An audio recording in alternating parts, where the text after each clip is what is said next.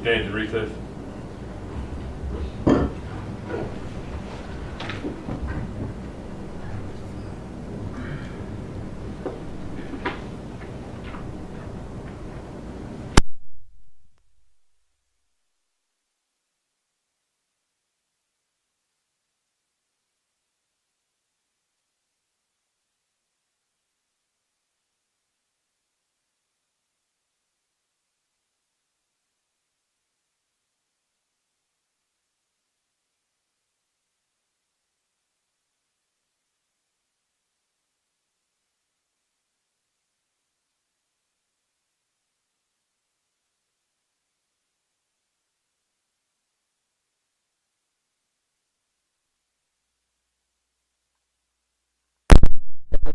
Factors I just read. You said not all of them. Misleading to the jury. You said and cumulative. I said cumulative. You said cumulative.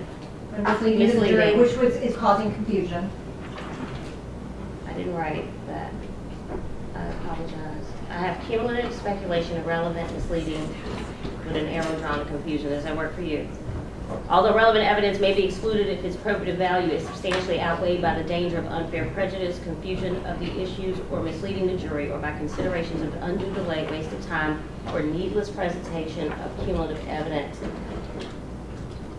I don't disagree with the cumulative portion. I think that for all of the things that the state is asking to put on, because we have much of that out of 178 exhibits, they're in there. Did I give you your exhibit? I'm not going to prevent the state from presenting their case. I don't think that it would be unnecessarily misleading to the jury, because the jury will have an opportunity to review everything as they have been since we started this map. Is it a waste of time? Nothing is a waste of time when you are dealing with this level of offenses, be it 2 first-degree murders, murder and perpetration, aggravated child abuse, and aggravated kidnapping.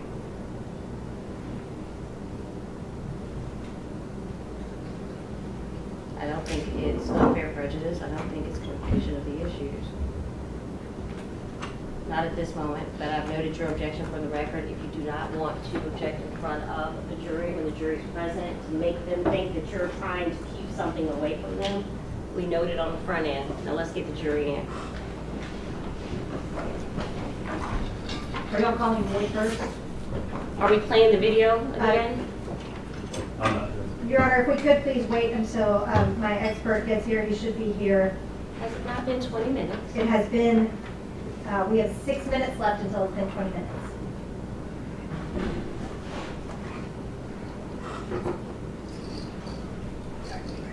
Please. Pretty please. But I hope Deputy Perry answers.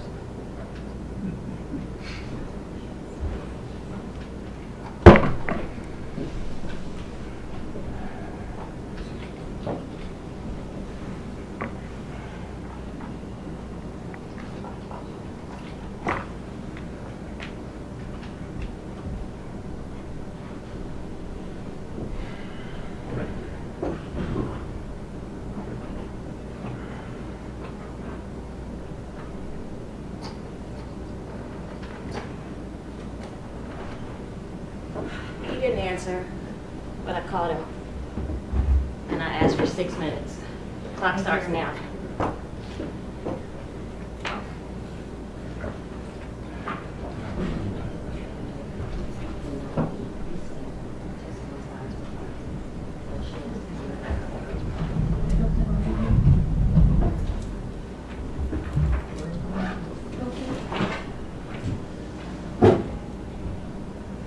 Ms. Speaks asked nicely. She said, please. Get me.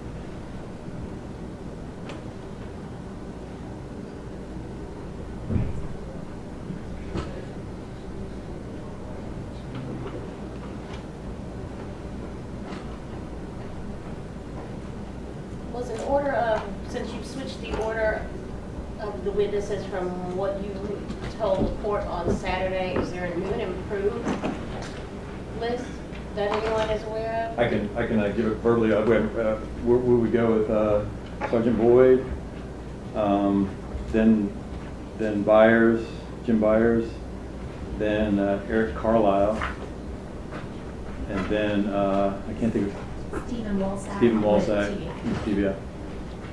And that'll be it for us. What about Artie Taylor? We're not gonna. We decided not to put the jail calls in.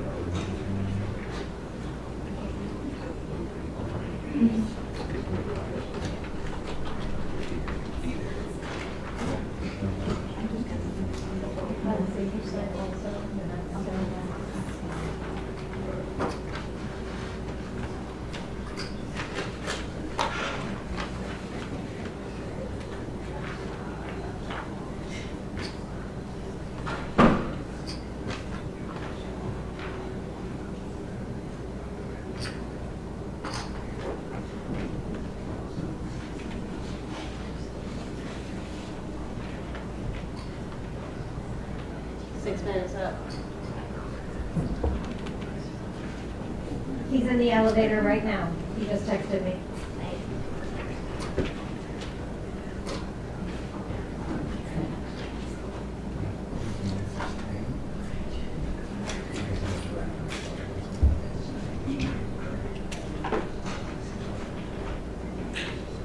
Which is impressive because there was only one elevator working.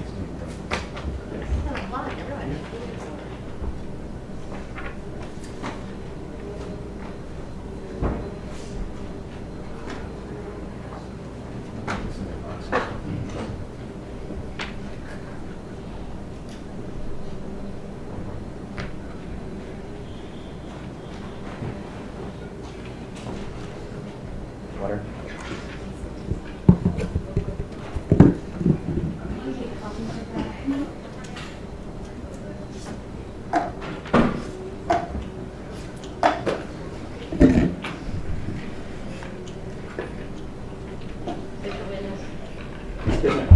Yes, Your Honor. Thank you. Where's Boyd? I thought you were talking to me. He was walking there right when you said that. He's here also. Okay, so two people walked in, I only caught one. Okay, great. Let's take the jury in, please.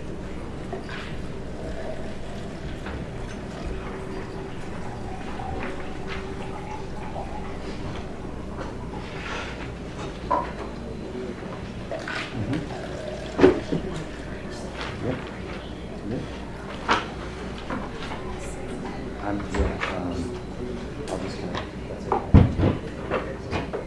Oh, Your Honor, could we get the remote? Putting a lot of faith in you. I did it successfully after the 1 minute and a half. Okay.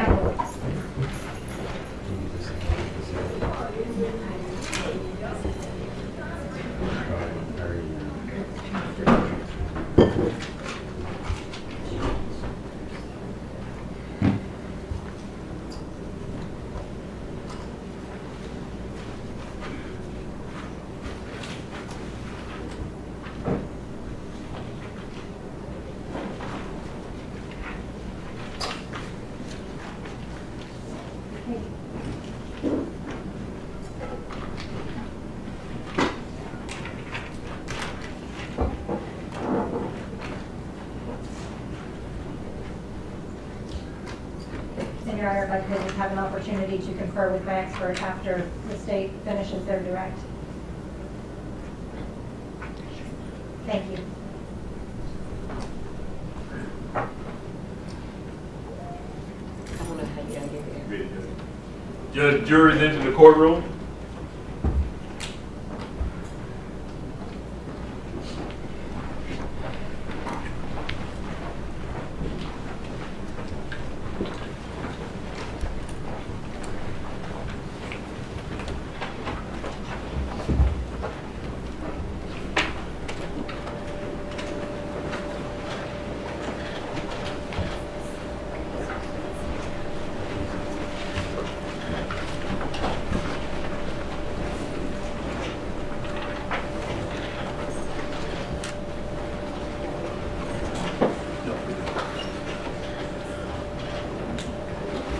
Good morning. Good morning. Did we do sports? Yes. Thank you for being here and coming back. We're gonna get started. You know how this goes. We're gonna do a little work and then they're gonna feed you. So I hope that you have now learned how to pace yourself. Just a bit. I won't keep you long, I hope. State Tennessee, please call your next witness. Yes, before we do that, we have one self-authenticating document. It's a complaint for divorce from Brandon Isabelle to Zaria Isabelle. And that would be the self-authenticating document. That would be exhibit 179.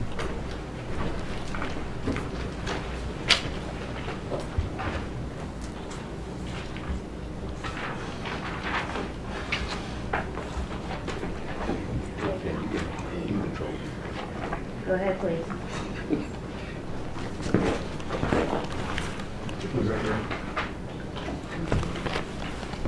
State calls Sergeant Boyd.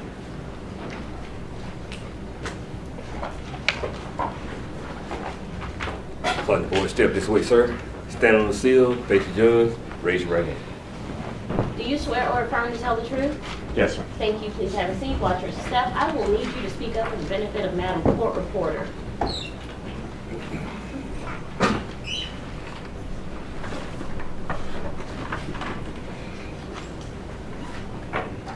Good morning, sir.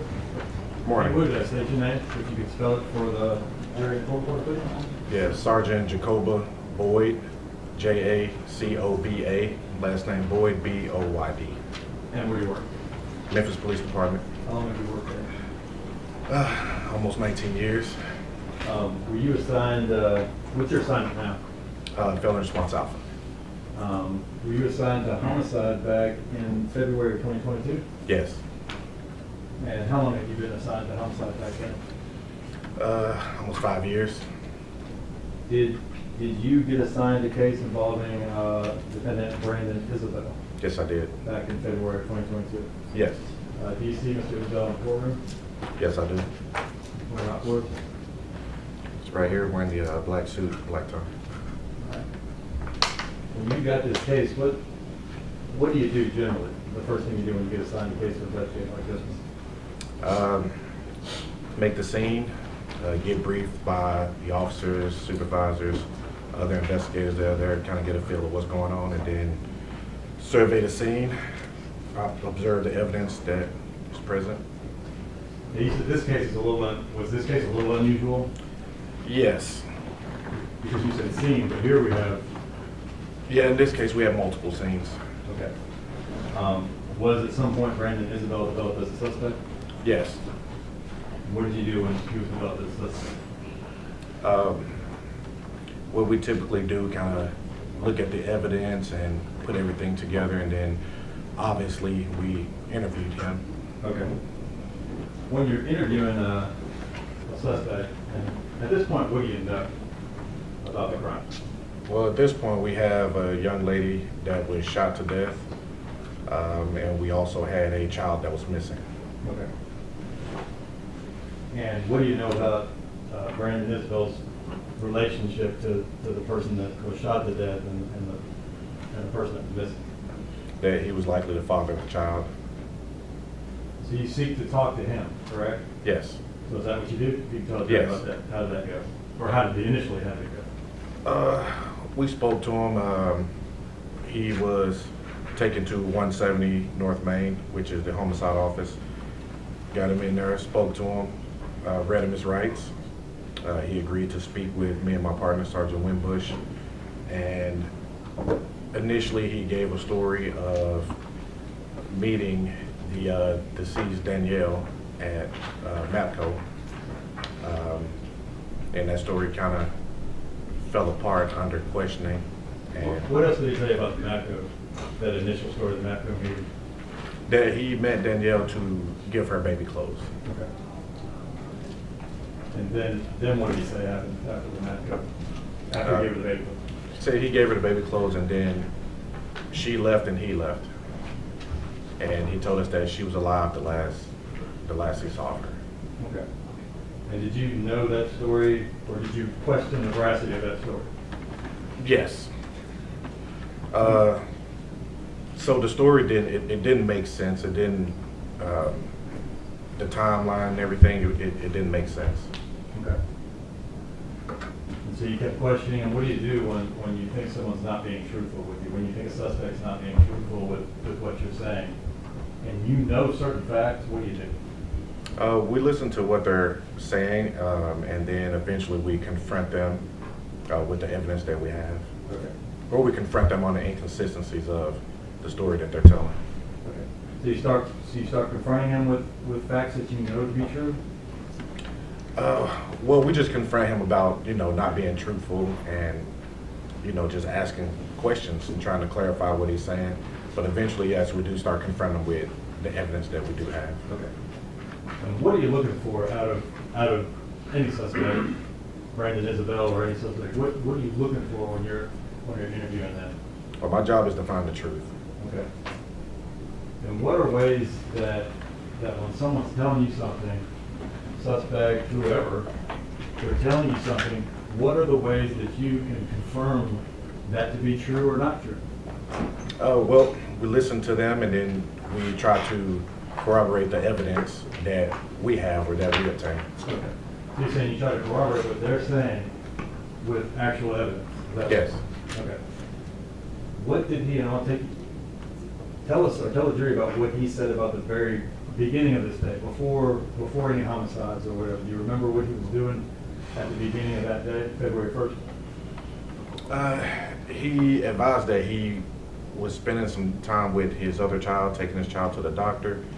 At some point, he said that he did go to the hospital to see Danielle and the child once the child was born. And from what I can recall, after that, he met with Danielle to give her some baby clothes. Okay. Were you able to confirm by some other way that those things were true, that he did go to the hospital to visit Danielle and the baby, surgery center, and those things? Were you able to confirm that those things were true? Yes. And how did you do that? Through GPS and things like that. Okay. And did you ask a detective to look at his phone and look for GPS points? Yes. What did he say he did after he got home from those things, from the surgery center and from Regional 1? He said eventually that that he went to meet Danielle to exchange the baby clothes, and he said from there he left and he went home. Or he left MAPCO. Okay. But ultimately, when you confronted him with facts, he changed that story, correct? Yes. The story that, but then he still, what? Then he said what? Well, once we confronted him with those facts, that's when he stated that he actually met her in a secluded area. And his initial story was that he was there with the second story that he gave us, or roundabout second story, was that he met her there, they talked in the car, and then she gave him the baby and he left. Okay. Now, did that story seem plausible to you and Sergeant Wimbush? No. You didn't think that made any sense? No, it did not. So if a suspect then tells you, he changes from one story that you don't believe based on facts, right? Then he tells you another story that's not believable because it just doesn't make any sense, right? Right. Do you stop there? No, we continue to confront him on the inconsistencies of the story, and eventually he admitted to shooting Danielle. Okay. And he said what? He went to Did you say that he still went to Matco and then to Levi Sedgwick? I can't recall that far. I just know at that point we were during the interview, we were confronting him about the inconsistencies, and then, you know, he admitted to shooting her. What did he ultimately, let's get to what he ultimately told you, the ultimate story at the end of the interview. What did he ultimately tell you? What was his story? The ultimate ending to that interview was that he shot Danielle multiple times, pulled her from the vehicle.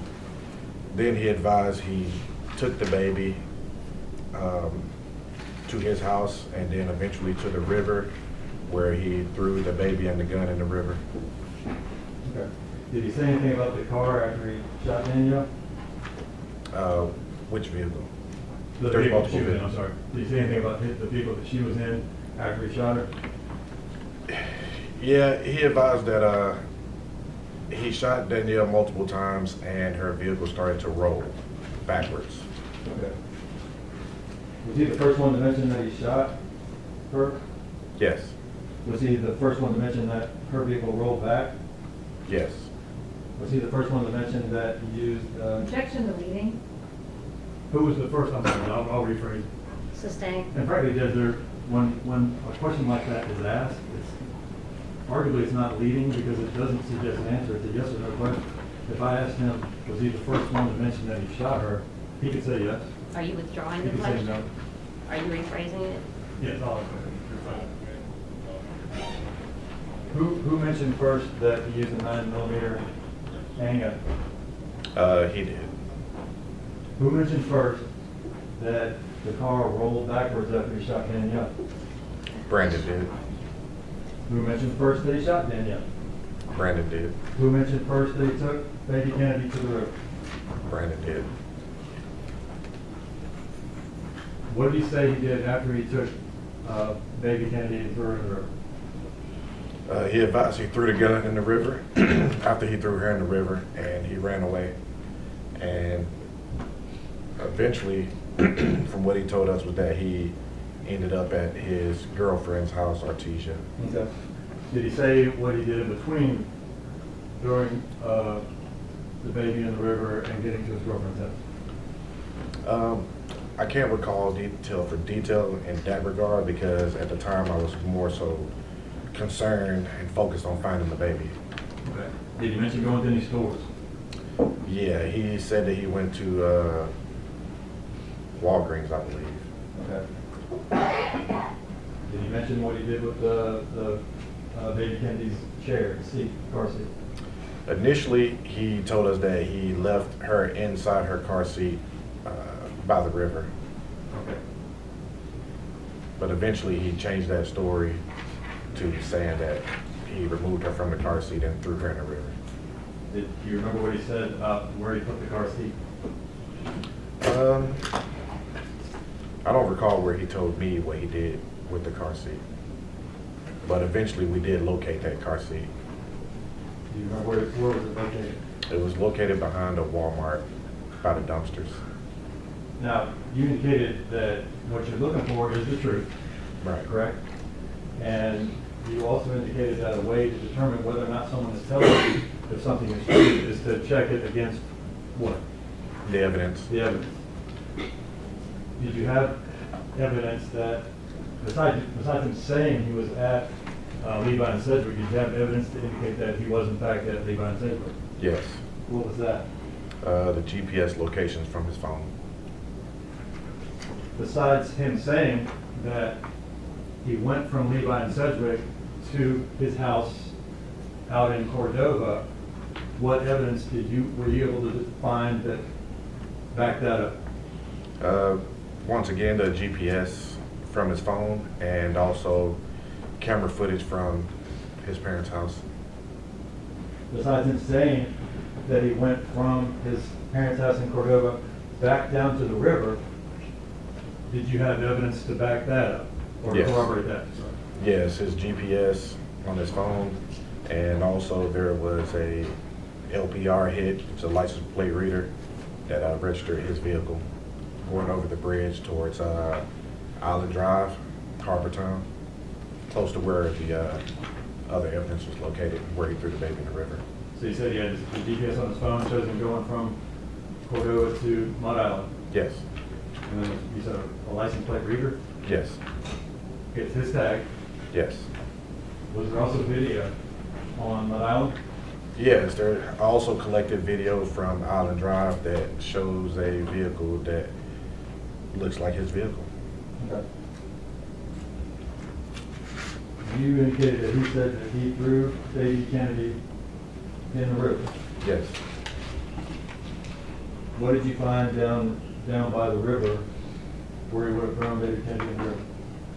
But one of my partners located a child's hat that was looked like what appeared to be fresh.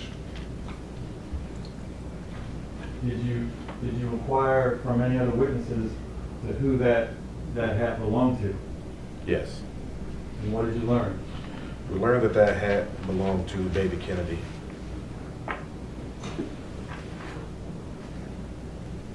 Do you remember, did he tell you when he went to Walgreens, were you able to confirm that he actually did go to Walgreens? Yes. And how did you confirm that? GPS and video. And do you remember what he purchased at Walgreens?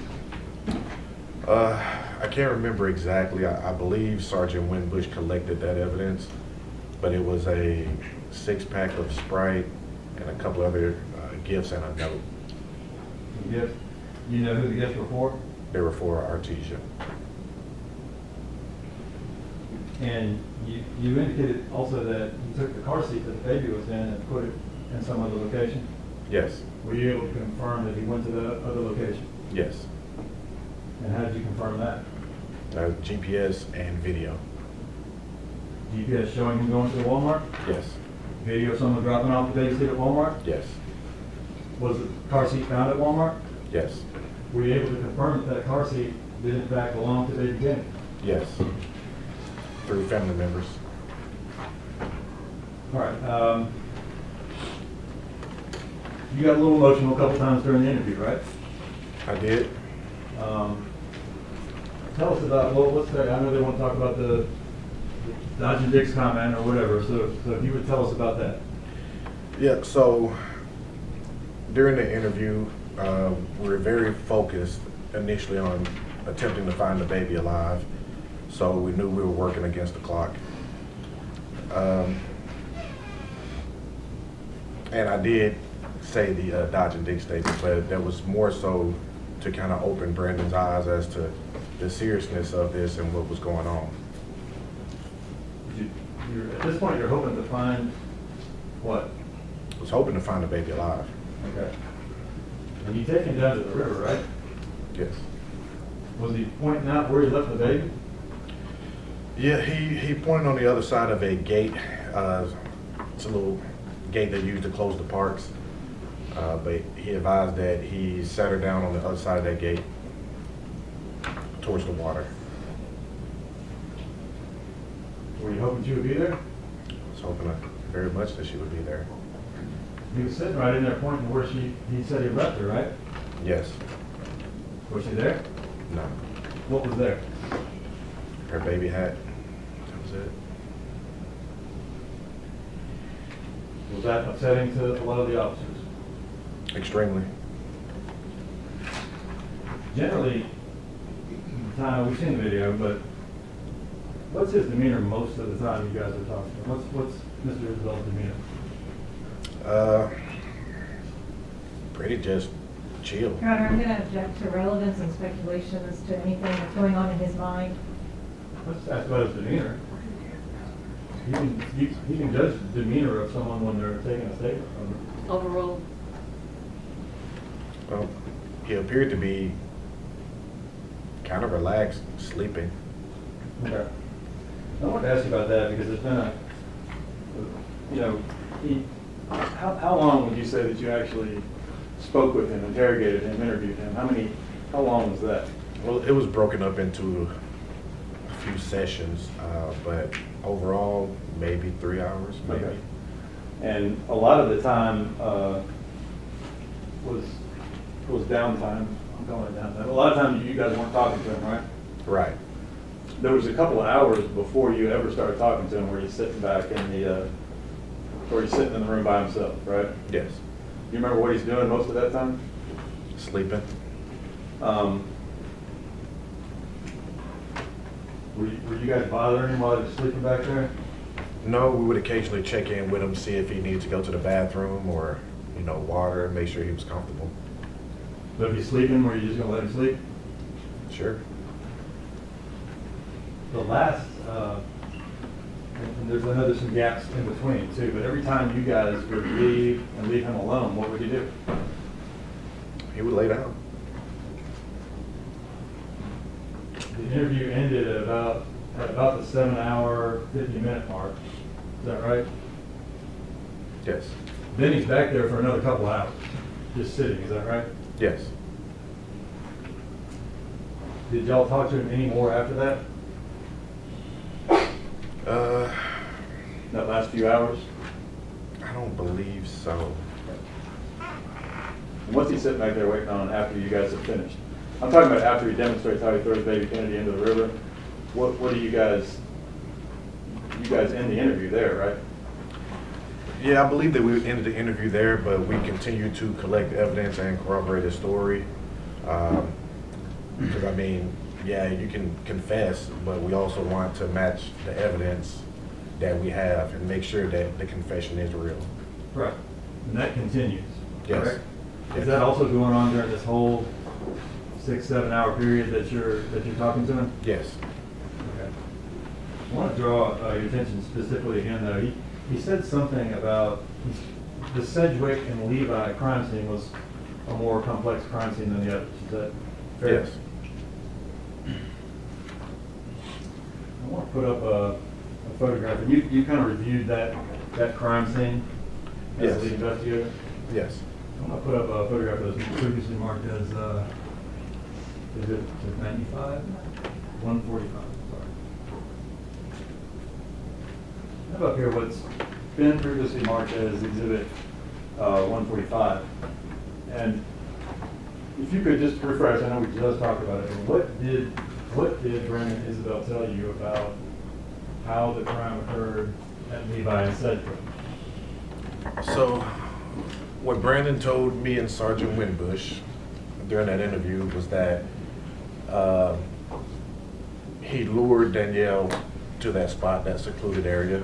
As you can see, it's dark, trees on both sides of the road.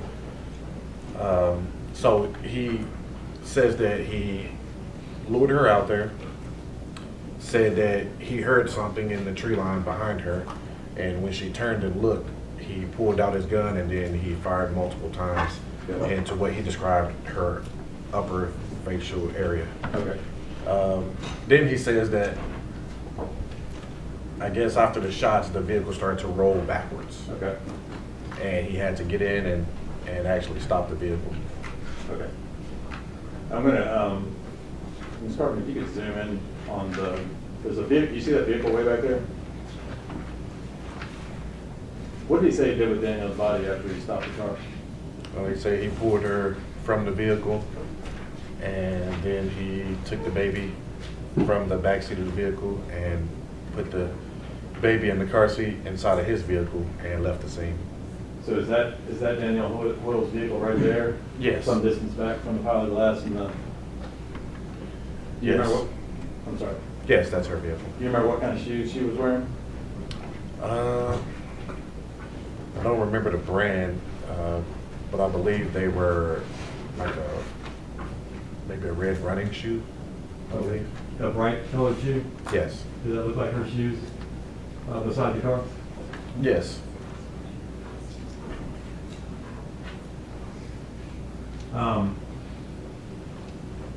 Who was that in the picture there? That's me in the picture. Okay. Now if we could zoom back the other way. Now, there's a pile of glass right there, right? Yes. And there's 2 evidence placards right there. And were those the shell casings? Yes. What gun did he say he used to shoot Danielle? He said that he used a Glock 9mm. Let me fast forward what has previously been marked as Exhibit 149. If you could take a look at that and let us know what kind of shell casings those are.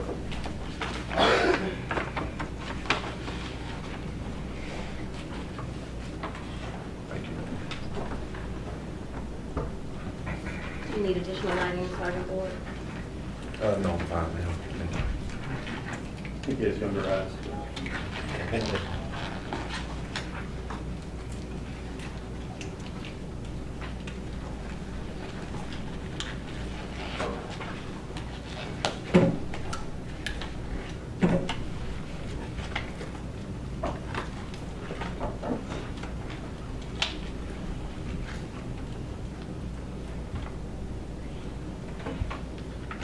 Nine millimeter Luger Hornady rounds. You said Hornady 9mm? Yes, sir. Okay. I'm going to hand forward two other shell casings. To your knowledge, were two shell casings also found in the front passenger seat of the victim's car? Yes. You open those. Open those up.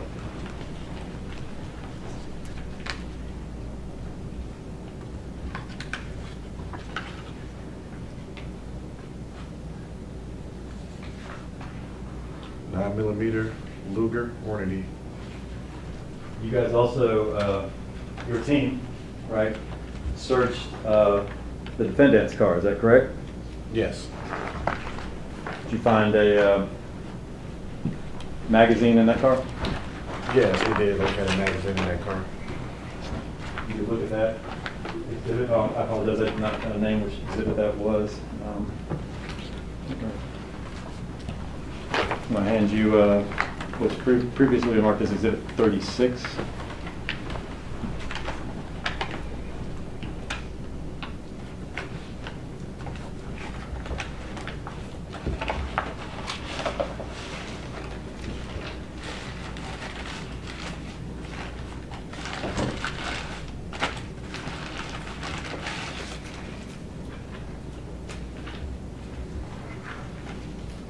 You can take one out if you need to.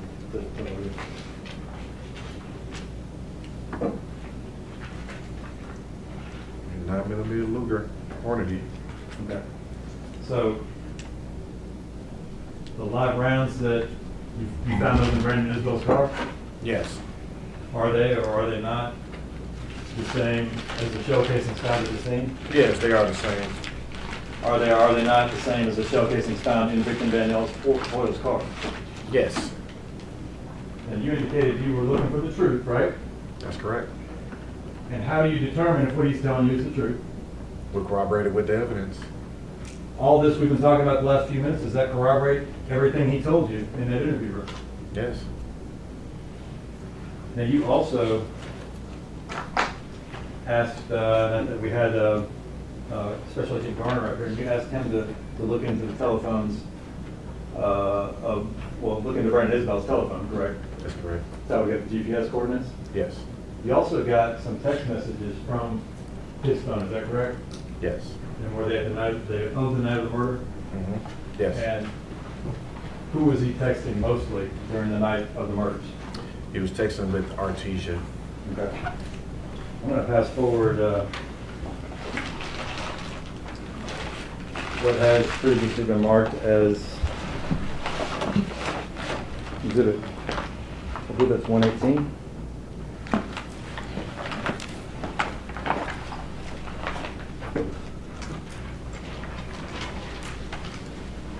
Are those the text messages that were retrieved from Brandon Isabel's phone? Yes. You also already indicated that you had GPS coordinates as well, correct? Yes. Okay. So I'm going to go ahead and get you, if you could, to read the defendant's text, and I'll read the text from, I guess it's Ms. Stewart.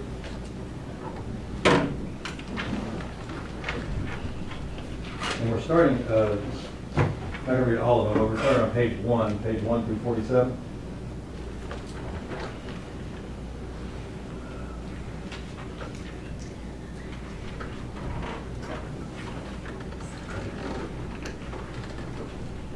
let me know when you're ready. Okay.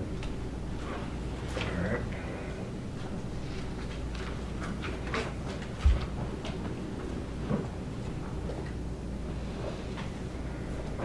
Okay. You ready? Are you ready? Yeah. Okay. What is the, so everybody knows, the green text or what, or from who? Green text are from Brandon, Okay. And then we see a little bit of blue, and the blue ones are going to be from who? Artesia. And do each of these text messages show when they were sent, the date, the time, and all that? Yes. Do they also have read times on them when they were read? Yes. Okay. Okay, you can start. Okay. I'm finna go to the hospital. And that's, I don't know if we do this for everyone, but just to get us started, when is that sent? 11:49 p.m. On January 30th? January 30th, 2022. Response. Why? She in labor? She said she 5 centimeters at first. Now she's saying she 5.5. Oh, good luck. Congrats. Don't be like that, baby. I'm sleepy as hell, I think we put that. Yeah. I love you. I love you. What does that mean? Well, that's when she highlights that text message, but it's just putting a heart on the text message, not actually responding. Okay. Baby, say it back. Love, baby, say it back. Phone finna die, I left my charger. You text that, but can't say you love me back. Get there safely. Wow. Good night. You doing this to me in a time like this? Tell her to have a safe delivery. I'll talk to you when y'all get the results. Wow. I can't even get I love you too, baby text back. Wow. Liked, I'll talk to you when you get all the results. Let me know the results. My stomach hurts, so the relationship at stake. NVM, never mind. What you mean at stake? Nothing get there. I'm fitting to go MIA though. Nah, what you mean at stake? Do you want this or no? Do you want to be with me or no? Nah, I think she finna be in the way. Good night though. She not, bro. So all of what I've been doing, trying to show you I want you, all this crying, these promises, and knowing for the past 6 months this day was coming, you wait until now, you crush me and my heart completely. She gonna fix it. You gonna be okay. I just think we need to be desperate at a time like this. Separate, and she corrects that with separate. No, she is not. I know what my heart is, like the world does. My mom even said it tonight. Like we together, but we just need space. But good night, safe delivery, phone on 1%. I want you, Artesia. You my wife. Okay. And I'm gonna explain this to her again. Don't. What y'all do is y'all's business. I honestly don't even care. Why not? It ain't nothing going on. Wow, my heart is literally broke. Well, I'm finna cry myself to this hospital once again, like I did yesterday. Today was good for me because I felt secured. I felt I had my heart back, my love back. I guess not. Okay, baby, Artesia. I'm not gonna know everything. Just like y'all meeting up, discussing names. Never met up. It was over text at work because I asked her what she's naming it. There's more to it, and I'd just rather relax my heart and not put the care into it Y'all been that, I don't wanna explain it, and yes, you cried, but shit happens. I don't see her. Plus, that was 5 months ago. Just get there safely. And it ain't nothing more to nothing, bro. What you mean? I don't wanna talk about it, y'all just need to be, I just need to be by myself for a minute. This will be the best thing to do, be together in separate places. But yeah, tend to them. I gotta find me some to get my mind off this situation. You got the passcode to my phone. I have nothing to hide. What I'm telling you is true. I don't wanna get into your phone, man. Ain't nothing in here for me to hide. I'm trying to prove my love to you in so many ways. You just don't understand. Even told you I chose you over my wife in her face. Worry about them right now. I'm fitting to find me something to do tonight. Find something like what? I don't know. Somebody else? Don't worry, just get there for baby girl. I'm gonna be all right. Question somebody else. That means he touched that message and marked it with the question marks. Now, you want it to be? No, I don't want it to be nobody else. Okay then. That's how you made it sound. Anyways, good night though. I'm sleepy for real, for real. They not even letting me in. Tell them she having her baby, dude. I did. Well, I don't know then. They saying it's somebody back there with her already, and I gotta come back at 8 a.m. My phone fucking up. I'm going to cut it off. I'll cut it back on in the morning. Wow, okay. And she like, wow, okay. Okay, good night. Like, okay, good night. I'm trying. As I sit here listening to these nurses, I get teary-eyed. I'm sorry, Artesia. I'm sorry I let you down. If I could take it back, I would, Artesia. I'm truly sorry. You all I'm thinking about, baby, because I really love you and really want to be with you for the rest of my life. I pray our lives can fall in place permanently and be good and peaceful and healthy. I love you, baby.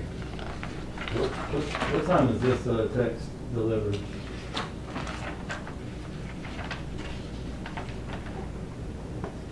January 31st, 2022 at 1:23 a.m. When was baby Kennedy born? I have to review my notes. It's okay, we'll. LOL. Okay. Wow, that's all you have to say? What time is it now? January 31st, it's gonna be at 1:27 a.m.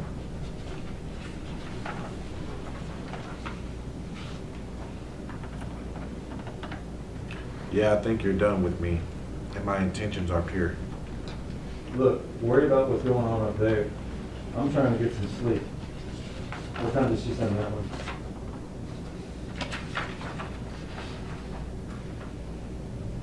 This is at 1:29 a.m., January 31st. Okay. Have a good night. They not doing much. And how you trying to go to sleep and you on social media?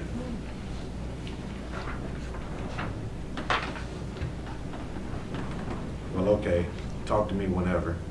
If I'm your boyfriend still, like you say I am, and you still in love with me, like you say you are, I hope you don't step out on me or give anybody else a chance to take my spot, because I promise I'm worth it. Just let me show you. But I'm still your boyfriend. I'll just trust you to hit me up whenever you feel. Hopefully we can continue to grow. Good night. Yeah, he actually appears that he loved the text from her. It says, "Oh, I do too." I actually do want to talk to her though, on a serious level. I just get in my way sometimes, but I'm gonna wait till y'all take the DNA. I feel you need to do it when she's born.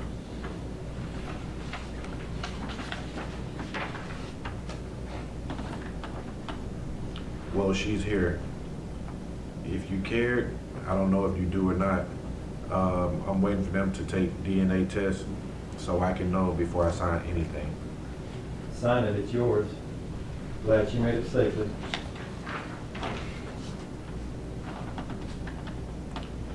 Big feeling, huh? I'm gonna make this simple. If it's yours, build that bond. Get to know her as a woman because she loves you as well. I won't need no response. Silence will answer that for me. If it's not, we still need space to take this relationship slow.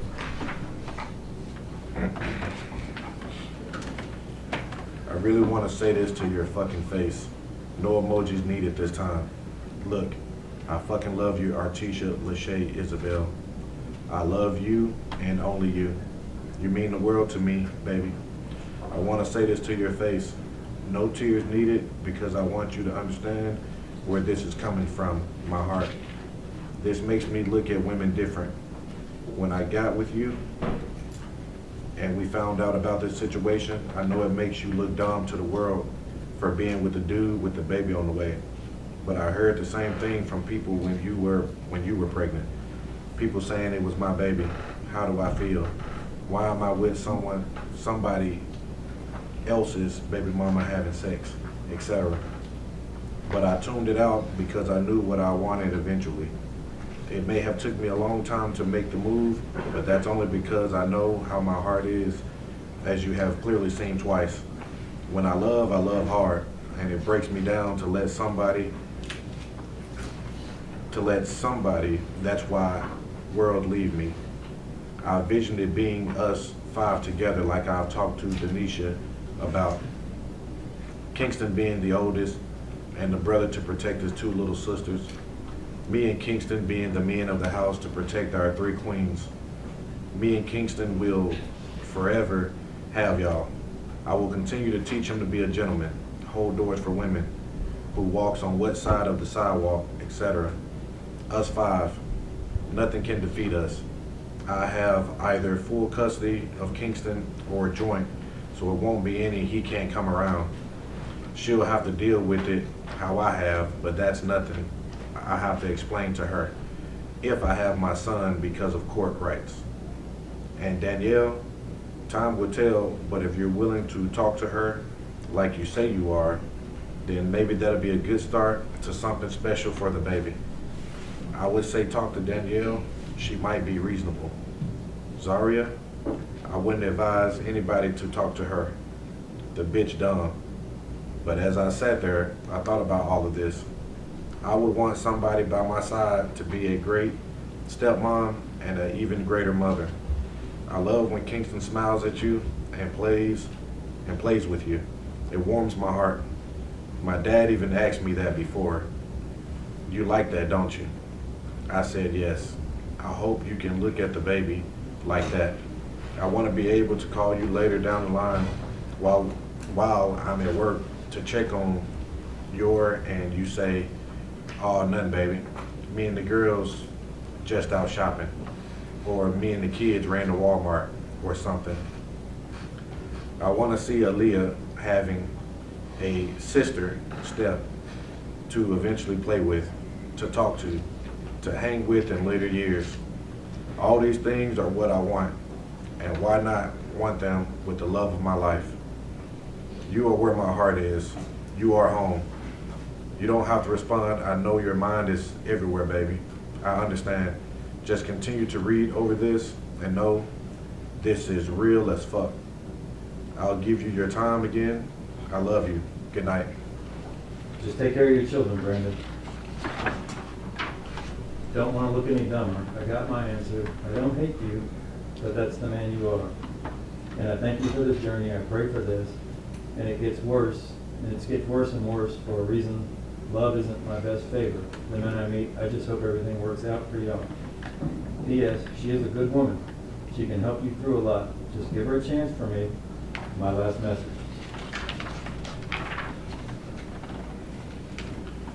What you mean the man I am? What's that? You knew all this time. But can you please leave me alone? Knew what? Brandon, please leave me alone. Wow, okay. Like, wow, okay. How many pounds? What's her full name? This will be my actual last message.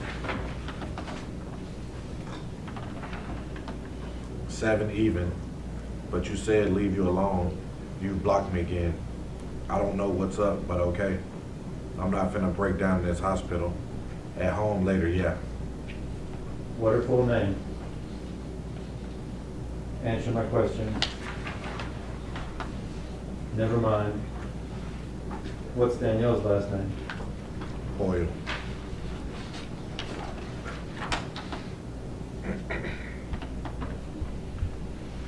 You get mad, but you telling me to leave you alone.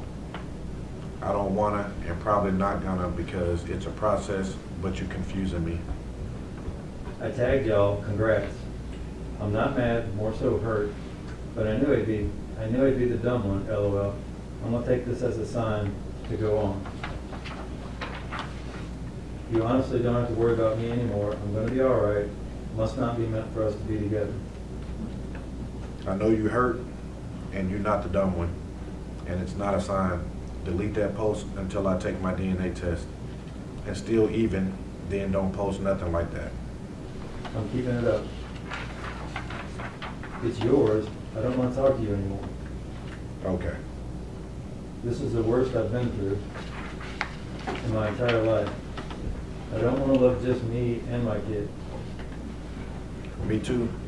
It's the worst I've acted over a female. Never wanted somebody so bad. You knew this day was coming. Why wait until now and all this love and time? I don't want to get close to nobody, just not ever. You're the biggest lesson in my love history. And don't regret you. I just wish you were raised in a better home. I don't know. I was blinded. It's not mine. It's not mine. But now she's here. Y'all there as a family, and y'all got y'all results. And I don't know what TGATS means. All she wanted, I just wish you were telling the truth, not possibilities, because it was 100% all along. No if. Then you give me the relationship, because I'm so dumb to fight for it, sitting up here really going through this. I just hate it with me. I'm too pretty for this, too smart, so loving, so willing, so pure. I'm glad you didn't break me to crack no tears, because I've been prepping myself for this day.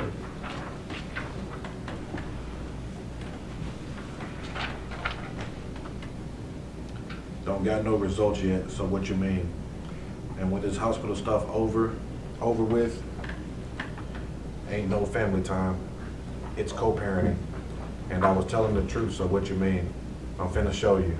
And yes, you are all of that and then some. Trust me, I know. And prep for what day? Wow. Okay, now you can move to page 65.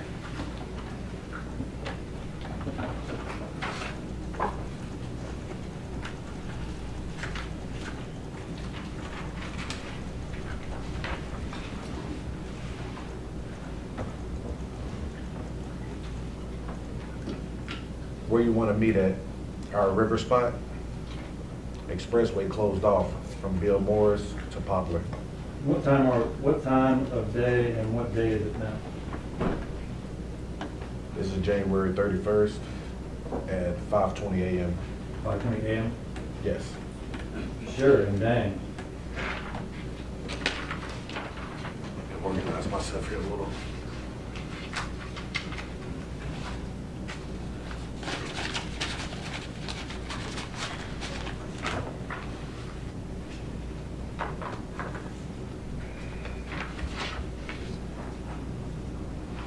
One, they sleep, and two, they know because he still called you my girl earlier.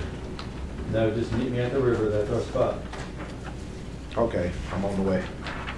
Okay, love you, be safe. I love you too. You too. Made it? Not yet. Passing the murder. Police slowing me down. What do you mean? They in front of us. Us? And can you stop and get me a drink? Me and all the other drivers. Bay. What kind? WTF, what kind? Powerade. I don't mind. Something you know I drink. I'll be there in like 10. You're passing 8 stores coming down 3rd Street. Here, Me too. your car or mine?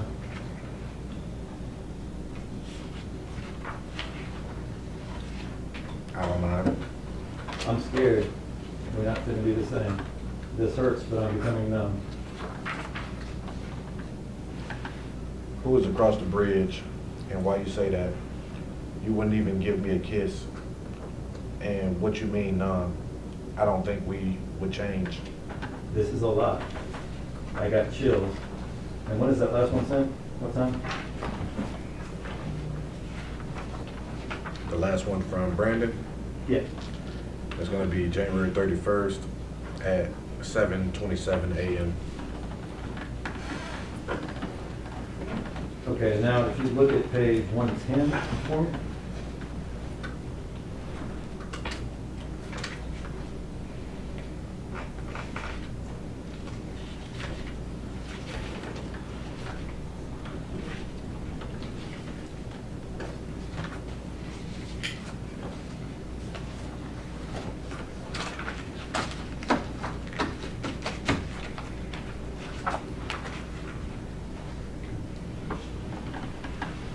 LOL.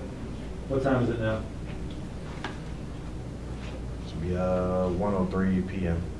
January 31st? January 31st. What they saying now? So they just told us they don't do paternity tests here. We got to go somewhere else to do it. What to do now? Walgreens? It's 50. Okay. And if you look at page 260,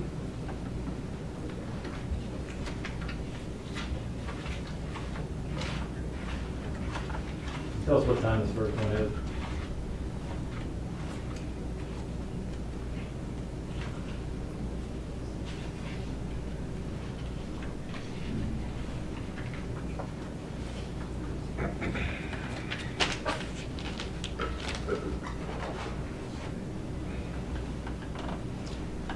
Beautiful ass. What I time is love. that? That's going to be February 1st at 6:21 p.m. Okay. Says, I love you with all my heart, Artisha Lachey. Love, beautiful ass. I love you too, Isabelle. Isabelle. LOA, your last name, eh? Since when you called me that, Stuart? LOL. I don't know. Wow. Okay, now if you can go to page 271.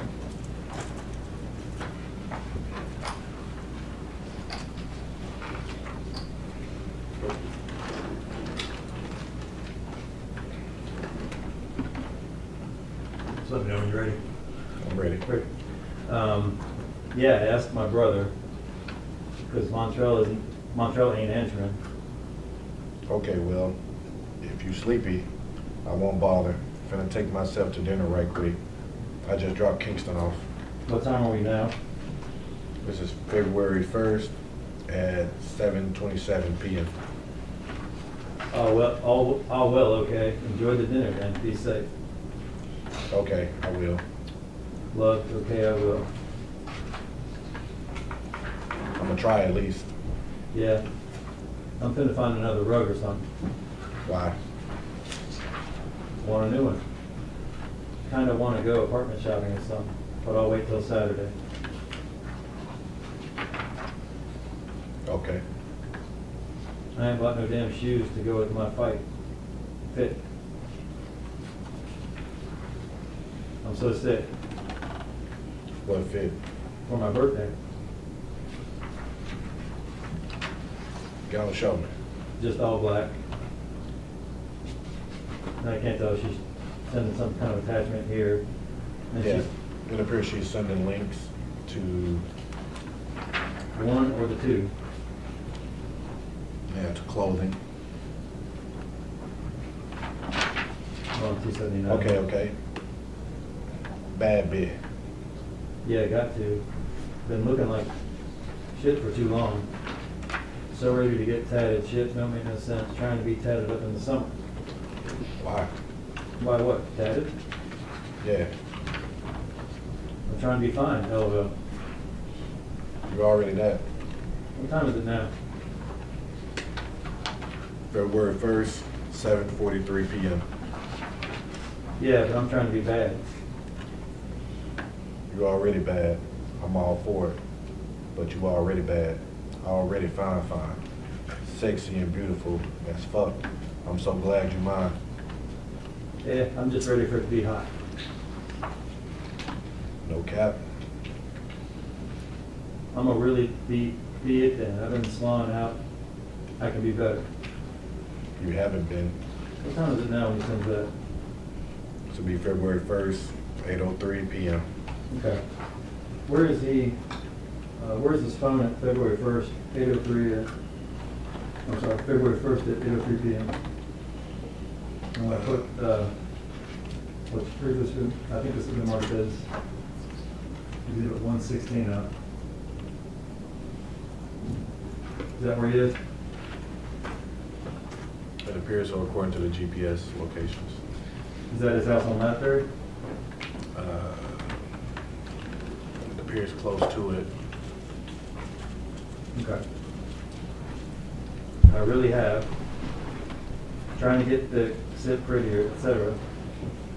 I know I am though, but when this weight keep coming, phew.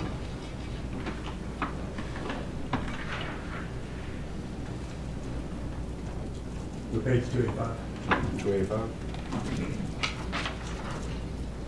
What you mean, keep coming? I just picked up 5 pounds. How? My titty's kind of sitting back right, and my stomach getting flat as hell. I'm gonna go to the gym Saturday morning or Monday morning, if it ain't bad. Eating, exceeding, exercising. Man. Yeah, I'm trying to get right. I owe myself this. Yeah? I'm so ready. Made it to your dinner yet? Nope, didn't go yet. I'm about to though.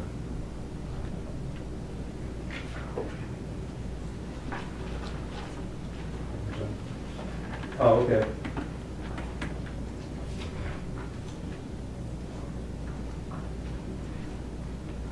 Top of page 290. Must want to join. I'm thinking about ordering me something to eat and picking it up.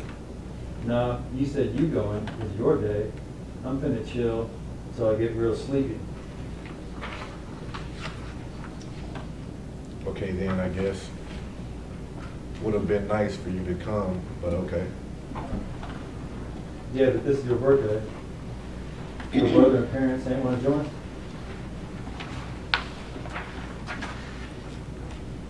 Didn't ask. I want you, but never mind. I don't know. I look like shit, LOL. But I mean, I'm finna have to bathe and find some. You see what time that is?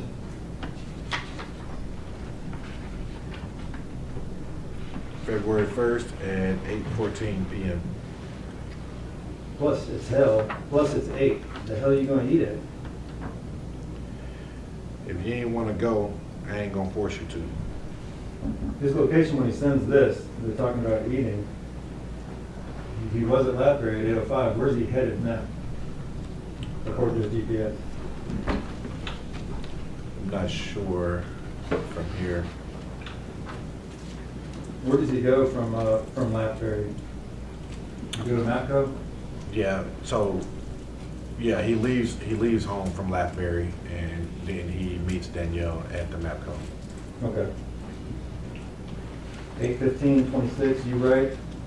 You ain't forcing. I'd rather things be up front.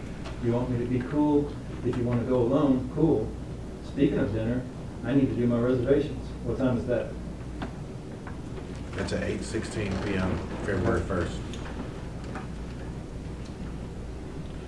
I want you to go, and you doing yours alone? Yeah, ain't nobody coming. Then I gotta finish my booking for this trip. Oh, Yeah, I ain't worried, LOL, it's my birthday. Deal. mm. Yep, y'all be careful, boo. Ooh, wow. Yeah, you changing. She sent an attachment. I don't see how though.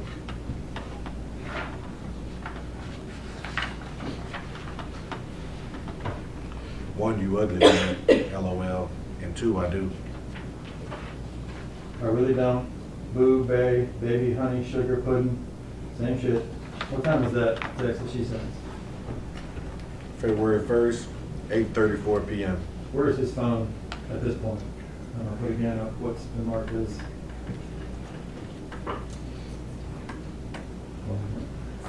At 160, at 160, So I'm having 116, sorry. a little trouble saying it. Looks like Brooks Road.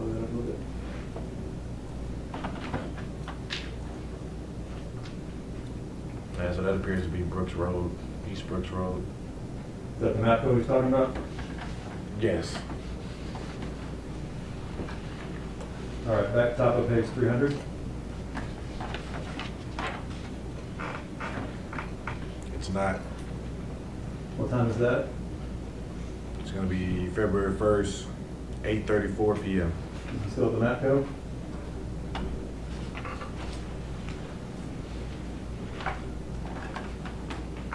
It appears so. Response is? Yes, it appears that he is. Okay. I don't get offended when you said my name earlier. You worry about losing me, don't. Shit, who the fuck wants me besides you? I teach you, Lachey. Nigga, I don't get offended when you call me Rashad, so what you mean? And I do worry a lot. And a lot of niggas. If you can name them, then you might be right. LOL. JP, what, you know what JP is? Just playing. I'm just playing, LOL. This ain't the time for them type of jokes yet. Oh, I can, but I'm not. Wait till you get out your feelings. And she sends an attachment. I ain't even been tripping today, LOL. Been a good day. I need to keep this up. Remain positive and humble. Yeah. Where's he at when he says yeah? Be 8:34 p.m. February 1st, 2022. What's his location? It appears as though he's still at Brooks Road. Okay. I feel like these days happen when I pray for the right things instead of focusing on my bad situations. What you mean? I'm confused. God don't give it, I know I've been good, and just saying, I be so caught off in my situations like not moving yet, the stuff yesterday, etc. I don't even think on it, I've just been praying and hoping and doing the good, forget the bad. Yeah. It's just a blank text. I'm gonna pray too. Let's pray together in silence. Where is he when he sends that one at 8:43? 8:43, February 1st.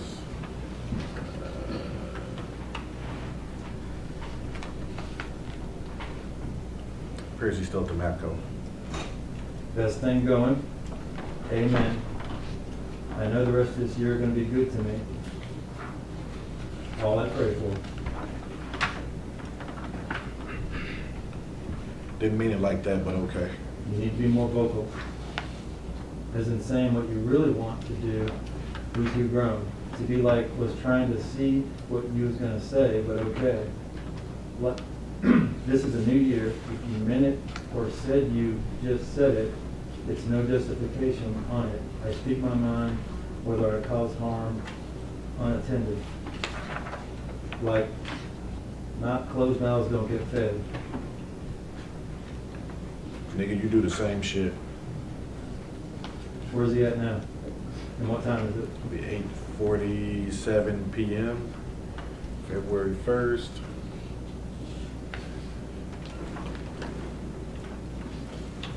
Still at the Matco. I ain't trying to argue, TBH, I'm just talking in general for that. Well, can we sit and pray with each other while you sit in my lap and I hold you again? What time is that one? It's gonna be February 1st, 2022, 8:47 p.m. You still at the Matco? Yes. You're right, which is why I'm changing up my approach, my mindset, my soul. Can't get nowhere with that. Man, my legs be springy As hell. as hell, LOL. And she sends an attachment. Then there's a blank text at 8:49. Says, it sounds like you ain't with me no more. Why are you feeling like this?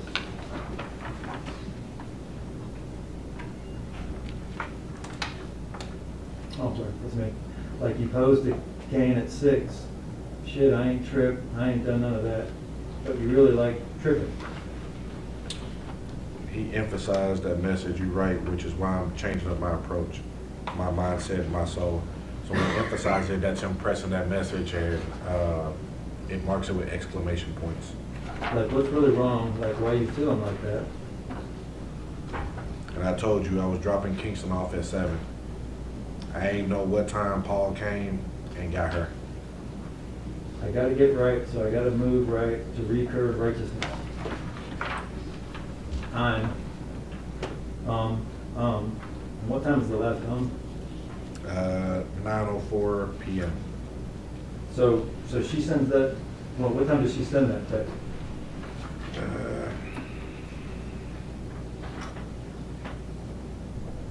It appears it was delivered at 8:56 p.m. Okay. Now, where is he starting about 9:02? Around 9, I believe that's when he moves towards Sedgwick and Levi, the secluded area. Okay.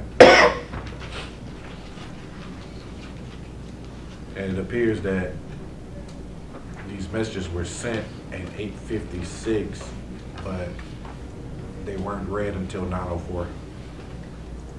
Okay. And where is he at 9:04? Sedgwick and Levi. What happened at Cedric and Levi? That's the scene of the homicide, Danielle Hoyle's homicide.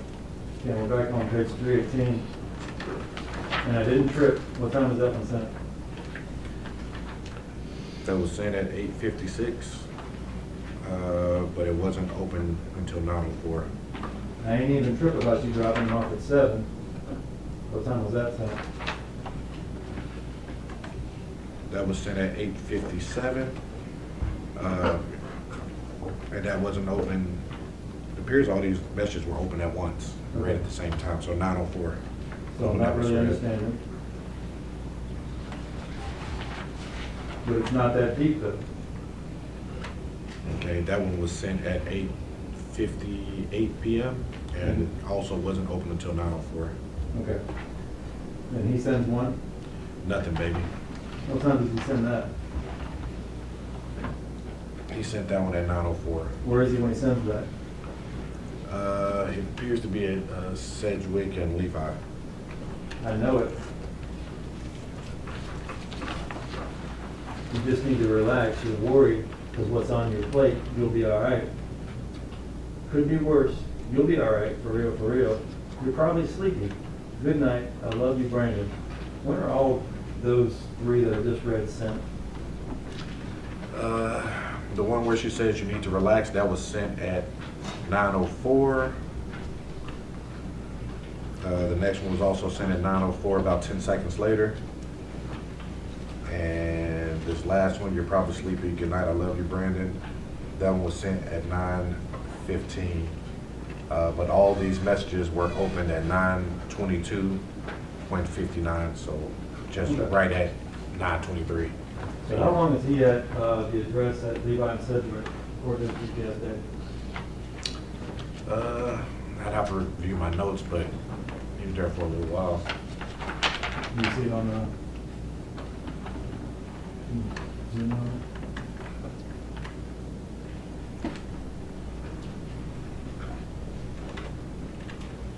At 9:02, the devices are on East Levi.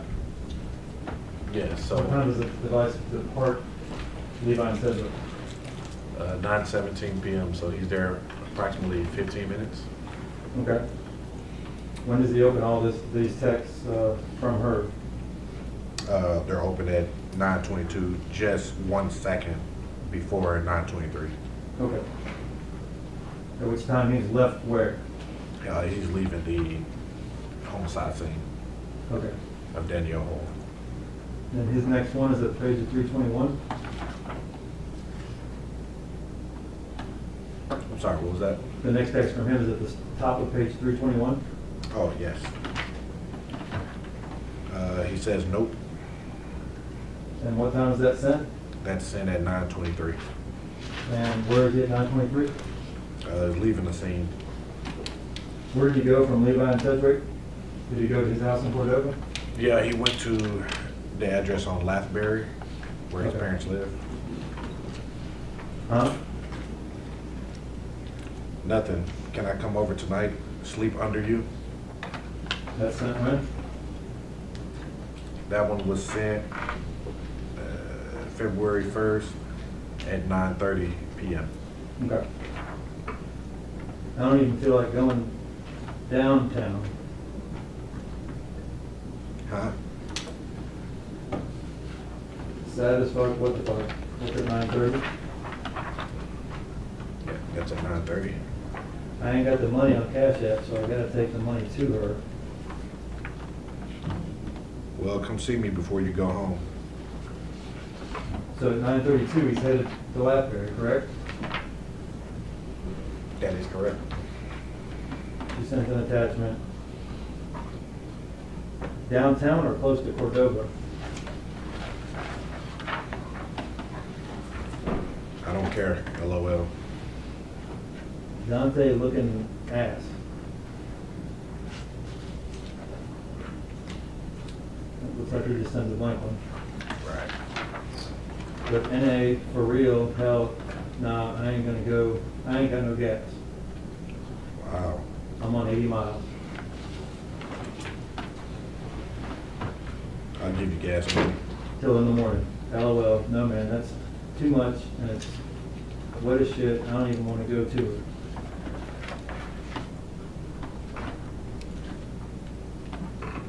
Shit, I'm cold as hell, I ain't even started my car yet. If you ain't want to see me, just say that, dude. The attachment, man, you could have rode with me there. Shit, I don't know. I don't care. I was just going downtown to the Dova and back home.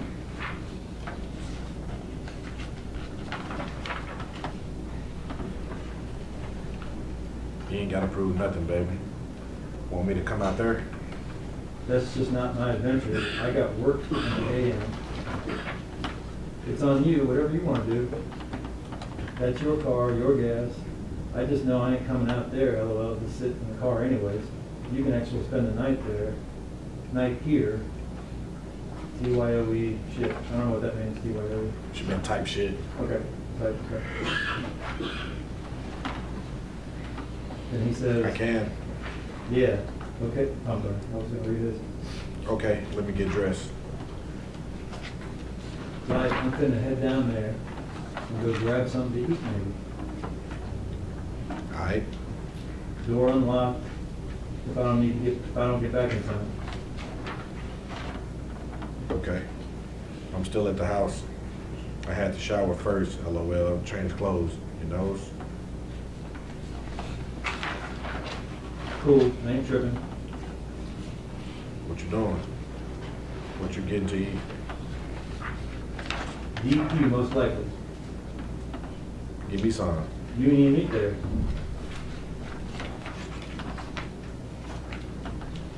But what do you want? I do, LOL, and a cheeseburger. Mean no pickle, no onions, with the blue Kool-Aid. Alright.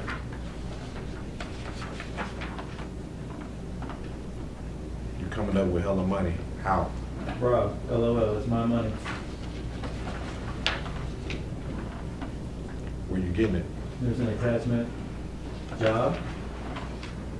It's just like asking you where you get your money from after payday. Now, that's sent at 10/24, is that right?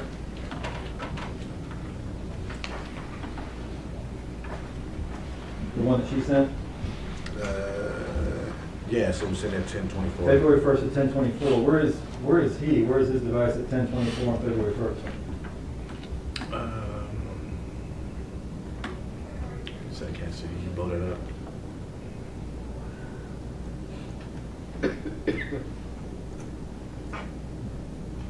Okay, close to it's gonna be close to where his parents live. The address on Lathbury, Okay. be Rock Creek. Now, he sent a text at what time? 10:32 p.m. 32. What does he say? He says, and he goes on to say, "Okay, baby, where you at?" Okay. He's asking her where she's at? Yes. Where is he going at 10:49? Is he going to Mud Island at 10:49? I know from my evidence that he leaves the address on Lathbury and then he goes to the river, Okay. which is down Treasure Isle Drive towards that park. So she goes, you mean Island Drive? Island Drive, I'm sorry. She sends an attachment and then he says what? Well, I just left the house. Okay. Then he says what? When you leave there, What time is that text? that's gonna be at 11:13 p.m. Where's the 11:13 p.m.? I'm gonna put up again, it's exhibit 160.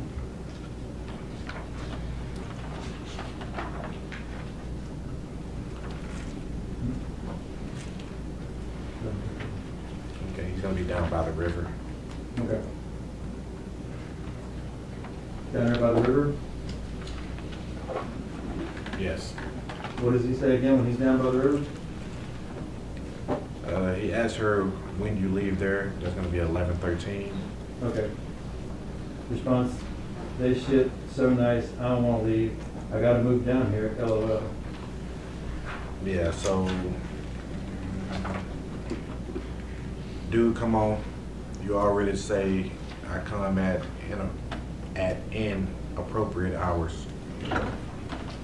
Now, he sent that last text, when do you leave there, at what time?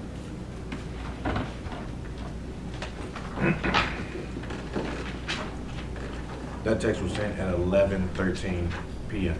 The very next text he sends is the one you just read, right? Dude, come on. What time is that one? That's gonna be 11:48 Okay. p.m. Where is he during that gap in time? He should be at the river. If his time of matches, yeah.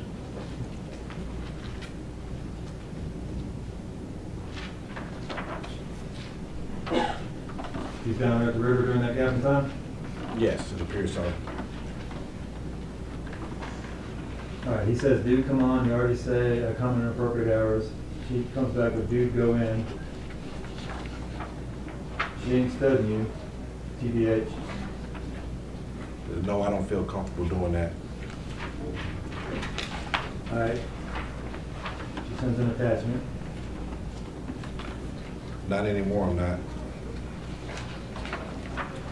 Huh. Then there's a blank text. You ain't gotta do all that.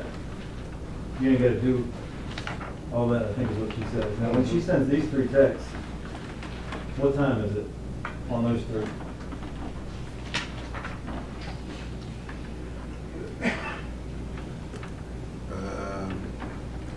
The one where she says, huh, appears to be sent at 11:50 p.m. The blank text was at 12:03 a.m.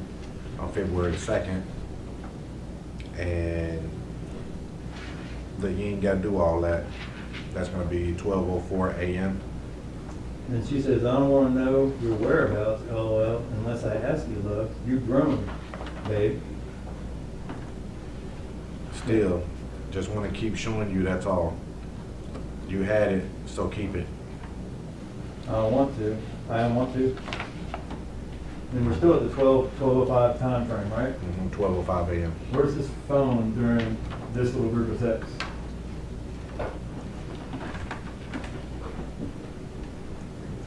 That appears to be Range Road 51, so that's gonna be the Walgreens. Okay. You forever good.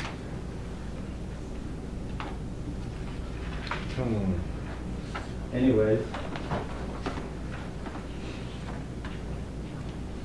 Always, that's at 12:08. I don't want to collect you or feel insecure. You've grown. I just got to stop tripping and stuff. What time is that one? That's gonna be at 12:09 a.m. His response to that is what? And where is he leaving at 12:11 a.m.? 12:11. He should be leaving the Walgreens around that time. Okay. The blank text? Is your phone? Not the right kiss. Another blank one? Thank you. It's another blank one. I want to cuddle tonight. I ain't slept with you in a week. So, when he sends this one, you've already indicated his phone leaves for Walgreens. Where is he headed now? He leaves the Walgreens. If I'm not mistaken, he heads to the Walmart. Right. He goes to the Walmart. And what's he saying to her? He says, I want to cuddle tonight. I ain't slept with you in a week. If I ain't sleeping right, LOL. Rough. I probably gotta get some gas tomorrow when I get off. I'm lazy.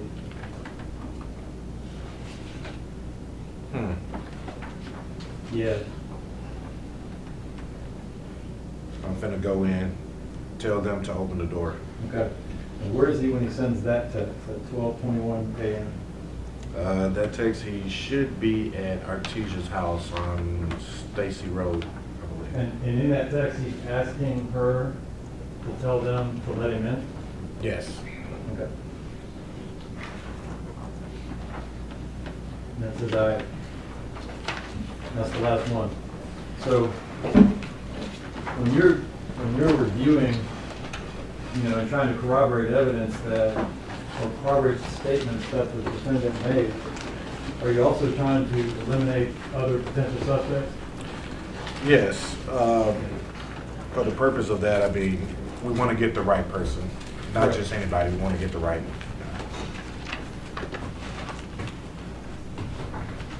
And what did a lot of those texts tell you? When we know that a lot of those texts were when he was at the murder scene, he was at the river he testified to, where Betty Kennedy was thrown in, and all these things. They're corroborating everything he said.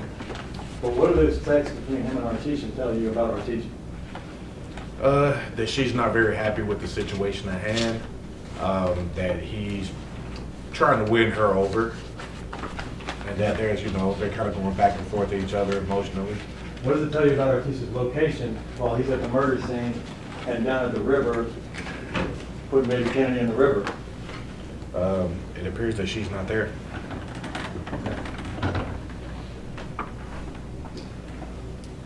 All right. Thank you, sir. Enough for the questions, sir.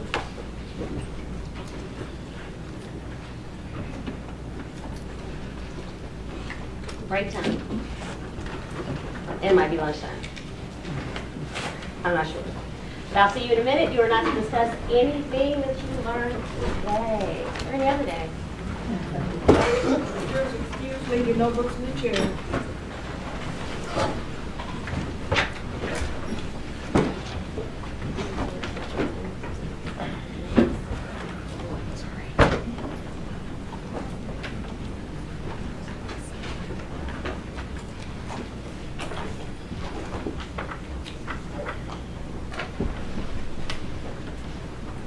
Sergeant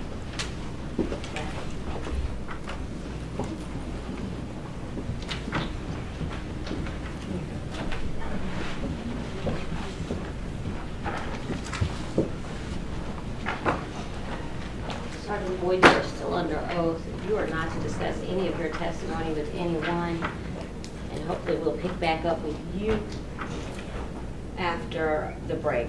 I just don't know how long it's going to take. Yes, ma'am. Thank you. You may step down.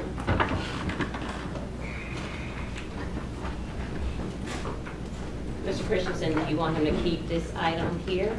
Not for us, Judge. We can put all that back. Thank you. You all may have a seat, please. You asked for time to speak with your guest expert prior to your cross-examination of Sergeant Boyd. At some point, since the jury is out, we will have to discuss any limitations that may apply to the expert's testimony. If we need to talk about it. Don't be confused, we need to talk about it. Okay. Thank you. Recess. Court stands in recess.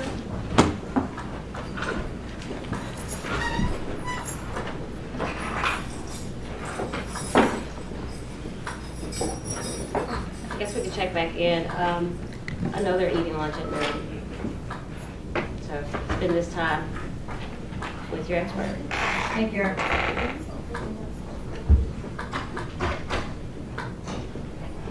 And you're going to real quick, and then I'll be back.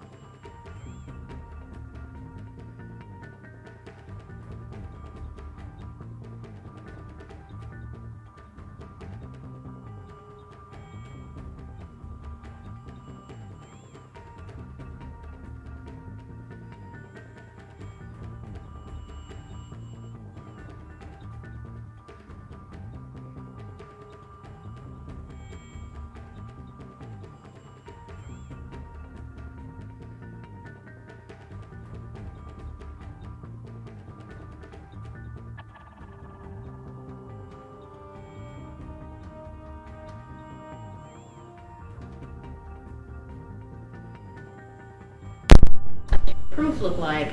We're down to 3.5, I guess? If you say half, I'm giving half to Cross. Yes, ma'am, 3.5. The other ones I don't think would take super long, but it's the DNA expert, the crime scene officer that took the clothes that were tested for DNA, and then Byars. My only Right. concern is my understanding of a witness under subpoena, as I can't guarantee when he will testify. And I'd like to think that you didn't, because we don't know how these things go. I only just discovered how many witnesses we were gonna have maybe 2 weeks ago. And I think that someone from your firm blurted it out and I overheard it. So there's certain things that I just don't know. I've asked the state if they'll consider hearing him out of turn, and they say no. The last thing I want to do is threaten to have your witness arrested if we can't get to him today because he can't testify. But Mr. Isabelle has a right to put on proof. So I may have to overrule the state's objection to going out of order if this gets bad. This is where I am in my head. I've not made a final decision. I just need to know where we are. Because for a lot of this trial, I felt like I didn't know. He has a flight to catch at 6:30 in the morning. State says no, they don't want to go out of order. They may have to. It's judicial discretion. I'm going to review this document. Is this your exhibit? Yes, Your Honor. This is your only copy. It is not my only copy, but that's the... Just give me a minute to peruse while we bring in the jury. Is everyone okay with that? Everyone understands where I am? Yes, Your Honor. You asked me to give you grace, I have. Day one, you said, Judge, we're going to need grace, and I've given it. I just think that right now, in order to maintain and protect his fundamentally constitutional rights, if I have to go out of order, that's what I'm going to do. There is no mechanism to go out of order. There's no legal mechanism forcing us to allow the state to defend. I'm not forcing you to allow anything. I'm telling you what'll happen. There's no legal way to do that, you know. The only way to do that is if we had an expert testifying, and they wanted to put their expert testifying after ours, and we all agreed. There's no way for the court, there's no legal way for the court to put defense proof into the state's proof. There's just no mechanism for that. And I guess the Court of Criminal Appeals will tell me if I got it wrong.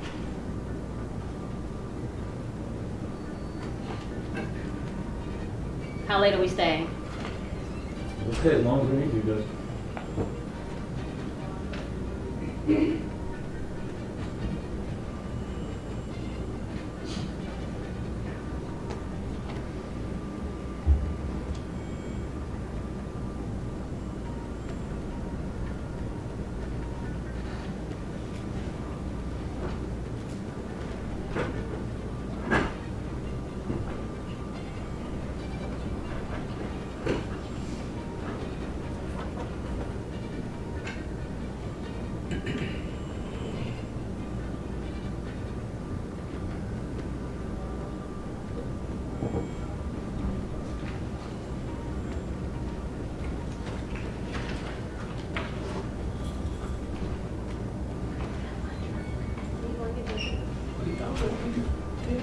You're staring at me and I'm waiting on the jury.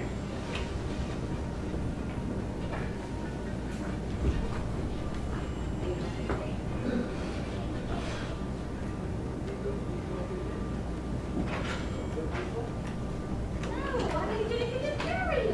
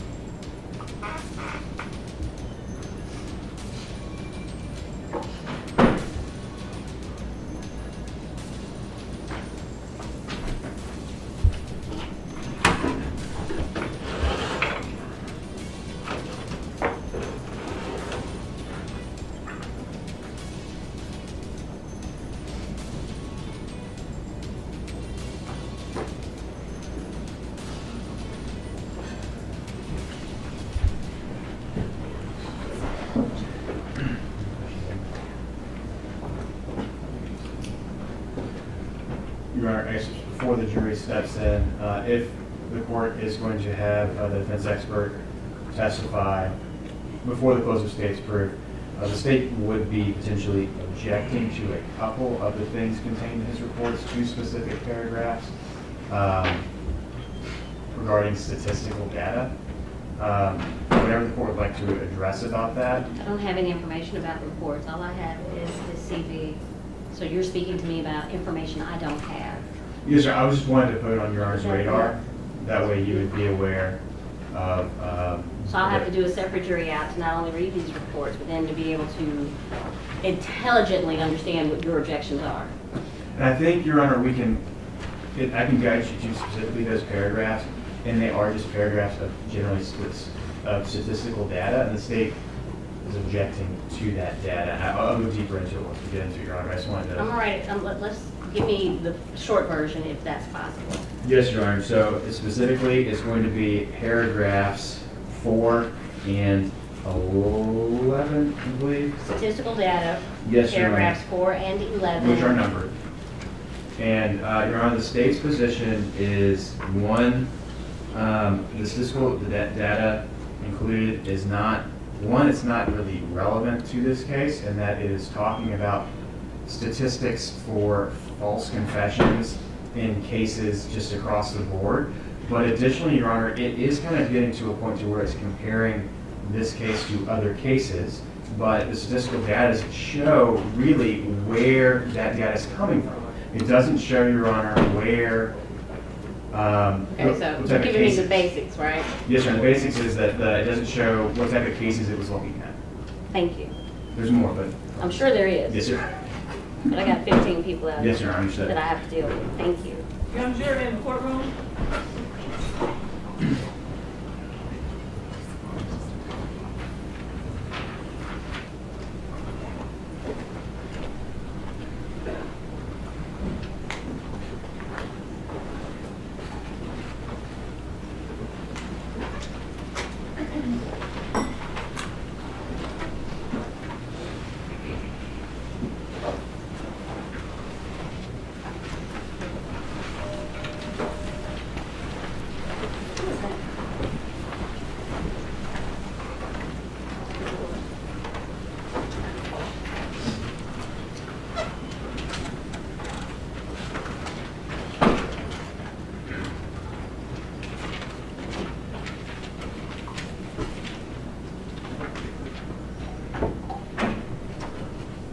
Welcome back. That wasn't too bad, right? It was light. It was light. It wasn't too heavy. You shouldn't go to sleep on me. No. Okay. Thank you kindly. Just one little tidbit of housekeeping, just because I just asked Mr. Christensen about it. This could potentially go as far as we need to go today. I have tried to give you all some time to yourself out of this box and stop at a reasonable hour, say 4:30 or 5:30. I think we probably hit 6-ish one time. My goal is to move through what's remaining of the state's case in chief as quickly as possible, as I promised you I would. So that's just a heads up. I'll keep you apprised as I'm making these decisions in my head. Are we going to stop? Are we going to go? Are we going to stop? I'll let you know, because I want it to be a collective decision. Keep going, stop. We need a break, because I need you 100% focusing on what's happening, okay? You can't do that tired. Trust me, okay? Please call your witness up. No, Sergeant Boyd, you are cross-examined. You're being cross-examined now. The state has not rested, but tendered him on direct.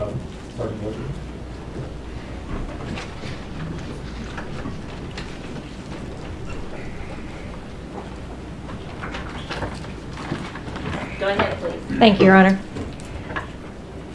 Sergeant Boyd, you were on the Homicide Bureau in February 2022. Yes. And at the time, you had been on homicide for 5 years? A little bit less than 5. Actually, at the time that this homicide occurred, no. Okay. How long had you been on the Homicide Bureau at the time that this event occurred? Roughly a year and a half, maybe, or something like Now, you were the lead investigator in this case, right? Yes. What does that mean? That I'm in charge of coordinating the case, arranging it, preparing the report. You make the calls, and you kind of delegate the tasks. Yes. Now, I want to talk to you about your training, okay?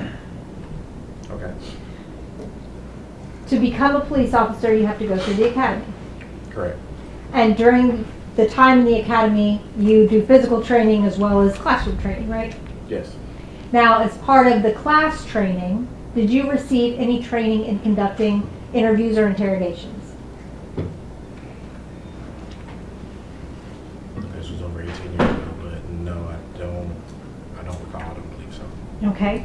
And so, leading up to your time in homicide, what specialized training did you receive regarding conducting interrogations? Well, my experience and what I learned was mostly through my partners and watching and learning more experienced investigators conduct interviews and things like that. We don't interrogate, we interview. Okay. What's the difference between an interrogation and an interview? Well, an interview is just trying to obtain information. You ask questions and, you determine whether this person may be responsible or not. Pretty much just finding the truth. Okay. And how is that different from an interrogation? I guess I would describe an interrogation as more accusatory, things like that. Okay. So an interview is just asking evidence-based questions, whereas an interrogation would be more accusatory. In my opinion, yes. Okay. Now, so you received no specialized training at all in conducting interviews? No. And that being aside from your military experience? My military experience was also kind of watching, observing, and kind of learning on the fly, on the job training, if you will. So the military did not instruct you in how to conduct interrogations on, I think you said, Iraqi insurgents? Mm-hmm. And Iraqi nationals. If the witness will please use words when answering in the affirmative or the negative. Yes, ma'am. Thank you. So you've received no specialized training in your capacity as a law enforcement officer? When it comes to interrogation, no. Okay. Now I want to talk to you about the purpose of an interview or an interrogation, okay? Okay. What do you consider the primary purpose of that function? To gain information. And gathering facts is important to your investigation, right? Correct. Helping further your investigation move with those facts, Yes. right? Yes. And the purpose of an interrogation or an interview is not just to make somebody confess, right? Right. The purpose is to gain information, right? Yes. And so your questions should be designed to gain information, right? In a broad sense, I guess. Okay. Situations dictate. The purpose should not be to force someone to adopt a particular narrative. That's correct. Now, when you originally encountered Mr. Isabelle at homicide, the information that you had at that point in time was that Danielle Hoyle was deceased, Yes. that Kennedy Hoyle was missing, Yes. and that Brandon Isabelle was Kennedy Hoyle's father. Yes. And that was the information you had at that point. Also, on that, he probably was the last one to see her alive. Okay. Now, earlier in the evening, prior to you coming into contact with Mr. Isabelle, you had gone out to the scene at Levi and Sedgwick, right? Yes. And do you remember what time you got on the scene? I don't recall exactly. Okay, was it daytime or nighttime? Early morning hours, so Still nighttime. dark outside? Still dark, yes. And do you recall the area? Yeah, Levi and Sedgwick, it's like an access road. A lot of trees on both sides of the road, very dark. Okay. Now, what time did you leave Levi and Sedgwick? I couldn't give you that time exactly either. Do you remember where you went from Levi and Sedgwick? I believe I left there and went to 170 North Main. Where you would have come in contact with Mr. Isabelle? Mm-hmm. Yes, ma'am. Okay, now I want to talk to you about the interview room set up with Mr. Isabelle, okay? Okay.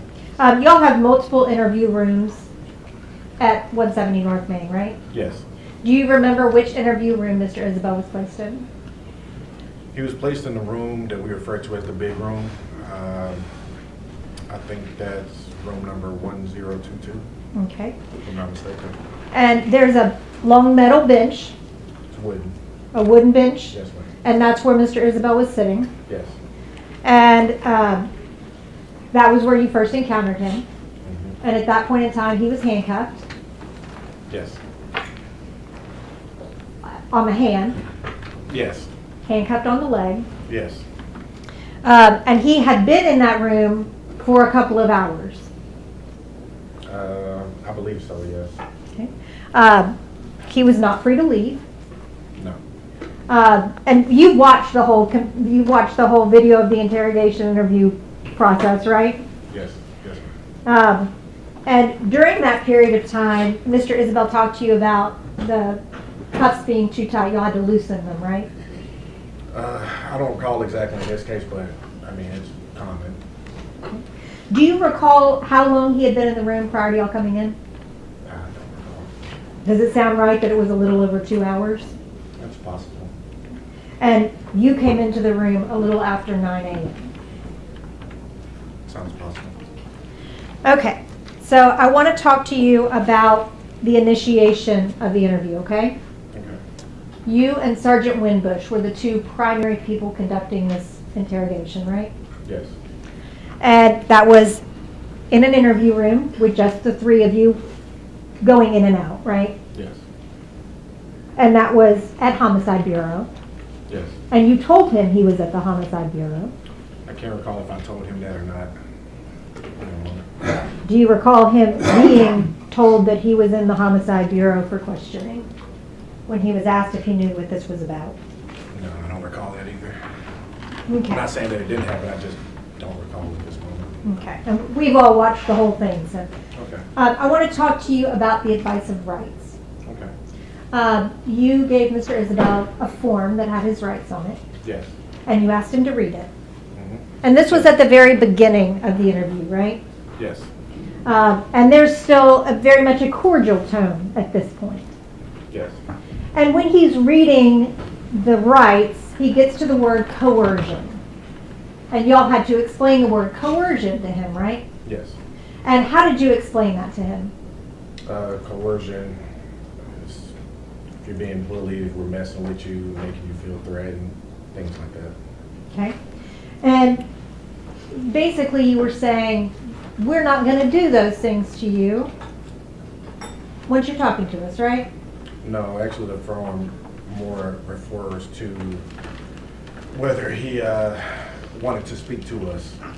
So he wasn't being coerced to actually speak to us, and it's just, advising him of his rights. So is it your position that once he signs that paper and says, I'll talk to you, that you can do anything you want to do while you're talking to him? No, ma'am.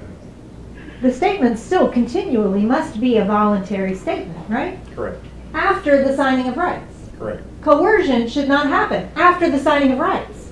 Correct. Threats should not happen after the signing of rights. Correct. The statement should remain voluntary, right? Yes. And free of those pressures, right? Yes. And there's a reason for that, isn't there? Yes. You want to have the best basis for a statement that you can have, right? Yes. And coercion and threats do not give you that basis. No, they do not. I want to talk to you about the information as it developed, okay? Okay. When you first spoke with Mr. Isabelle, you did not have his phone, right?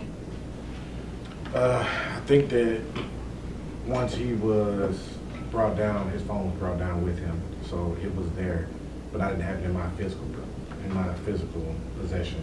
It was inside a basket outside of the door. Okay. Y'all didn't have access to his phone until he gave you the passcode. Correct. And that happened later on during the interview. Yes. And once he gave you that passcode, then you sent it on to be analyzed. Correct. So when the interview started, you did not have the GPS information. No, And actually, for a while into the interview, you did not have the GPS information. that's correct. So I want to talk to you about some of the things that you said to Mr. Isabelle that could have been construed as a threat, okay? Okay? Are you trained to threaten people during an interview? No, Has that been part of your on-the-job experience? no, Is it a good practice to threaten people during an interview? no. Why not? Well, because you can obtain false confessions and things like that. Okay. Or the person in question could just shut down. Did you threaten Mr. Isabelle? No, I did not. Okay. Did you say to him, because the story that you're running with right now, and I'm going to say this with all fucking honesty, the story that you're running with right now, you will be fucking dodging dicks for the next 50 fucking years with that fucking story. Do you understand what I'm saying? That shit ain't gonna fucking fly, Brandon. I'm just being real with you. It ain't gonna fucking fly, bruh. You know that, and I know that. Yeah, I did say that. And what did you mean when you told him he was going to be dodging dicks for the next 50 years? So what I meant by that was that he would be screwed in life for the next 50 years. But also that statement is up for interpretation. Okay. Is it your under oath testimony that you were not referring to being raped in prison?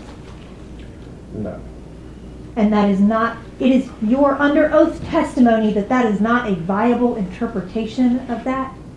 well, many people can interpret it that way. I mean, rape in prison is a real reality. It does happen. But that's not what I meant. My question was, is it your under oath testimony that that is not a viable interpretation of what you said? No. That is not a viable interpretation. That's your testimony. Yeah. Okay. Under oath. Yes.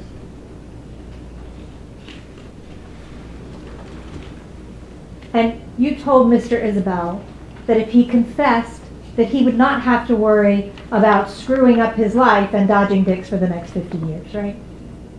I don't think I worded it that way. Because the story with you're running with right now, and I'm gonna say this with all honesty, I'm going to modify your statements a little bit. The story that you're running with right now, you will be dodging dicks for the next 50 years with that story. Do you understand what I'm saying?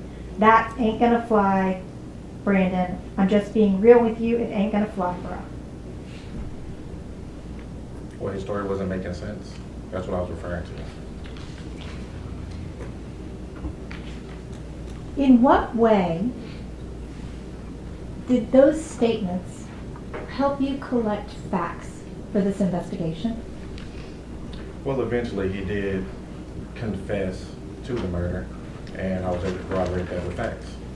Eventually, after you mentioned dodging dicks for 50 years. Sometime after that, yes. I want to talk to you about your role in an interrogation, okay? Okay. What is your role? What do you mean? Clarify that for me. What is your role as a law enforcement officer in an interrogation of a suspect? To collect information. Okay. Are you working on developing a case against that person? Sometimes. In this case, yeah. Okay. And simultaneous with this interview, there was also an interview going on with Artisha Stewart, right? I don't know if it was simultaneous, but she did, was the subject of the interview as well. Okay. And when you are interviewing a potential suspect, is it your job to help that person? What do you mean? Is it your job to give that person leniency if they talk to you? I don't have the power to give them any legal leniency. So that would not be your job, right? No, That would not be your role. no. Is it your role to save them from this situation? Can't say it would be, no. Would it be a lie to tell them that that is your role? If I told him it was my role, yes, that would be a lie.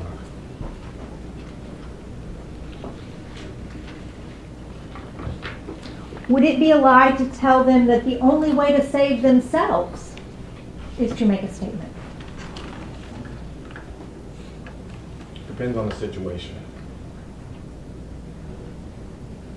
So it would not be a lie, depending on the situation. Okay. If you believed a person was guilty of something, and they told you they were guilty of something, would it be a lie to tell them that telling you that would be saving themselves? Well, it depends on how it would make that person appear. You know, remorseful or sorry for what they've done, or they could appear to be a cold-hearted person that viciously murdered people without any regard for anything else. And you talked to Brandon several times about giving a statement is showing remorse, right? Well, it wasn't necessarily giving a statement. What he was telling us, it wasn't adding up to some of the evidence that we had, so we knew it wasn't truthful what he was telling us. Okay. But you did tell him a couple of times that giving a statement is a way to show remorse, right? Yes, And he did give you a statement. he eventually did. He was actually in the process of giving a statement when I was saying these things to him. So he was already giving a statement. He was already talking.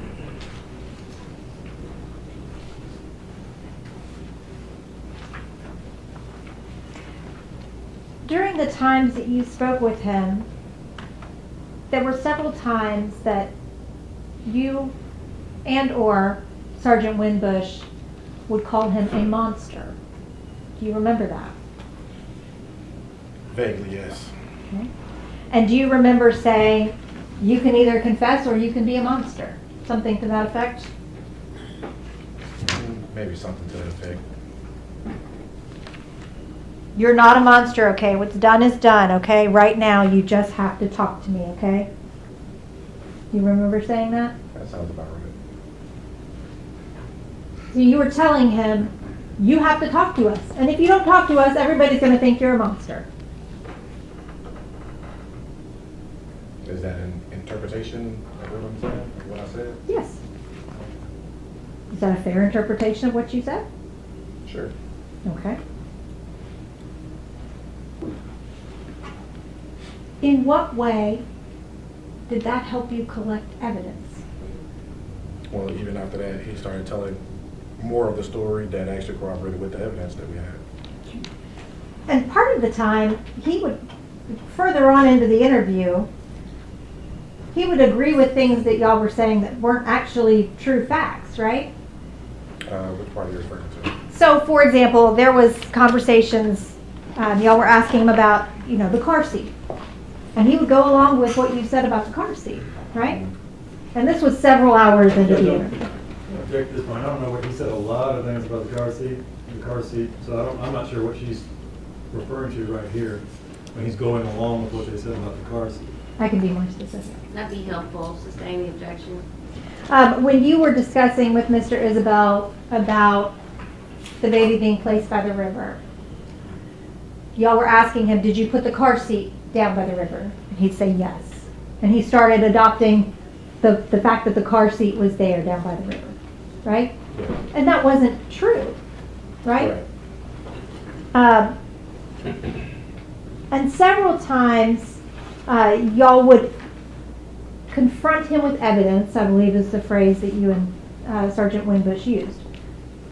But some of those times, the evidence that you confronted him with wasn't true.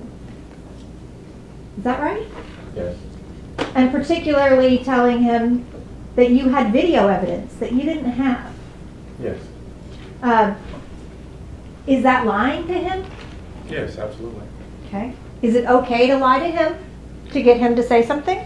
Yes, in the legal terms, it is perfectly legal to use deception as part of a lawful interrogation strategy.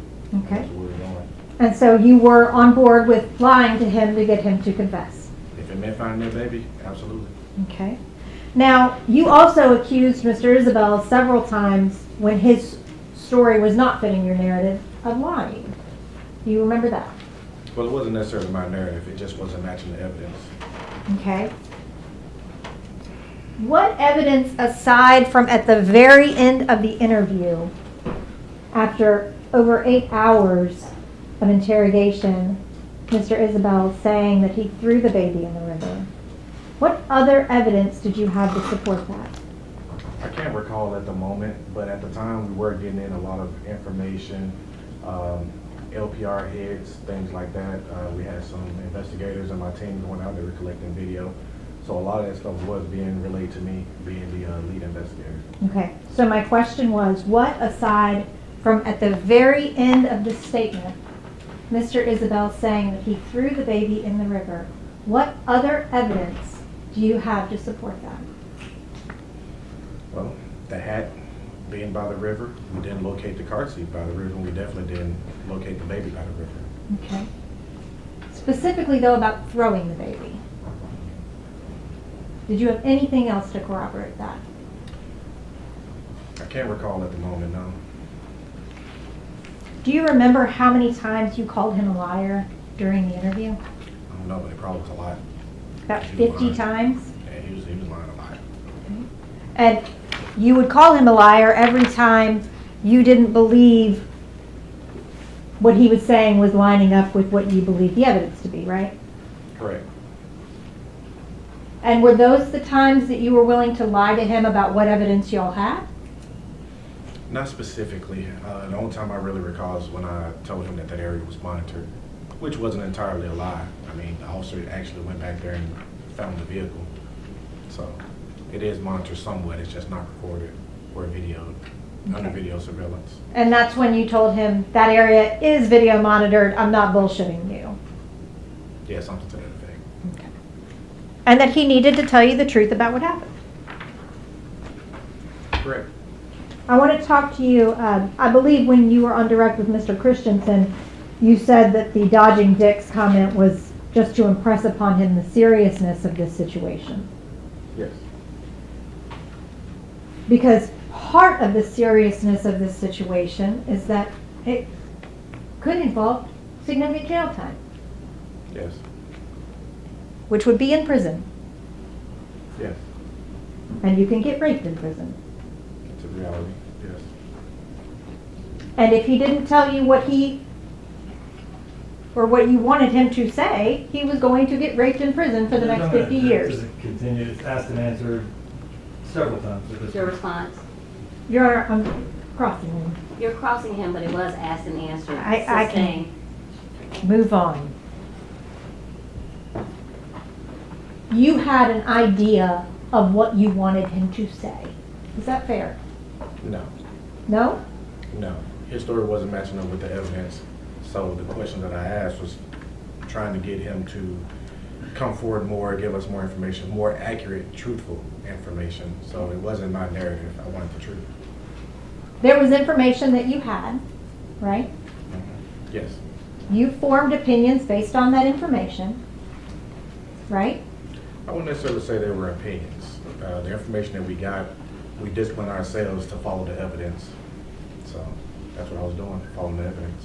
Okay, well, the video from the body cam down at the river shows y'all saying, saying that he threw the baby in the river. You threw the baby in the river. You threw. Toss that baby. And Mr. Isabelle denied that and denied that and denied that and denied that and denied that, right? Yes. And then finally, when Sergeant Winbush said, this is not going to stop until you say, I threw the baby in the river. Dixon Judge, that's a misstatement of what Winbush asked. Your Honor, we've watched. He said this is not going to stop until we find that baby. That's what he said. I think that there's more than one quote that's similar to that. Sustained. Mr. Isabelle had been told that that interview was not going to stop until y'all got what you wanted, right? I mean, I didn't tell him that. Again, that's a mischaracterization of the question asked. And we'd object to that. I think the jury will be able to sort it out if they are going to rely on their personal notes about what was said and what was not said. I don't know that Sergeant Boyd is going to be able to tell us what Sergeant Winbush discussed. Sustain the objection. Sergeant Boyd, I want to talk to you about the way that you were dealing with Mr. Isabelle during this interaction, okay? Would you agree with me that at the beginning of the interview, you were very cordial? Yes, You engaged in rapport building. yes. And as the interview progressed, you became much more aggressive. I wouldn't call it aggressive. I mean, I was trying to get, actually, my goal was to find the baby. Okay. And you were using a lot of strong language. Yes, You were using a lot of name calling. Right? I don't think I called him any names directly. Okay. You didn't call him a monster. I said that he would be viewed as a monster. You didn't call him a fucking liar. That I did. And all this time while this is going on, I believe Mr. Isabelle's total time in the interview room, minus that, or including the time he went to the river, was a little over 10 hours. Does that sound right? Sounds about right. Okay. And Miss Stewart was in her interview room for about 8 hours, right? Yes, Now, when you brought Miss Stewart in for an interview, you believed that she was also involved, right? initially, yes. Okay. And you decided that you didn't believe that anymore when she explained to you that she was at her cousin's house. I can't recall the moment when we kind of got clear on that, but there was a lot of things that we had to check and confirm with the statement that she gave us. Okay. But you believed that she had an alibi. At the end, yes. Okay. And that was that she was at her cousin's house. I can't recall where she said she was, but I don't believe she was involved in the murder. Okay. The cousin's house being a Chelsea and 2nd. I'm drawing a blank. Right there downtown near the bridge. Sure. Okay. Did you ever talk to her cousin? No. I want to talk to you about some different aspects of the investigation, okay? Okay. Should you conduct an investigation with a certain narrative in mind? No. Why? Well, if you do that with a certain narrative in mind, you could easily go down the wrong path and you can miss a lot of things. Okay. Now, the text messages that you collected that you were reading on direct, those were spanning from about January the 30th until February 2nd, right? Yes. And for that period of time, that is a substantial number of texts, right? Yes. And their conversations, I mean, the texts are, for the most part, pretty quickly turnaround, or a pretty quick turnaround on the responses. Yes. And that's pretty consistent throughout those days, right? Yes. Now I want to talk to you about the evidence that was collected from the Chevy cruise, okay? You were the lead investigator, Yes. so you kind of direct what you want collected, right? Yes. And you wanted blood collected from the car? Yes, anything that is of evidentiary value. So I don't necessarily, because I wasn't on that scene, but my team, they're experienced investigators, so once they're there, they kind of know what to collect and what not to collect. Okay. You wanted GSR collected? If they saw fit to do that, yes. DNA? If they saw fit to do that, yes. Bullet casings? If they saw fit to do that, yes. Okay. After they saw fit to do all of that, as the lead investigator, that information comes to you. Yes. Did you then send all of that off for testing? I believe so, yes. You did? I believe so, yes. You sent the GSR off for testing? I don't know exactly. There was a lot of things that were sent off for testing. I can't list all the specific things in my head right now. Did you send any of the bullet casings off for testing? I think they go to NIBIN. NIBIN does the work on that. Okay, well, NIBIN is a different process though than TBI, right? Correct.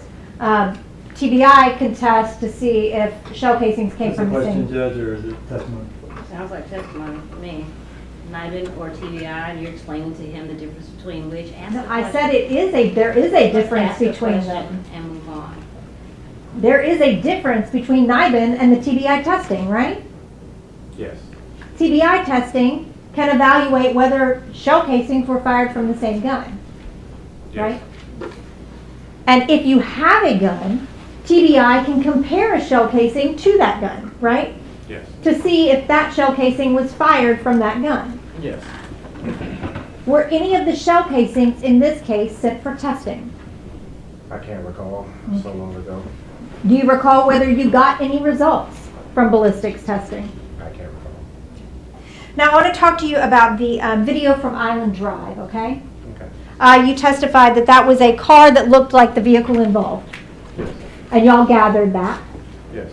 In the process of gathering that information, did you check it compared to that GPS location that you had to see if the times matched up?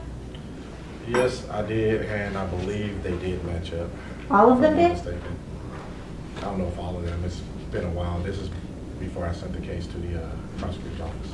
Okay. Those shell casings that were found on the scene of Levi and Sedgwick, they were all collected, right? I believe so, yes. Okay. And there was never a determination made on whether those 9mm casings were fired from the same gun? If they were sent to NIBIN, it would have gave a likely result that they were, but I can't recall off the top of my head right now. And you're saying there's a likely result that they were just because you think that there's a likely result that they were? No, normally, once they're entered into evidence, the NIBIN team comes, collects those from the evidence room, and then they test it. But in this case, I don't see how they would. There was no gun. Okay, but the TBI can look at shell casings to find consistent markers from shell casings, right? I'm not sure how they work. I don't work for TBI. Okay, so as the lead investigator, you didn't think you needed to find out whether those had been fired from the same gun? I can't recall if I did or not, to be honest with you. Okay. And as part of your investigation, you did collect a .40 caliber gun from Artisha Stewart. Yes, And there was a .40 caliber shell casing at the scene at Levi and Sedgwick. possibly. Did you have that shell casing compared to that gun? I'm not sure. I think it was. If it was tagged into evidence, it probably was placed into the NIBIN system and tested as well. Okay. Did you ever get any results on that? I can't recall if I did. 1 moment, please.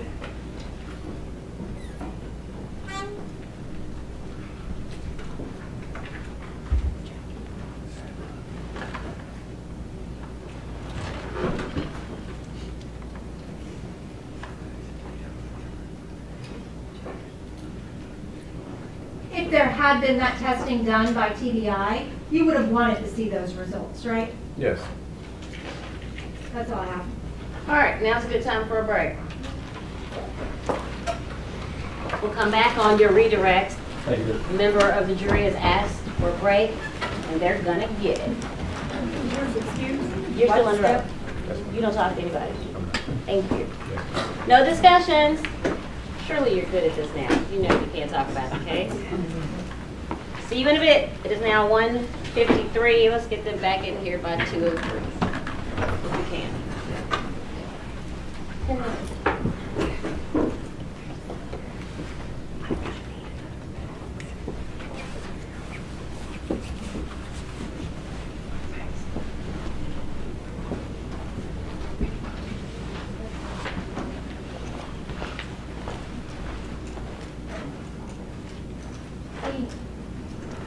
Who stands in recess?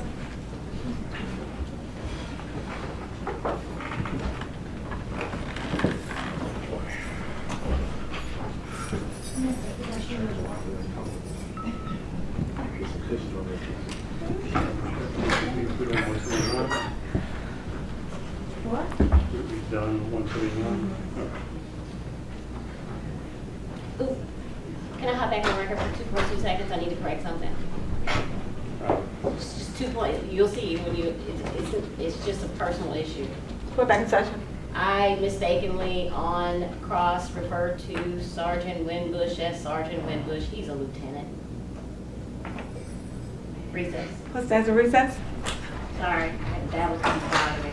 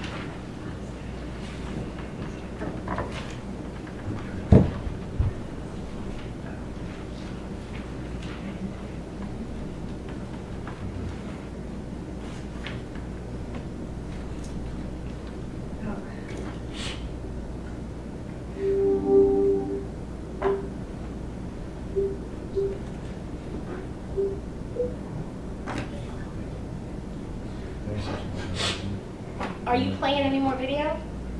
No, So ma'am. can we mute that, please? Young juror in the courtroom.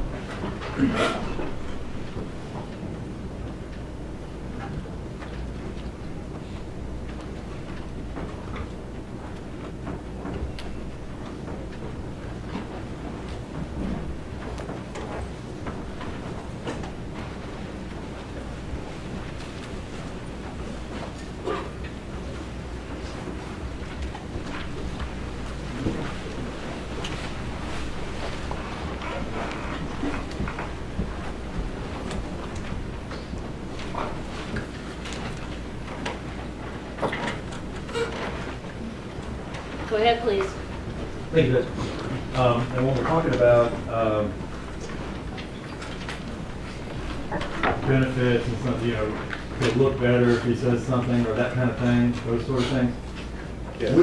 would it have been beneficial to him had y'all actually found Baby Kennedy down by the river where he kept telling you that Baby Kennedy was? Yes, absolutely.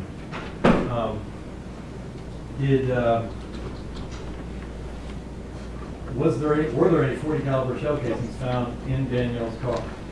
I don't believe so, no. As far as testing with the 9mm shell casings, you indicated that the ones that were found in her car matched the ones that were found on the crime scene, is that right? Yes, as far as the caliber and the brand. Okay. And that was also, was it or was it not the same caliber or brand that was found in his car, in Brandon Isabel's car? Yes. Were you, is the primary focus when you're interviewing a witness, interrogating a suspect, to corroborate what they're saying with actual evidence? Yes, if their story doesn't match the evidence, then we continue to press until we can until the person tells the truth. And in this case, Sergeant Boyd, were you or were you not able to do that with respect to the scene at Levi and Sedgwick? Yes. And were you or were you not able to do that with respect to the scene down at Mud Island? Yes. And were you or were you not able to do that with respect to all points in between, all the other crime scenes? Yes. Did he tell you something about the slides he was wearing? He told me that he removed them, I believe. Did he tell you anything about what was on them? Danielle's blood. Were you able to corroborate that? Yes. Were you able to corroborate their location? Yes. When you guys went down there to the river, what did you find where he said that Baby Kennedy should have been? We found her hat. You've already testified that you were able to confirm that that hat was in fact Baby Kennedy's hat. Yes, through family members. Was Baby Kennedy there? No. No, she was not. Were you able to determine where the chair that Baby Kennedy had been in was? Yes. And where was that? It was behind the Walmart, by the dumpsters. And he kept insisting that he left her down there by the river, right? He did. But she's not down there by the river, is she? She was not. In your view, Sergeant, is it a leap in logic that when someone says they left the baby down by the river, well, let me ask you these questions first. To your knowledge, could Baby Kennedy walk? No. Could she swim? No. Could she make a phone call? Absolutely not. Could she roll over? Could she raise her head? Nope. So in your view, is it a great leap in logic that she is actually in the river and was thrown in the river? Objection, speculation? Your Well, response? She cross-examined him thoroughly about why he mentioned first that the baby was in the river, so that's what I'm asking him, why he mentioned first that the baby was in the river. I'll allow it. Yeah, so the position of the hat and where we found it, it was extremely likely that Baby Kennedy was in the river. And ultimately, what did he say about how Baby Kennedy got in the river? Ultimately, he said that he carried her down. He said as he carried her down to the river, her hat fell off. And as he got to the river, he grabbed her by the leg and threw her in. Thank you, sir. No further questions.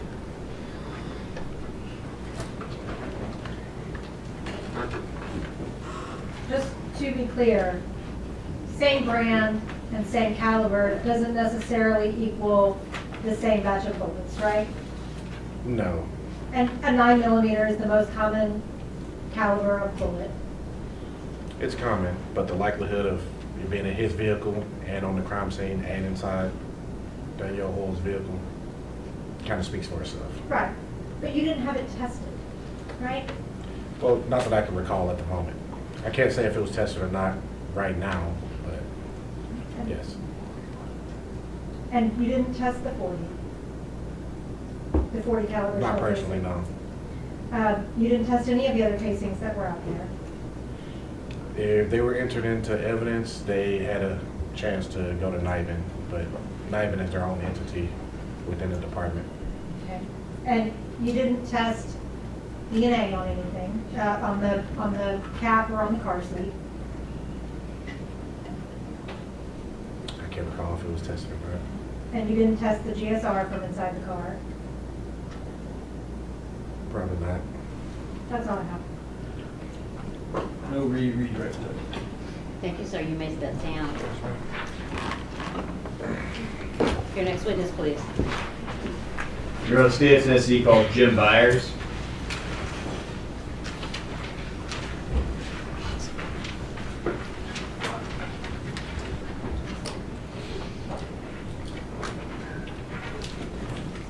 Byars, come forward. Watch your step. Step right here, face your honor, raise your right hand. Do you swear or affirm to tell the truth? Yes, Please have a seat. Watch your step. Would you please state your name and spell it for the jury? Jim Byars, Jimbyars. Mr. Byars, where do you work? The Shelby County District Attorney General's Office. What do you do there? I'm a criminal investigator for the Special Victims Unit. What does a criminal investigator do? We do search warrants, interviews, find evidence, find witnesses, just any request the Attorney General asks of us. How long have you been a criminal investigator for the district attorney's office? Almost 9 years. What did you do before that? I was a sergeant with the Memphis Police Department and retired at 26 years. As a sergeant with the Memphis Police Department, you do similar things to what you do now as a criminal investigator? I was assigned to the sex crimes unit on the child side, so I did physical and sexual abuse cases of children. I'd like to direct your attention to the case of State of Tennessee versus Brandon Isabelle. Did you do any work in that case? Yes, sir. Specifically, I'd like to direct your attention back to September 5th of 2025. Did you go take some aerial photographs that day? I did. Explain to the jury what it is generally you did on that day. We went up in a helicopter and just went to several different locations and just took photographs and video from the helicopter. While in the helicopter, whose helicopter is that? Memphis Police's helicopter. While in the Memphis Police helicopter, did you go to the area of Levi and Sedgwick? I did. Did you take aerial photographs in that area? I did. You're at this time requesting permission to pass to the witness 3 photographs.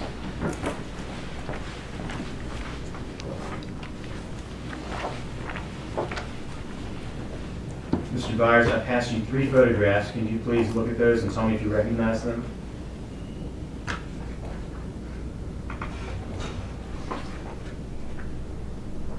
Yes, sir. What are they? This is the aerial photographs of Sedgwick and Levi. Do they fair an accurate depiction of what you saw from the helicopter that day? Yes, sir. These are the ones I took. Your Honor, this time it has to be marked as Exhibit 180 Collective, 3 photographs. Requesting permission to publish once more. Go ahead, please.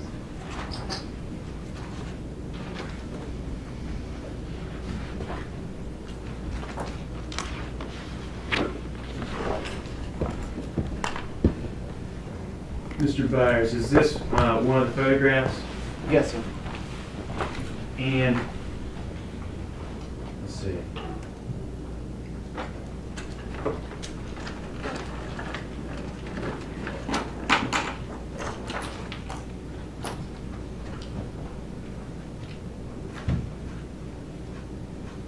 We are requesting permission to pass to the witness a pointer.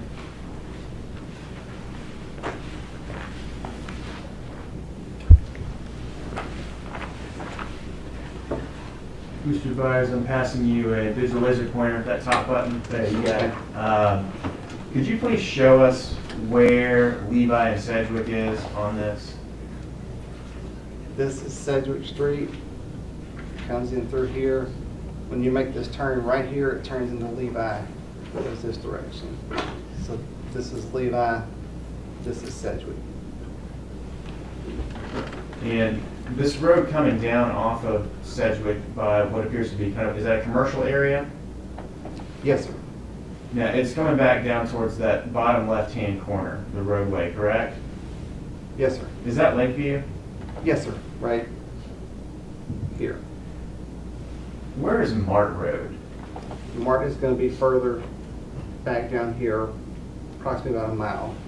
And you were gesturing with the pointer. Is it about where the pointer is showing on the screen, or is it, where was it? It's further down. What's that in the bottom left-hand corner? Does it appear to be a cellular tower? Right here? Yes. Yes, sir. Okay. Going to the next photograph of collected exhibit 180. Please explain to the jury what they can see here. This is Sedgwick. And this is Levi right here. The third photograph. This is Sedgwick. And this is Levi. And that's Lakeview there.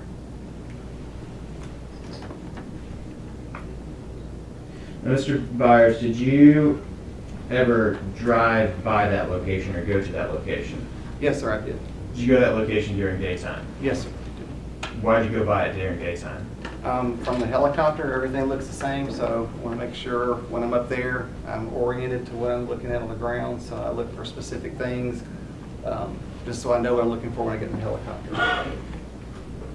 Did you also go by there at nighttime? I did. Did you, and when you, how did you get out there? At nighttime, I drove my Taco car. And so did you walk the area of Sedgwick and Levi at nighttime? I did, yes, sir. Did you also drive to Mart Road? I did, yes, sir. Did you drive that road at night? I did. Did you also go out to Mud Island? I did. Did you do a walkthrough of the Mud Island boat ramp at night? Yes, I did. Were all those video recorded? They were. Yes. You're requesting permission to pass an object to the witness.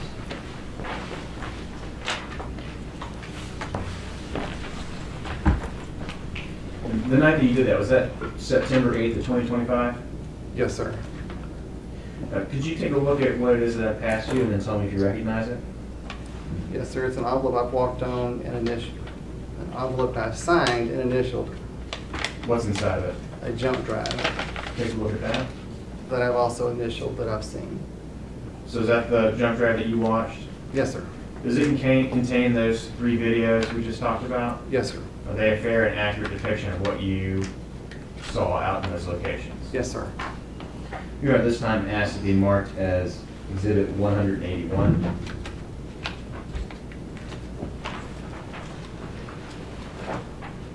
Driving and seeing walkthrough videos initialed by JB in a very tiny envelope. Question permission to publish. Go ahead, please. Thank you, Your Honor.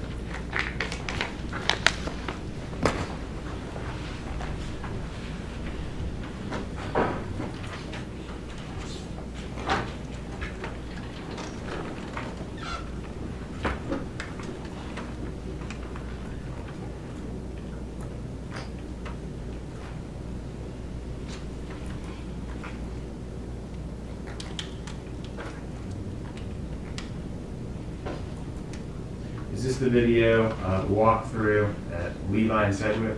Yes, sir. We're starting on Sedgwick, walking up towards Levi, Is at the corner of Sedgwick and what? Lakeview. Onto Sedgwick Drive. Turning right off of Lakeview onto Sedgwick Drive.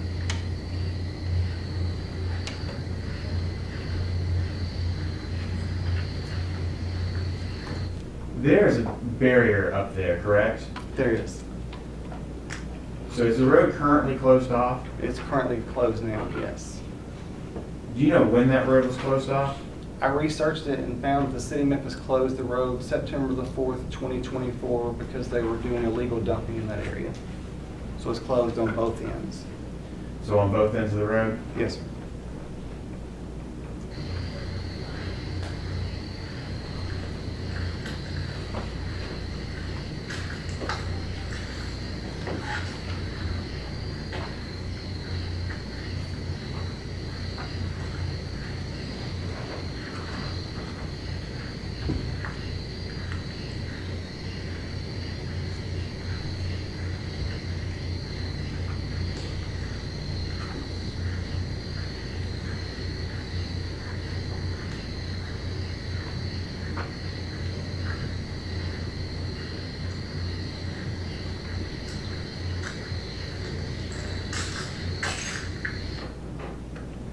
We just heard a sound on the video. Do you recognize that sound?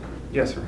What was that sound? There was broken glass and also multiple shell casings, spent shell casings from handguns, long guns, rifles, pistols, those type of. Where were the shell casings and glass located on this road? Just in the middle of the street. We were just walking right down the middle of the street. Was it just located in one area, or was it on multiple different areas? Just pretty much the entire route of the walk. Were there any street signs out there that you could see? There was one on Sedgwick and one on Levi. Were there any road signs? I don't recall any road signs. There's a road sign naming the streets, yes. Are there any of the road signs such as directing for turns or for Yes, road closing each things? side, each corner. It's a pretty sharp corner, so each side has basically a warning that the corner.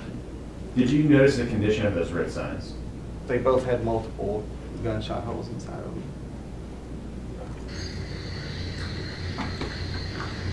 Now, Mr. Byars, what just happened here with the video? We turned the lights on so we could see. It was so dark out. Is that a flashlight? Yes. Is that one of the road signs you're referring to? Yes.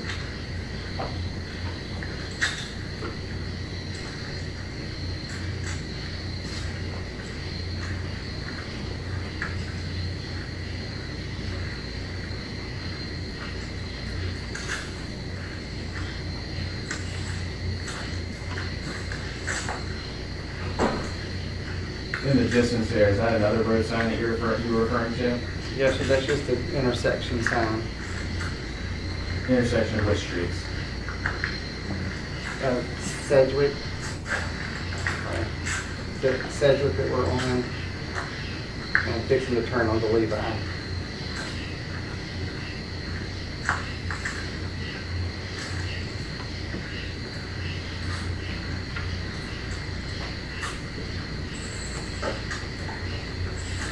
Turn left onto Levi from Sedgwick.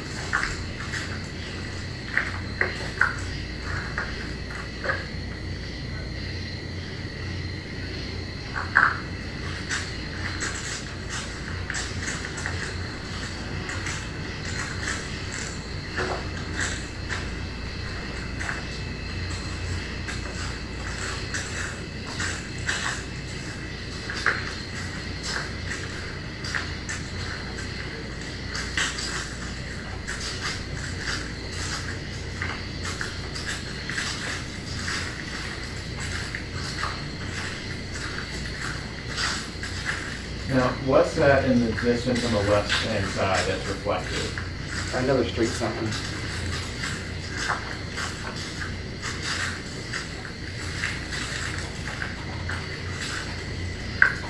Are there any street lights back there on Sedgwick and Levi? There's no lights at all back there. That's when we had to use the flashlights. There is no lighting at all.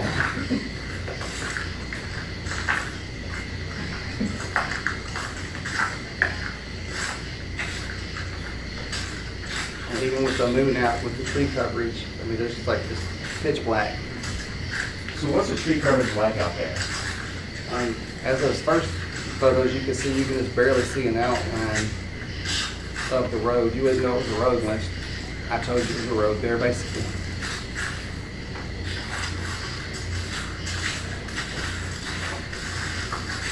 So, are we coming up on that street sign you're referring to a minute ago? Yes, sir. And this is walking on Levi, heading west? Westbound on Levi.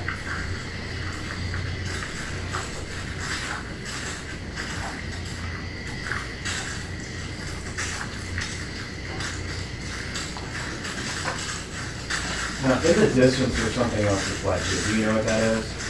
That's another barricade that's on the opposite end. It's showing that the road is closed on that side, that you can't come back east on that road. And the barricade, is it still on Levi? The barricade still on Levi, or is it on at a different intersection? It's still on Levi at the end of park. You have a park? At the end of a park, yes.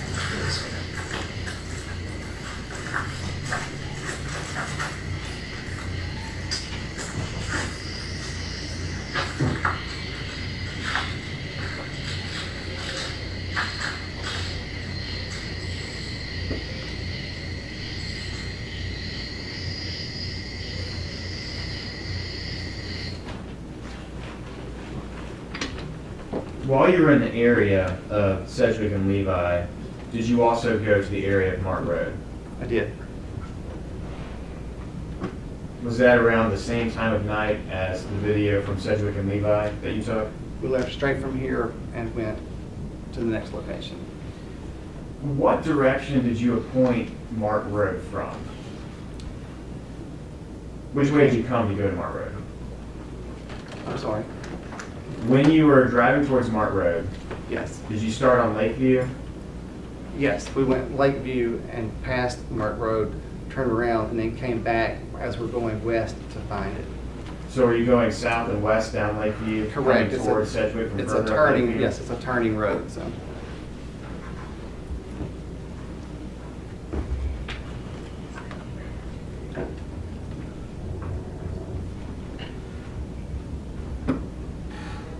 So this is Lakeview.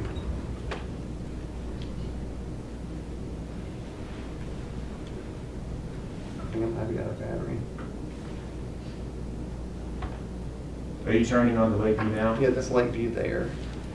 I don't think I'm working anymore.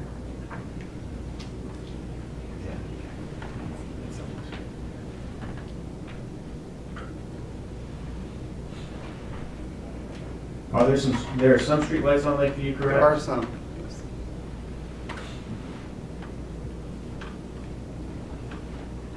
So at this point, are you heading south, southwest Southwest, on Lakeview? yes.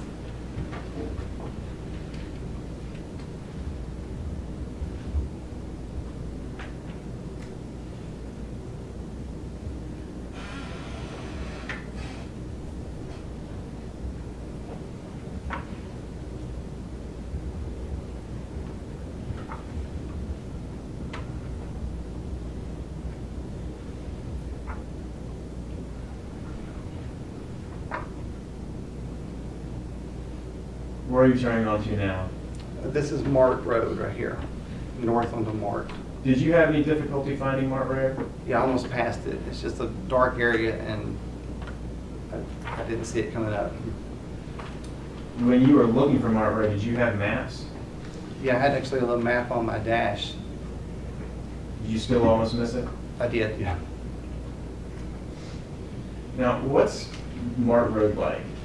Mart Road is just a long winding road with nothing forever until you finally get to a few houses that have a little bit of light, and then you end up at the back of a FedEx freight with a bunch of 18-wheelers. So it's a big, huge fence with a bunch of 18-wheeler FedEx trucks back there. Does that road actually go into the FedEx freight It distribution does, and there's a center? fence there, and then it turns you to the left, and then you come up to a cattle gate. And then you basically are at a dead end, and you have to back out because it's not even wide enough to go anywhere else.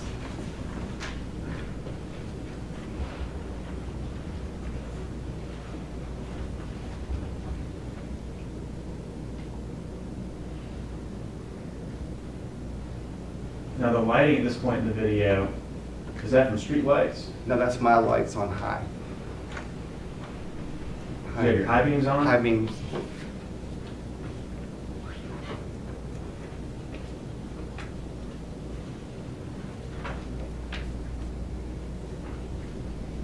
Now, is that a street light there in the corner?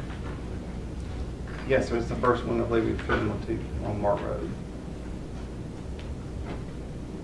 And you have a couple houses that you end up getting to pretty far down the road. You do run into a couple of houses, and then you end up into the FedEx freight, a fence. Not the entrance to FedEx, but just a fence.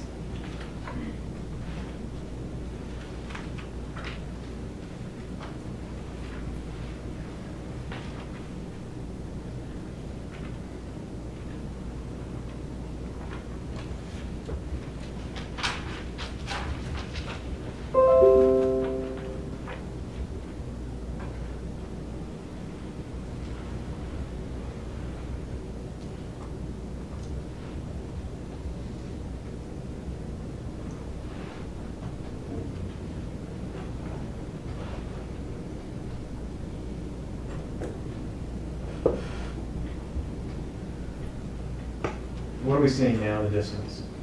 This is coming up to the FedEx freight. You can start seeing a whole lot of light, and that's a big lighted parking lot where 18-wheelers are parked.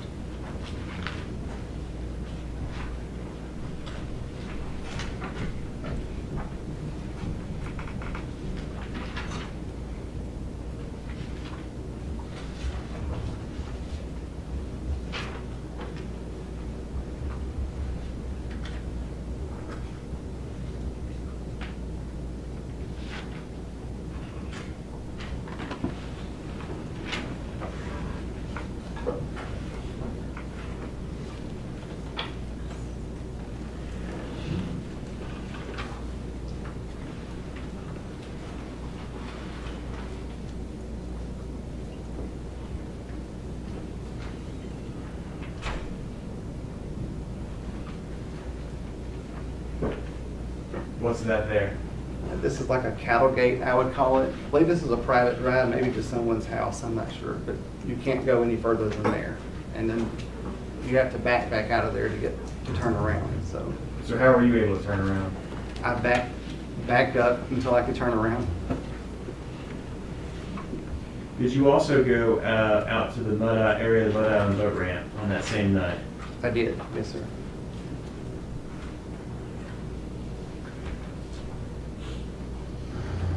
Walking in the entrance of the Mud Island boat ramp. Is this a video of you walking there from the Mud Island boat ramp? Yes, sir. Now, I want to pause and just go back very briefly.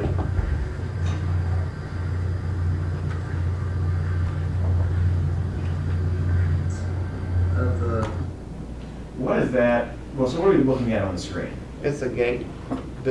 Basically, the ramp is closed right now. The parking lot is closed to get to the boat ramp, so it's a gate that's shut. So at the actual entrance to the parking lot itself, there's a gate that is shut. There's a gate there that's shut. Mud Island boat ramp.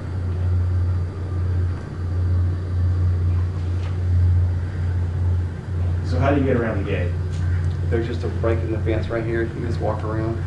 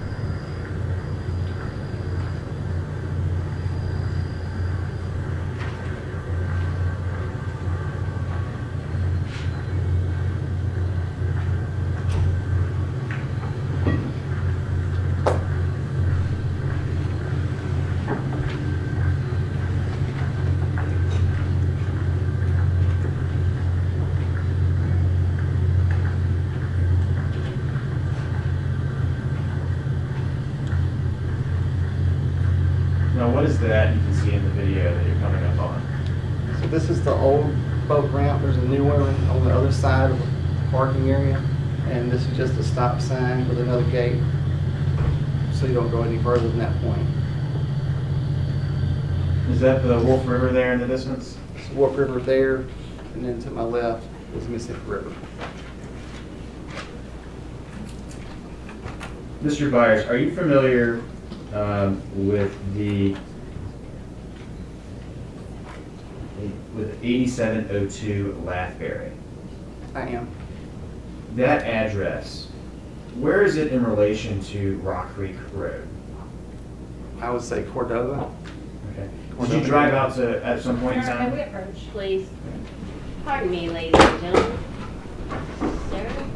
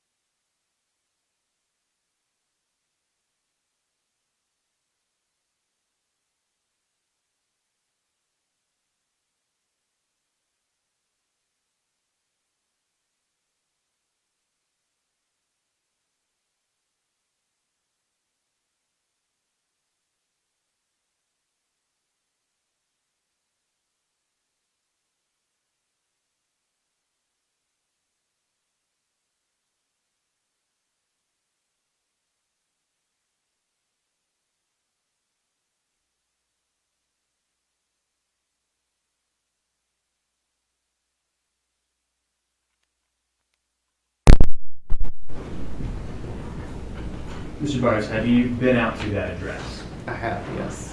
Where is Lathbury in relation to Rock Creek Road? Is it, It's on the same, that's basically just like a little small cove right off of Rock Creek. so it's not like a long street, it's like a little cove? Correct. About how many houses are on that cove, If approximately? I had to guess, maybe 3, 4, maybe? Small, that's a small river being a small cove. And that little cove, the address for that is Lathbury. Yes. So you'll pass with us.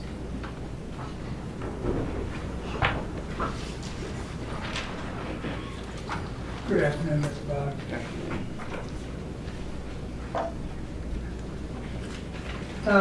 The pictures that you showed the jury and the videos, were all 3 of them from September the 8th? All of the videos from the same time, yes, sir. Same night. Okay. September the 8th of 2025? Yes, sir. So what that showed the jury was what that road looked like on September the 8th of Correct. 2025? Yes, sir. Which is summertime? right? Yes, sir. And this incident that we're in trial on today happened in wintertime Yes, sir. in 2022, right? Correct. And so what the jury saw is what the road looked like a few weeks ago. Correct. Yes, sir. And all that crackling that we heard on the video, Yes, sir. was that leaves, sticks? It was glass, sticks, shell casings of every kind I've ever seen, like rifles, handguns, but there was glass, there was sticks, there was debris. And yeah, what I was just asking you about was on Levi and Sedgwick. Yes, sir. And I want to ask you now about Mark Road. Okay. And if I'm remembering right, Mr. Isabel's GPS put him on Mark Road at about 11:48 in the morning, a.m. You showed a video of it in the evening, at night. Yes, sir. but it happened at night, the different times there. Why did you show it at night? I went through with the request that I was given. Oh, okay. You was asked to at that time? Yes, sir. I see.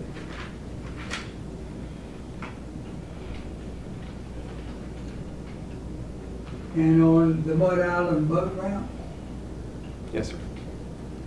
that's what the video depicted the Mud Island boat ramp a couple of weeks ago, 3 weeks ago, in summer Correct. this year. Yes, sir. Instead of February 1st, 2022 of last year. Yes, sir. That's because that you were just told to do this, is that right? Correct. All right, no other questions, thank you. No regret, Your Honor. Thank you, sir. You may step down. The state, please call your next witness. State calls Deputy Carlisle.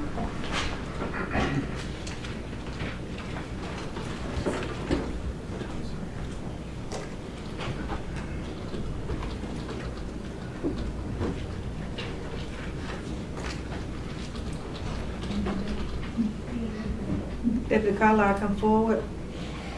Watch your step. Stand right here first, Your Honor, raise your right hand. Do you swear or affirm to tell the truth? Yes, ma'am. Please have a seat.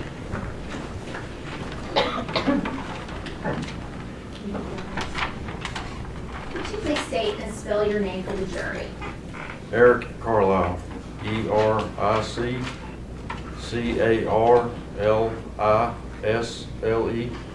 Is it now Deputy Carlisle? Yes. Where are you currently employed? Hardeman County Sheriff's Office.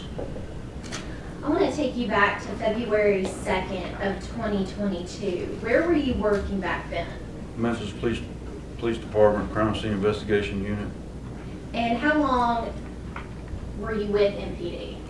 28 years, and my last 14 years was a crime scene investigator. Now, Deputy Carlisle, were you asked to report to 170 North Main on February 2nd of 2022? I was. And what is located at that address? I went to the Homicide Bureau. I don't remember which floor, but And you anticipated my next question. Who requested you to come to the Homicide Bureau? one of the homicide investigators, probably Sergeant Boyd. And on that date, did you interact with the defendant, Brandon Isabelle? I did. What were you called in to do? Collect evidence from him. I'm going to hand you a flash drive and see if you recognize it. Okay.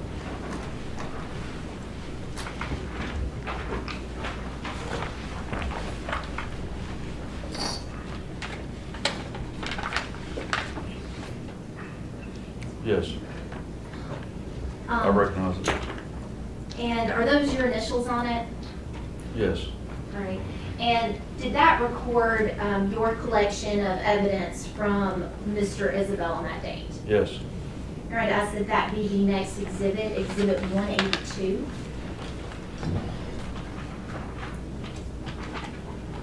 All right, so the envelope only says, state view Brandon Isabelle, E. Carlisle. Here's the blue USB, which appears to be initial. Thank you. Thank you, Your Honor. May I have permission to publish? Go ahead, please.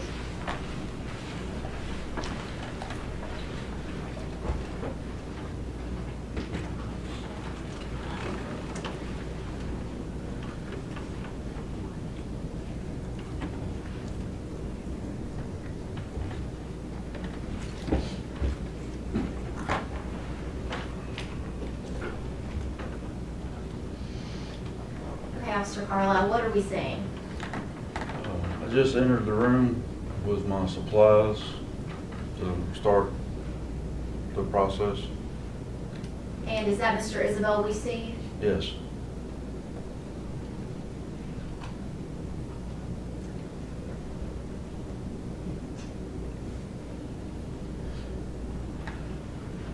And what are you doing right here?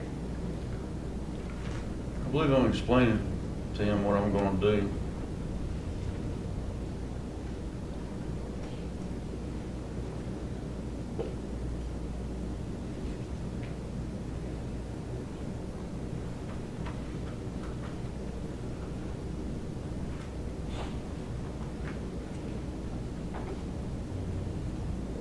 What are you getting at right there?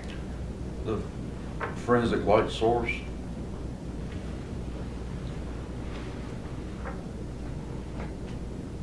Now, what's happening right now? I'm taking photographs of him. And are you taking those before you start collecting anything? Yes. I'm gonna hand you 2 photographs, see if you recognize them.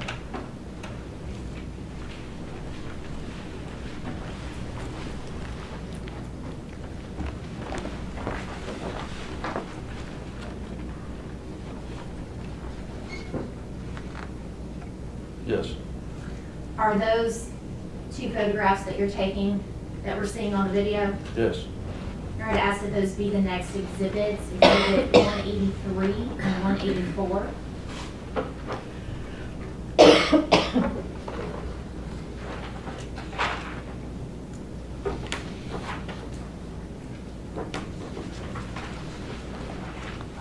have a question to publish, right? Go ahead, please.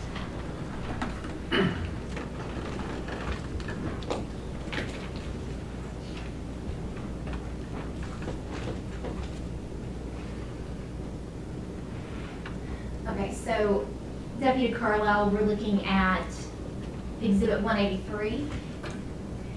And why do you take that initial picture before you start doing anything else? Well, I was going to collect the clothes, and I like to photograph the clothes before I collect them. So you're just trying to document? Yes. And then looking at Exhibit 184, where are we seeing this photograph? His slip-ons and or Crocs, his socks.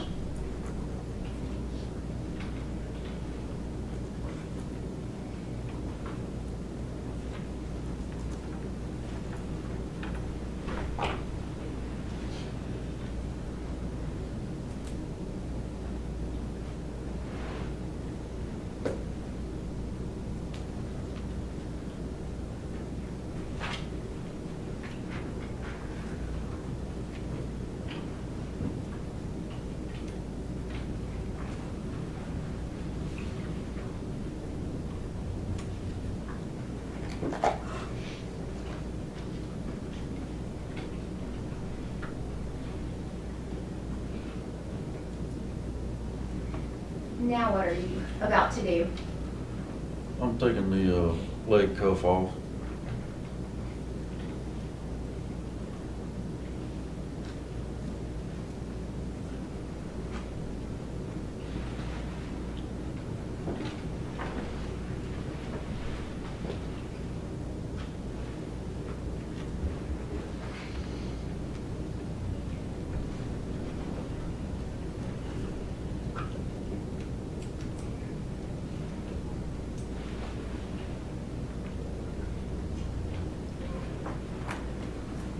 What are you preparing to do here?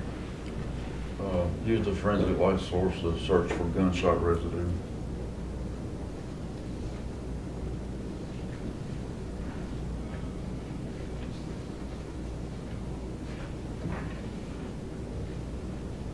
And why are you putting on those orange glasses? Different light wavelengths you gotta have for different colors to see certain things.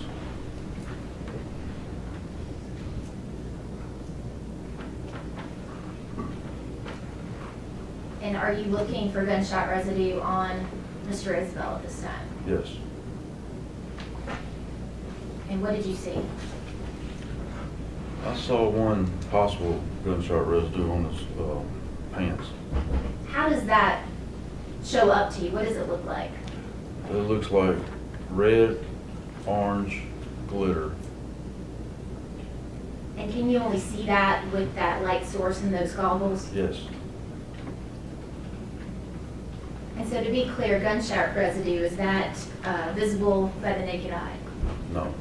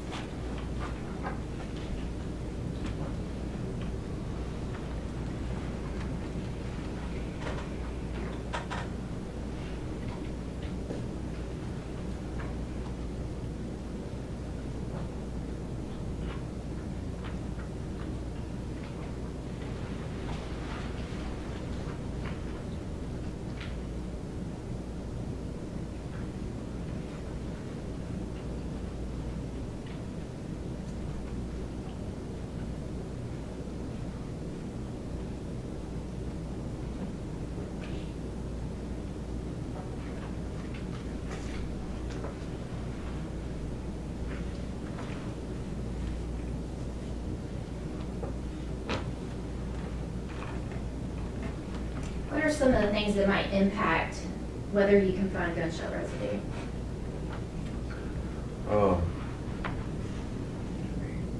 It doesn't stay stationary forever. You can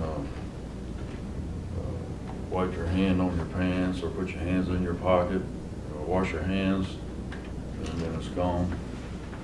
Could being out in the rain affect your ability to find it? Sure.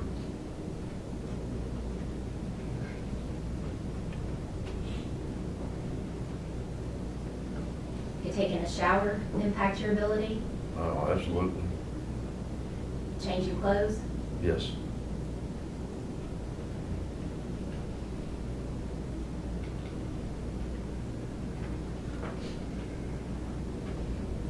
Now, what are we seeing here? Those stubs in that valve, on the bottom of the stub is a round, sticky thing. And you dab the hand with it to try to pick up gunshot residue attached to it. So, is that what you're doing with Mr. Isabel's hands right now? Yes, even though I didn't see any, I still do it anyway.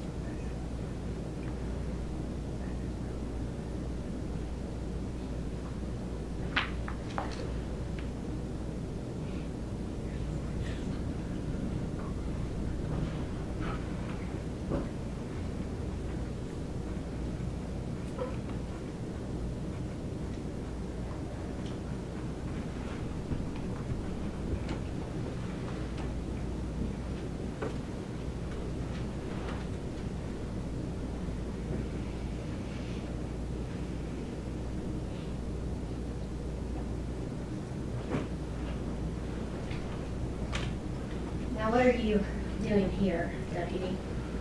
I'm labeling these sacks corresponding to what piece of clothing I'm going to put in it. It's just easier to write on the sack before I put the clothing in it.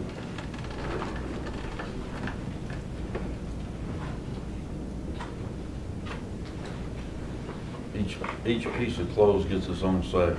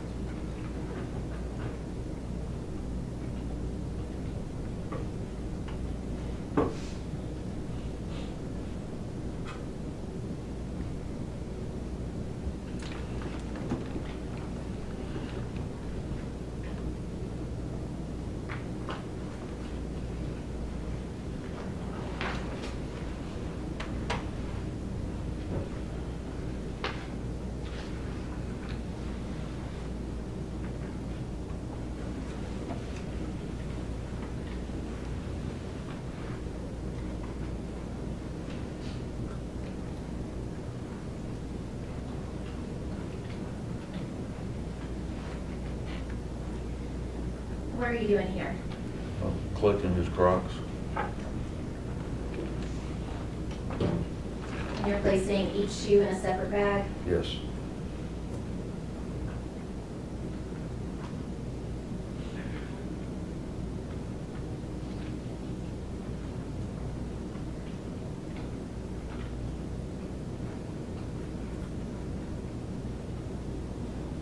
And what are you collecting now? I'm taking his black socks off, one at a time.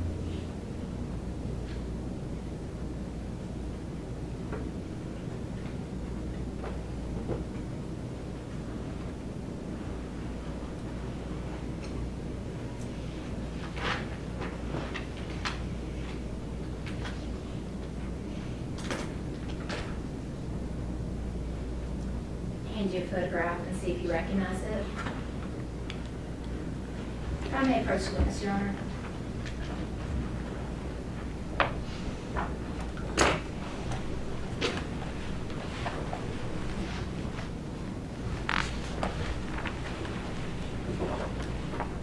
Do you recognize that photograph? Yes.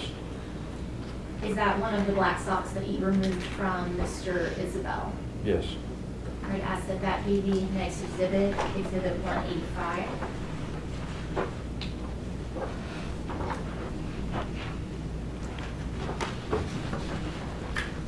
Permission to publish, Your Honor? Permission granted.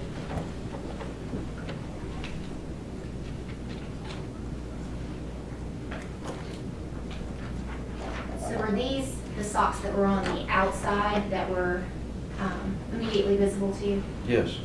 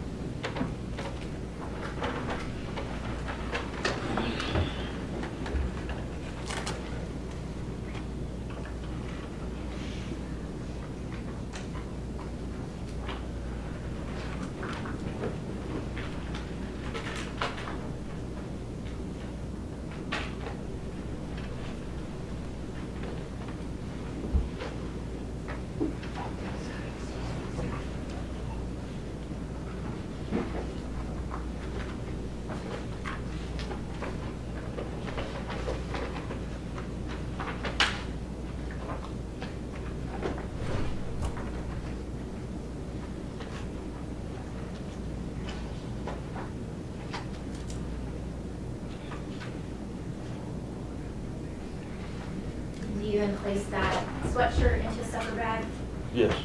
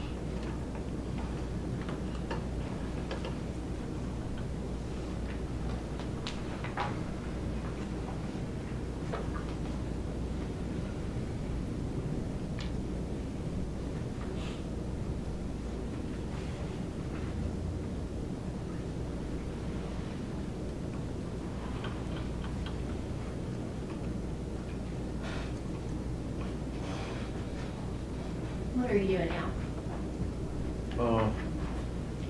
He has something out of his pocket.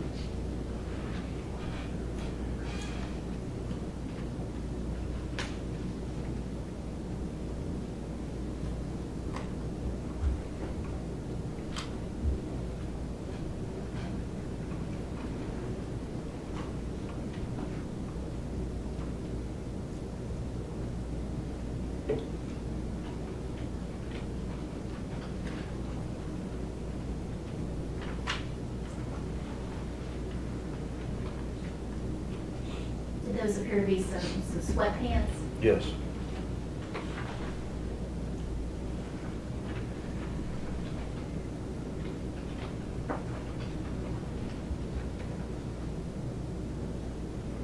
are you doing? I'm looking at his white socks. And what drew your attention? There was a reddish color in his sock.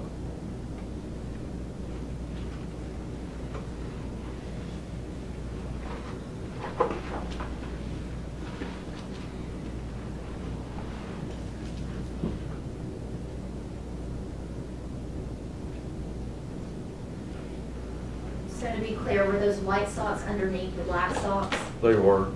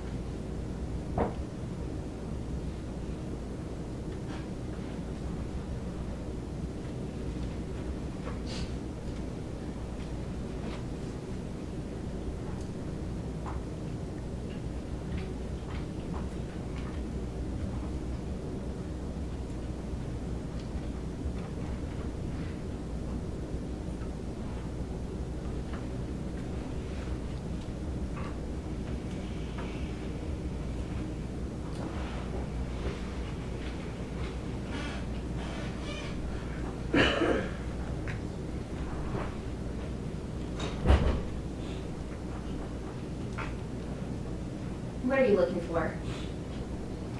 I'm not sure. Because we've already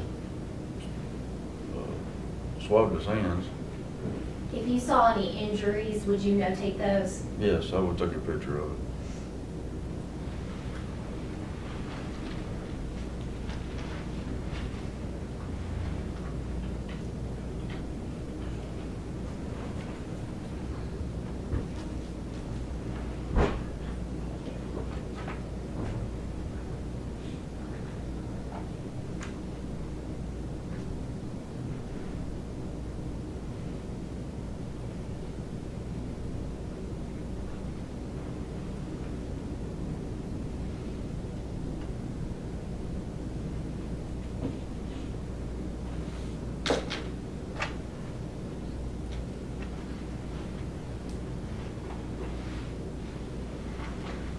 What are you doing right here?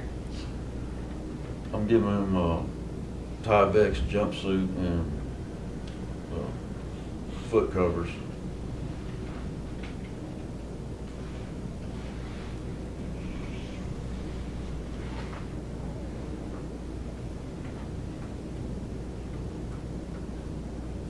Was Mr. Isabelle cooperative with you through the process? Yes.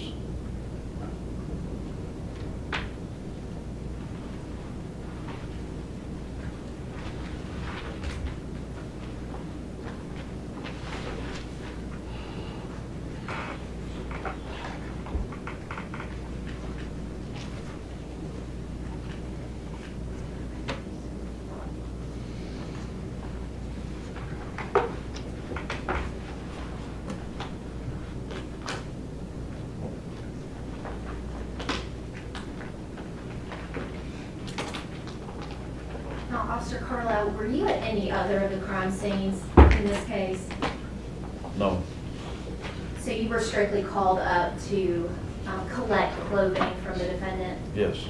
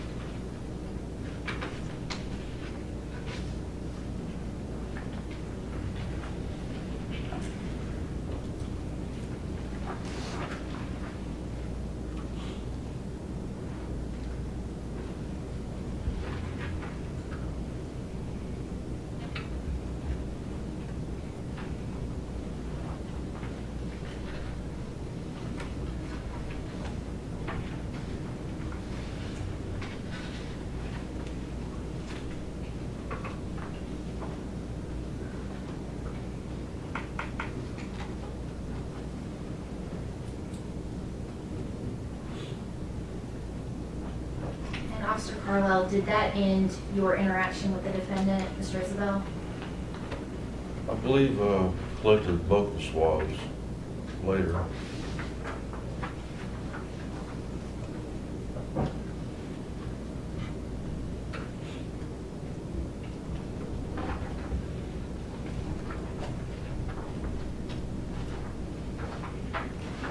I'm going to hand you 2 more photographs.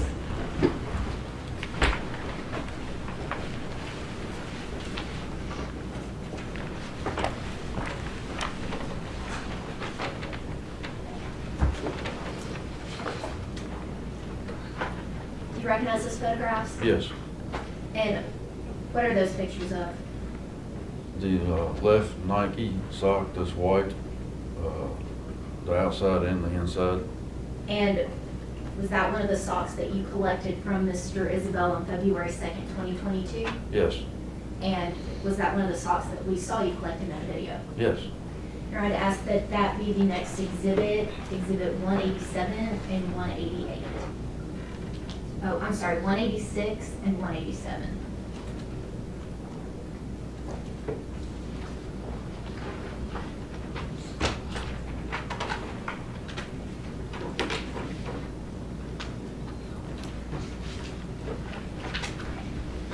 Permission to publish, Your Honor? Go ahead, please.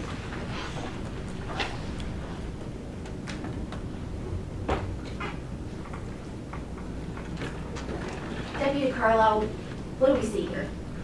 That's the left Nike sock that I collected. And this here. That's the reddish color that I was referring to earlier that I saw. Did you suspect that that might be blood? I did. And what do we see here? I turned the sock inside out to photograph the red substance.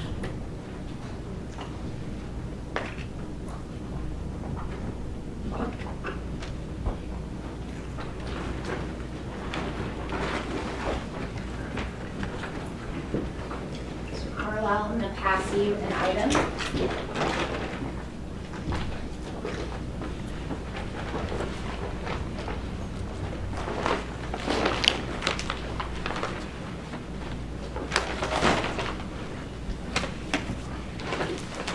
Do you recognize that item? Yes. What is that? It's the clothes I collected. From Mr. Isabelle? Yes.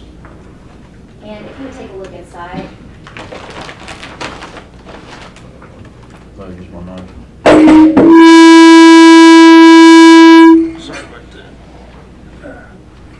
We're up now, right? You brought your own knife? Yes, No. ma'am. You did? I did. Use it. I was going to. Thank you. I was asking permission to use You it. permit granted. What did you bring?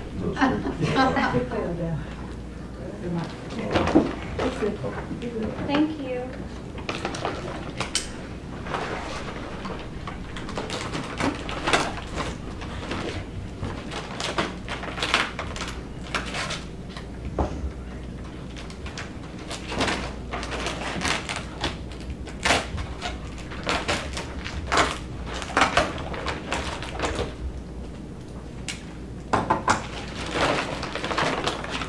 now, Deputy Carlisle, you stated that those are items that you collected from Mr. Isabelle. Yes. Are there multiple individually packaged items in that bag? Yes. Are there white socks in that bag?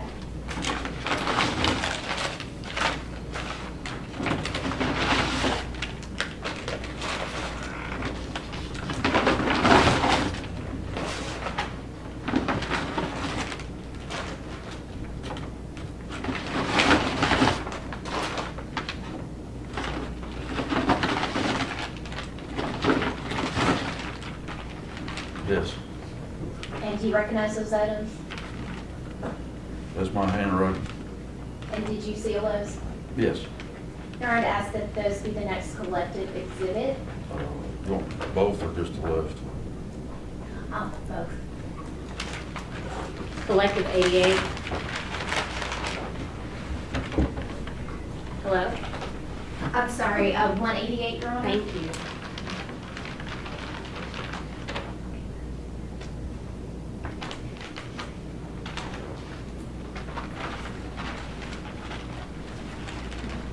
Now, Deputy Carlisle, is one of those labeled left?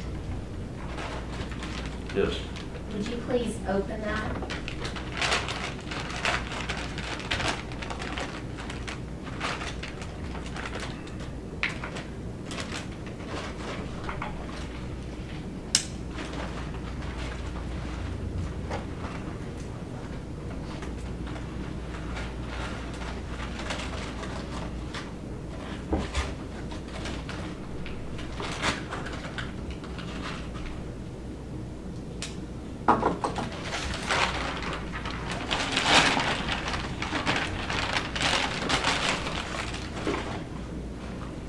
You show that to the jury. Sir, if you don't mind stepping down and sharing that with the jury. Thank you.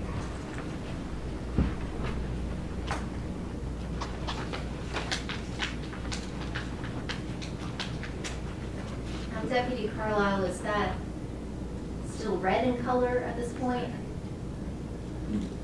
No, ma'am. Has the passage of time caused it to be more of a brownish color? Yes.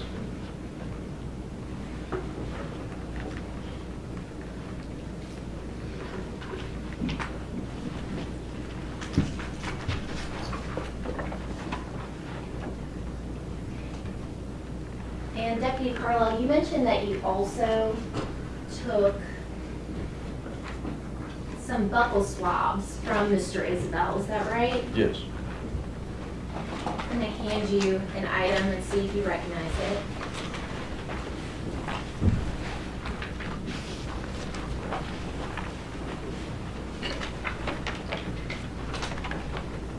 Yes, this is my envelope. And are those the buccal swabs that you took from Mr. Brandon Isabelle? Yes. I'm going to ask that that be the next exhibit, Exhibit 189.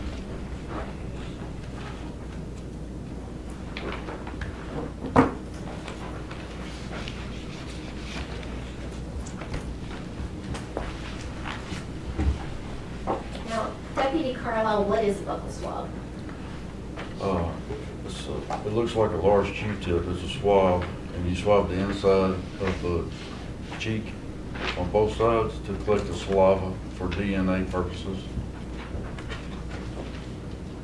And do you actually, after you've collected those, do you seal those up? Yes.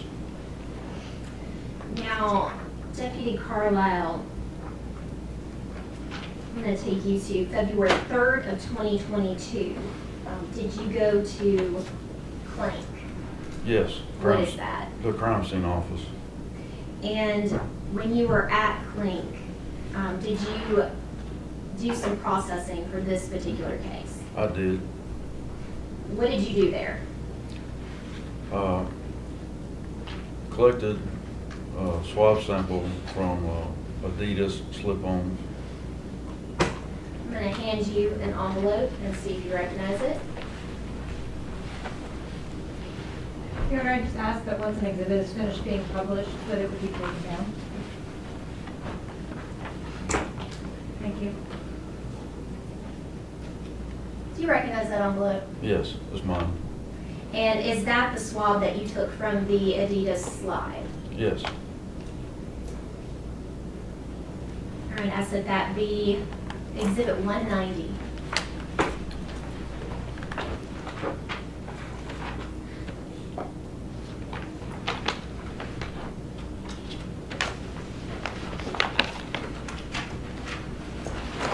May I see that exhibit?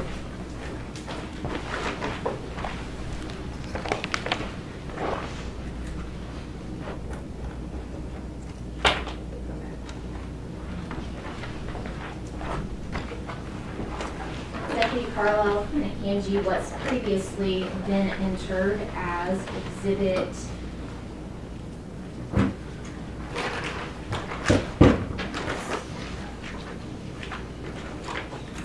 160.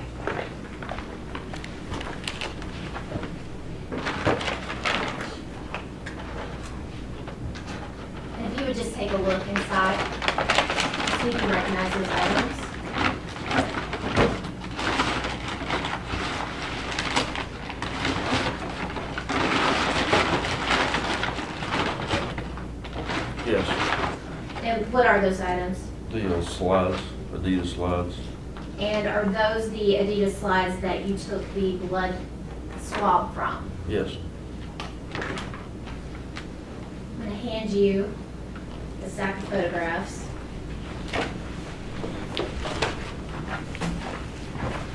Five photographs.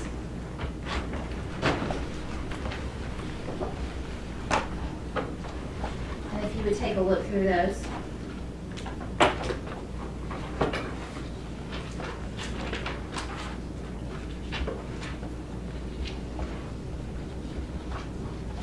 Do you recognize those photographs? Yes, I took these photographs. And were those taken by you on February 3rd of 2022 at Clink? Yes. All right, ask that those 5 photographs be collected Exhibit 191.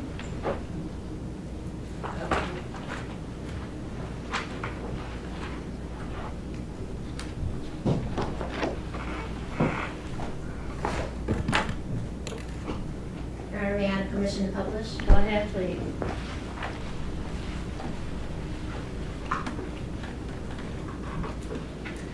Okay, Deputy Carlisle, what are we seeing in this photograph? That's the Adidas slides. That's in the site. And what are we seeing here? That's the right slide with what appears to be blood on it. The right slide or left slide? Oh, left slide. And then what do we see here? That's the right slide. And which slide was it that appeared to have blood? Left. And what are we seeing in this photograph? A presumptive blood test. Can you explain to the jury what a presumptive blood test Sure. is? You take a swab and you collect a sample of the red substance, and you put it in that package and break the vials, the liquid vials. If it turns pink, then it is test positive for blood. And what did it do in this case? It turned pink. And is this a close-up of that presumptive blood test? Yes. Now, you mentioned the slides that you swabbed them. Explain for the jury exactly what you did. Take a swab, you take a vial of water, purified water, and sterile water. You put a little, one drop on the end of the, basically like a Q-tip, and collect a small sample on the tip of it, and stick it in there, in that bag. And you also, did you also collect a swab for possible DNA testing from the slides? Yes. And was that what we previously entered as Exhibit 190?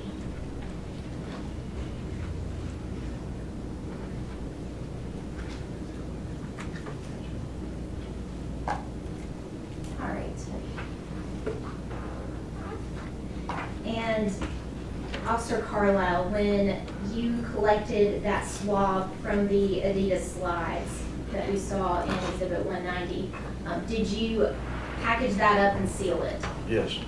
Did you take the clothing that you collected from Mr. Isabelle, including the white socks, to property and evidence? Yes, I did.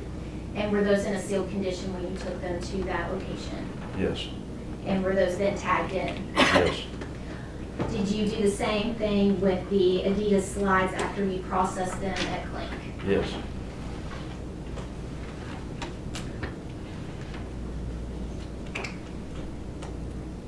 I'll pass the witness.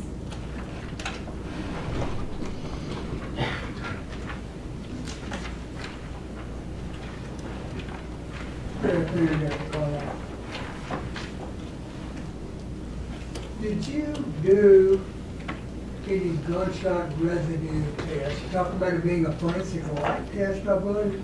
Yes. It's not really a test, it's just a search for it. Okay. And you did that on Mr. Isabelle, right? Yes. Did you do one that evening or that day on Artesia Stewart? No.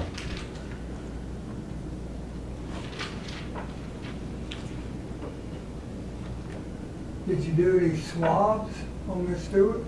No, Did you check her clothing with that forensic light? I had no interaction with her.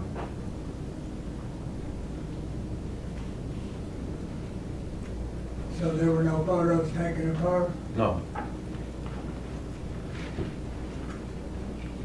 And you didn't look at her for the presence of blood? no. No other questions? Thank you. No redirect, Your Honor. Thank you, sir. You may step down. Please call your next witness. Under the state called Special Agent Stephen Walczak.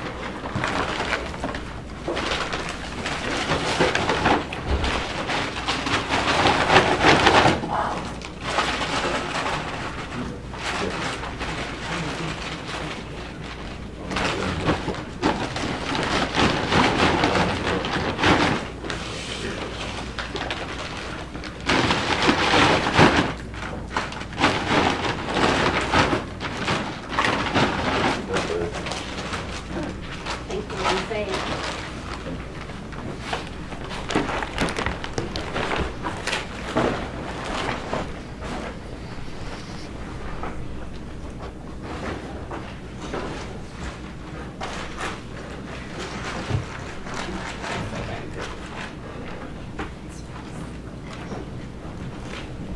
Please raise your right hand. Do you swear or affirm to tell the truth, so help you God? I do.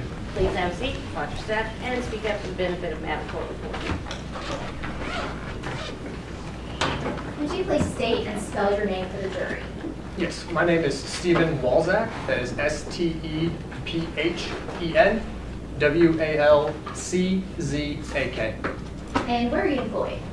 I'm employed with the Tennessee Bureau of Investigation in the Jackson Crime Lab in the Forensic Biology Unit. And how many years have you been with TBI? I've been there for almost 5 years. Can you describe to the jury what your duties and responsibilities are? Yes, working in the Forensic Biology Unit, I am required to test evidence for the presence of bodily fluids and then attempt to take that through the DNA analysis process to create a DNA profile. And what is your educational background?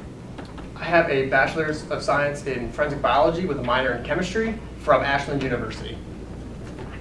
And describe for the jury how someone becomes a DNA analyst. So you have to have a degree in a natural science, kind of like forensic science, biology, or chemistry. And then at the TBI, you also have to have at least 24 hours of chemistry. And then if you meet those requirements, you will get hired on and then go through a 18-month training process. And is your work peer reviewed? Yes, the work is peer reviewed by 2 other analysts in the lab. And do you have a continuing education requirement? Yes, there's at least an 8-hour-a-year continuing education requirement that's within the Forensic Biology Unit. And have you ever testified as an expert in forensic biology? Yes, I have. Your Honor, at this time, the state would tender Special Agent Stephen Walczak as an expert in forensic biology. Hearing no objection. Now, Agent Walczak, what does forensic biology encompass?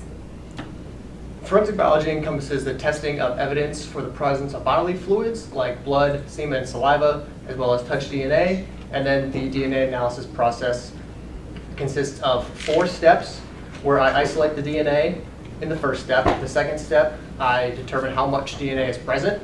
The third step, I attempt to make copies of the DNA that is present. And then the fourth step is trying to generate a DNA profile. Now, Agent Walczak, did you receive items for forensic testing in the homicide case of Danielle Hoyle? Yes, I did. And as part of that analysis that you conducted, did you generate a report? Yes, I did. I'm going to hand you a document and see if you recognize it.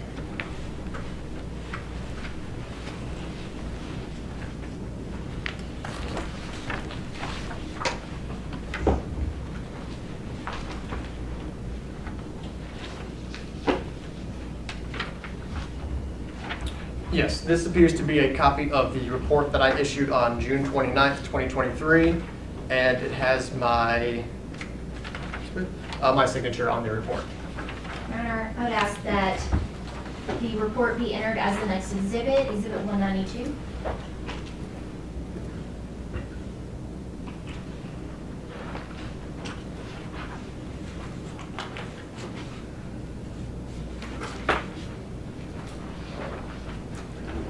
Your Honor, may I have permission to publish? Go ahead, please.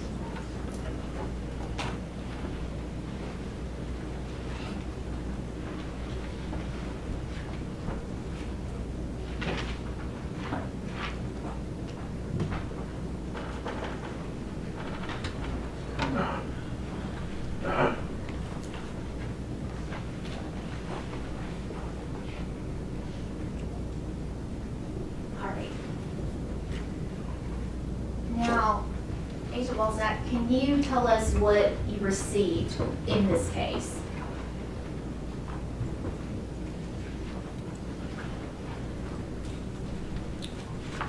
So anytime evidence is submitted to the lab, it comes in on a request for examination form that outlines what is submitted. And so upon receiving the evidence, I itemized each one, which you can see as the exhibits that are up there as 001-A through 006-H. And so would you like me to go through and read all of them? Yes, please. Okay. So Exhibit 1A, which was a blood standard from Danielle Hoyle. Exhibit 2A, which is a saliva standard from Brandon Isabelle. 3A is a swab from the shoe found in Brandon Isabelle's vehicle. 4A are shoes from 5061 Stacy Road. 5A is a sweatshirt from Brandon Isabelle. 6A is a white sock from Brandon Isabelle. 6B is a sock from Brandon Isabelle. 6C is a black sock from Brandon Isabelle. 6D, a black sock from Brandon Isabelle. 6E, a white t-shirt from Brandon Isabelle. 6F, black sweatpants from Brandon Isabelle. 6G, left croc shoe from Brandon Isabelle. And for 6H, a right croc shoe from Brandon Isabelle. Now, Agent, when you receive items for testing, does law enforcement give you what's called a statement of facts?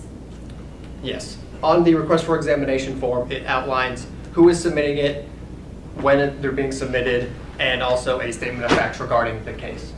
And does that statement of facts help guide your examination of the evidence? Yes, we use the statement of facts to help guide which testing would be most appropriate for that case.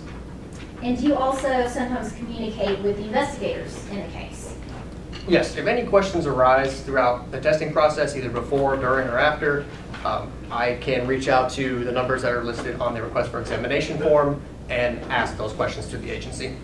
And did you consult with the investigators in this particular case? Yes, I did. I'm going to hand you an item that's previously been entered as Exhibit 66 and see if you recognize it.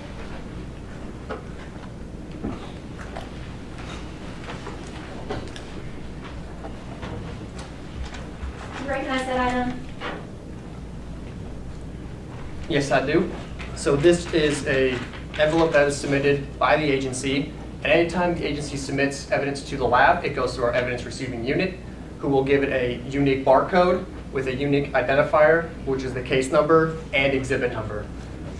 Once I retrieve that evidence from the evidence receiving unit, I will put my initials, which are right here. And then when I'm done testing the item, I put the TBI Crime Lab evidence tape at the bottom, which my initials are on. And is that the blood standard for Danielle Hoyle 1A? Yes, this is Exhibit 1A, the blood standard from Danielle Hoyle. And Agent, tell the jury, what do you do with that, or what did you do with the blood standard for Danielle Hoyle? The blood standard will go through the complete DNA analysis process to create a known DNA profile for that person. A known DNA profile is necessary because if I test any unknown evidence and I obtain the DNA profile, I can compare the known person's DNA to the unknown from the item and say whether that profile from the evidence is or is not that person. And were you able to get a DNA profile from Danielle Hoyle's blood spot? Yes, I was. Now, did you also receive a saliva standard from Brandon Isabelle? Yes, I did.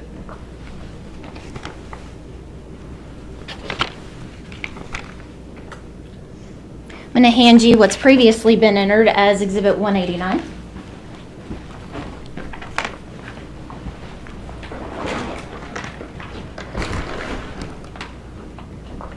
Do you recognize that item?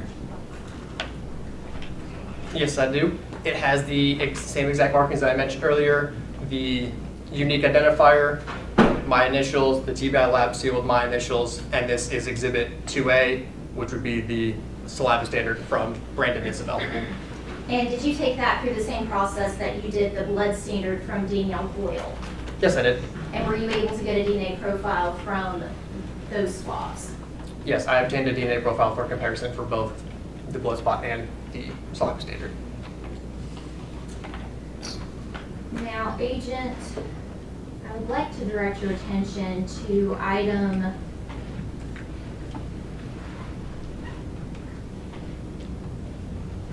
3A. What is that item? Item 3A is a swab from the shoe found in Brandon Isabelle's vehicle. I'm going to hand you what's previously been entered as Exhibit 190.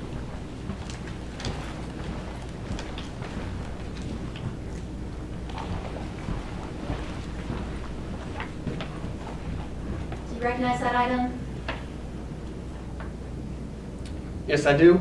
Again, it has the unique barcode with the unique identifier as Exhibit 3A, my initials and seal from where I worked it, and it is the swab from the shoe found in his vehicle. Now, Agent, can you walk us through the testing process you went through on item 3A, the swab from the shoe found in Brandon Isabelle's vehicle? Yes, so I received this item of evidence from the evidence receiving unit. I will document the packaging as it is, just describe what's there on paper. I'll open it up, do the same thing, describe what is inside, and then once I've completed my documentation, I will take the swab out and visually examine that. And an indicator that I'm looking for is a reddish brown stain. That is an indication that blood may be present. So once I determined that there was RBS present on the swab, I went through the blood testing that I would perform on samples that have RBS. And can you walk us through how do you test for blood? So if there's RBS on the swab, I will take the swab and rub it on a little piece of filter paper, and then I will add the first test we do. There are 2 chemicals that are added, and if the presence of blood, if there is blood present, the possibility of blood present, there will be 2 color changes. One will turn pink, one will turn a blue-green, and in this case, both chemicals turned blue-green and pink, which is an indication that blood is present. Now, Agent, do you normally take it through a second test to determine whether it's blood? Yes, the second test that is highlighted up there, where it says presumptive immunological testing for the presence of human hemoglobin, was not performed. That is a test that's kind of like an at-home COVID test or a pregnancy test, where if 2 lines show up, it is positive. If there's only 1 line, it is negative for that component. However, that is based on the amount of sample that is present on the swabs. And per my training and my experience with limited amounts of sample, I decided not to go through that process and then just take it through the DNA process instead of doing that immunological test.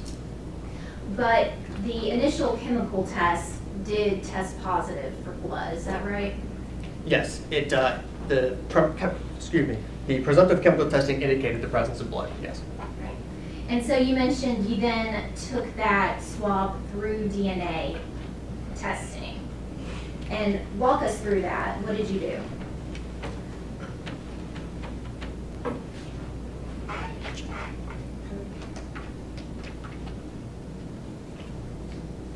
So there was only 1 swab submitted, and there was a little bit of RBS that I mentioned on the swab. And after performing that first chemical test, I cut a portion of that swab and took it through the DNA analysis process in hopes to generate a DNA profile. And were you able to generate a profile from 3A? Yes, I was. And what were your results? So up there under 3A, that second line, that talks about the DNA process and the DNA profile. So the DNA profile obtained matches Exhibit 1A, Danielle Hoyle. And did you determine that by comparing the DNA profile that you found on that swab to the standard for Danielle Hoyle? Yes, once I generated the DNA profile for Exhibit 3A, it was just at the time an unknown. And then once I compared it to the two standards that were present, the blood standard from Danielle Hoyle and the saliva standard from Brandon Isabelle, the profile from that swab matched Danielle Hoyle, and Brandon Isabelle was excluded as being a contributor to that profile. And is there a statistic associated with your results? Yes. I'm just going to read my statement here. The probability of randomly selecting an unrelated individual who would be included as a contributor of the DNA profile is 1 in a number greater than the world population for the African American, Caucasian, and Southwestern Hispanic populations. Now, you have an additional statement here. In addition, it starts with an additional allele was obtained. Can you explain to the jury what that means? So an additional allele is talking about the DNA profile. So a DNA profile looks like a series of peaks, kind of like a heart rate monitor. It has a couple of peaks. And each one of those peaks is what we call a piece of information. And so at that marker where it says at the Y indel marker, that is a male sex determining marker. So a female profile will not have that. A male profile will. However, in this profile, there was only one extra piece of information that was present, and it happened to be at that Y indel marker, which I indicate is from the presence of at least one male. And due to that limited information, interpretation of this additional allele is inconclusive for comparison purposes, which just means I can't do anything with that one little bit of information. I can't say anything about that other than that it's present. Now, did you also take 6A through DNA analysis? Yes, 6A was the white sock from Brandon Isabelle. I'm going to hand you what's previously been entered as elective Exhibit 188.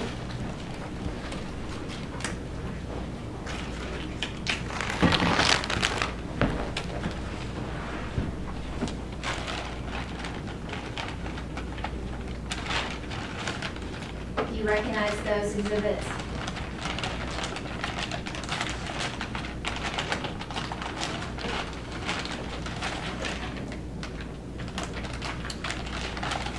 Yes, these are the brown paper bags that were submitted as Exhibit 6 as a whole. There's multiple of these brown paper bags in Exhibit 6, and then each one of these brown paper bags got its own exhibit number. So this one here says left Nike sock, right Nike sock, and I have my initials and the case number and whatever exhibit this was. Here's the case number for this case, 006-A, which is the left sock. That is listed here, and then this is 6B, the right sock. And I did not do any testing on the 6B, as there are no cuts or any sort of evidence tape where I would have marked where I entered the package, except for on 6A here, there is the additional seal that has my initials on it, where I had entered and actually tested the item that was in this bag.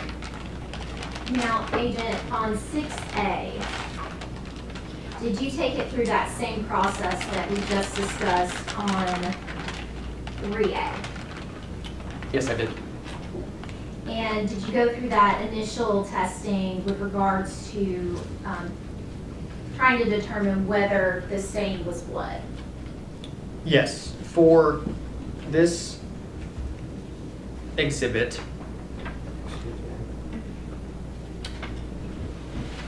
so this was a sock that was submitted, and once I had taken the sock out of the bag, I visually examined it and looked at it to see if there was any of that reddish brown staining that I had seen earlier on the swab, and there was indication of RBS on the sock.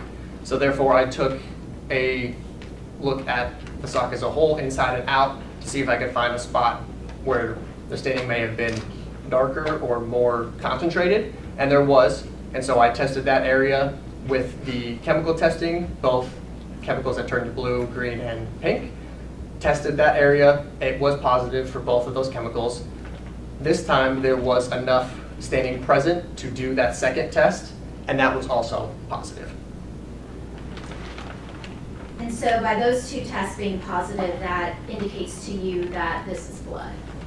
It's a good indication that blood is present, yes. Would you open that package, Agent?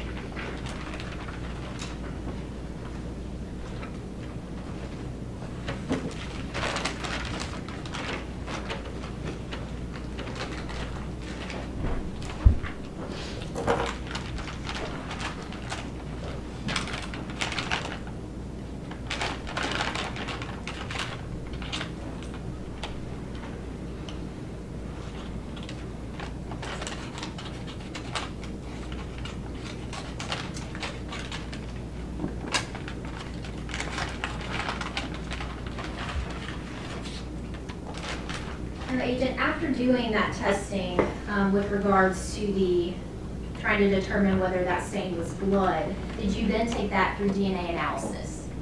Yes, I did. And can you describe that process for the jury with regards to the sock? Yeah, so this is the sock that I had obtained, and the staining that you can see, the yellowish staining and the brown staining kind of along the backside of this as well. That was the indication that I got when I first received the sock, that there may be a possibility of blood being present on the sock. So when I tested, so there is a hole that's right here on the sock. That is the area that I had tested for the presence of blood and for that immunological test, where both were present from that area. And with the sizable hole that is there, I took a big enough cutting from there to take forward through that DNA analysis process. And once I took it through the process, I took it through all 4 steps, and I did generate a DNA profile from this area on the sock. And what were your results? So I called this stain number 1, referring to that specific area. And so I mentioned that the presumptive chemical testing indicated the presence of blood. The presumptive immunological testing indicated the presence of human hemoglobin, which is a component of human blood. And the DNA profile that I obtained is consistent with a mixture of at least 2 individuals, including at least 1 male. The major contributor is consistent with Exhibit 1A, Danielle Hoyle. And Exhibit 2A, Brandon Isabelle, is excluded as a contributor to the major profile. And due to the limited minor contributor profile, the minor is inconclusive for comparison purposes.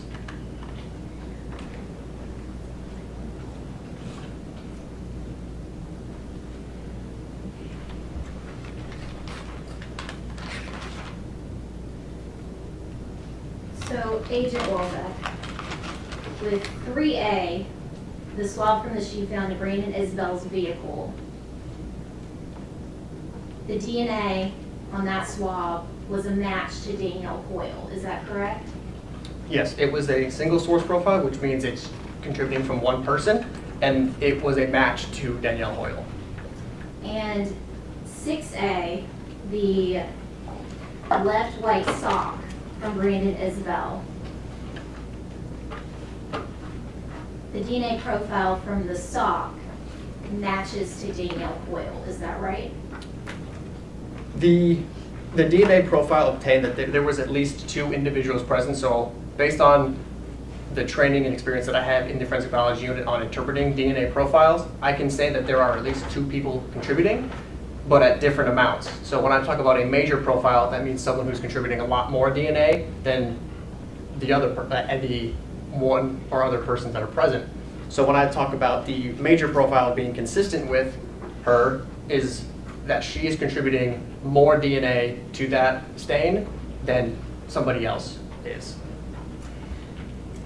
Agent, when you're doing DNA analysis, what kinds of things produce a more robust sample? bodily fluids do contain more DNA, so that'd be like blood, semen, saliva. They do contain more DNA than just like going ahead and touching something and leaving a couple of skin cells behind. The actual bodily fluid is what contains the most amount of DNA.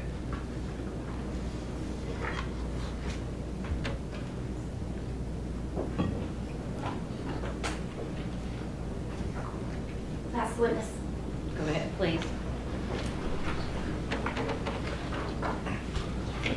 Special Agent Walczak, who decides what to send you to test? That would be up to the submitting agency. So in this case, the Memphis Police Department is the one who filled out the request for examination form with the items of evidence that are being submitted. So I go by what the agency has submitted. So you don't just out of the blue reach down to Memphis and say, I want to see these specimens, get samples from this particular clothing. They come to you and send you particular evidence to test. Yes, they will have a case and they will request DNA testing or serology testing on items of evidence for their case, and then they specify what items they want for each discipline within the lab, if it's applicable. Was any forensic evidence sent to you on Artesia Stewart? There were no items of evidence from that individual. No blood, no swabs, no clothing? No, there was no evidence of her. No other questions, thank you. Any redirect from the state? Just very briefly, Agent Walczak, all of the exhibits, 3A, 1A, 2A, 3A, and 6A, did those arrive to TBI in a sealed condition? Yes, all the evidence that was submitted was sealed. That is one of the precautions that our evidence receiving unit takes to ensure that their evidence is intact. If it comes in unsealed, the evidence will have to be sealed prior to submittal. That's all I have, thank you. Any recall? No other questions? Thank you, sir. You may sit down.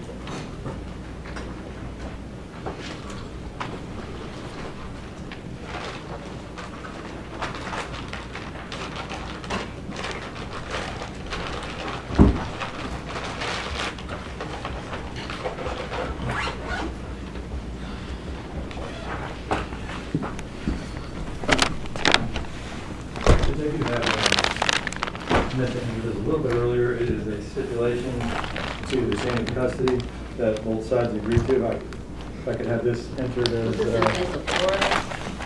yes, Your Honor. We have this marked as exhibit number 193. Thank you.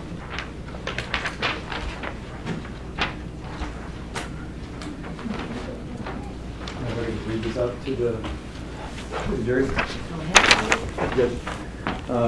Comes now to the state of Tennessee and the counsel for the defendant, both of whom agreed to stipulate that on June 30, 2022, criminalist Lindsay Flores of the Memphis Police Department retrieved Adidas swabs from the Adidas slides, white socks, and the defendant's buckle swab from the Memphis Police Department's property and evidence room at 201 Poplar. She also retrieved the blood spot of Danielle Hoyle from the property and evidence room. All of these items were properly sealed and delivered by Ms. Flores to the Tennessee Bureau of Investigation for DNA testing. That is signed by counsel for both sides. all counsel from all sides. Yes, ma'am. Yes, Your Honor, Thank you. and including Mr. Isabelle. Thank you. Your Honor, ladies and gentlemen of the jury, the state rests its case in chief at this time. Members of the jury, we have a matter we need to take up outside of your presence. I'll be with you in a minute. You're not to discuss anything. You are not deliberating. And we'll figure out how the rest of this day is about to look, okay? Excuse me, the notebook.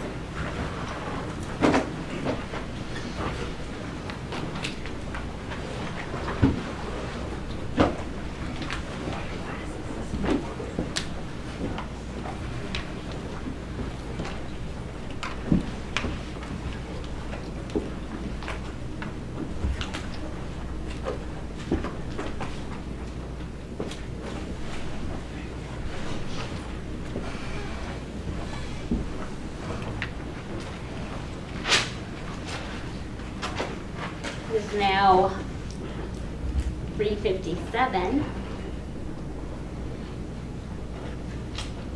Are there any motions at this time?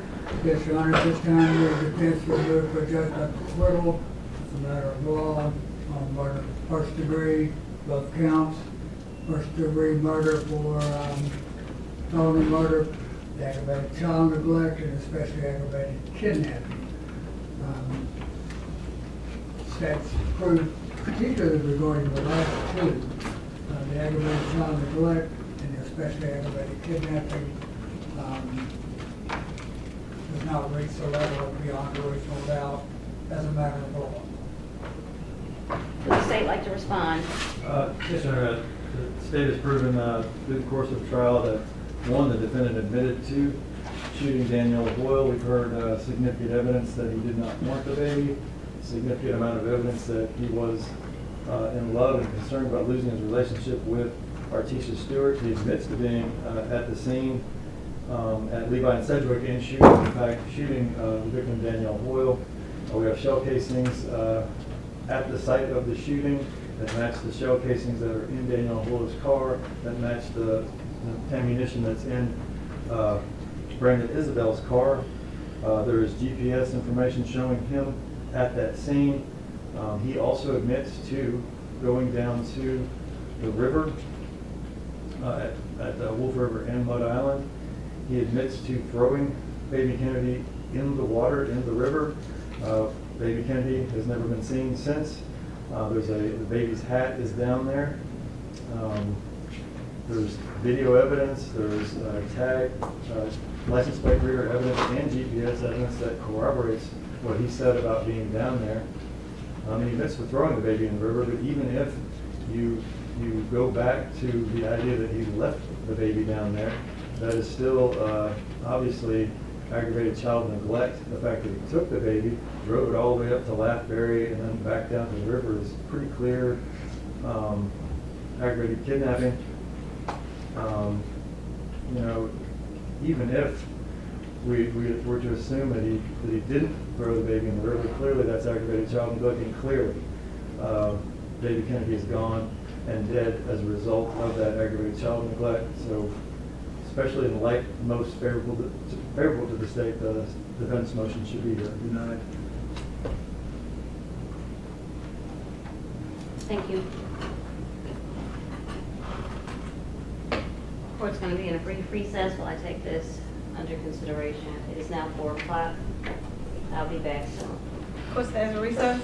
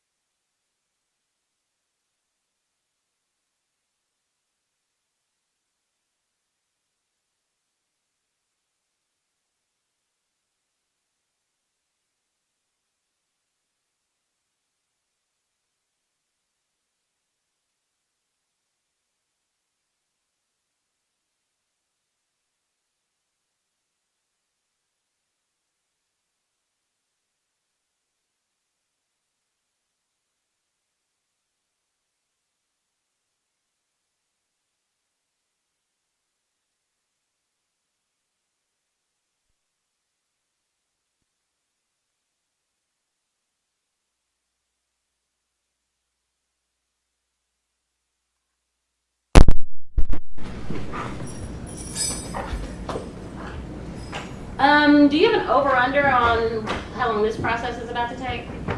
The direct, I would guess 45 minutes. Okay. Cross, maybe 30 minutes? Maybe? Okay, I Maybe know not that that long. food reservations and whatnot. Okay. And I don't know whether or not I should ask Deputy Moore to order in or push them off. I just want to be prepared. So right now, I'm prepared to rule on the motion for judgment of acquittal. And then I don't know if you want to go straight into defense proof. Do we need to momentize? We can deal with that tomorrow. Why can't we deal with it today? Because he would need to have heard all of the proof Huh? to give the most informed decision. But we can pre-momentize him. I would ask that just to make sure that we get Mr. Neuschatz on today. That's not what I'm saying. Understand my question.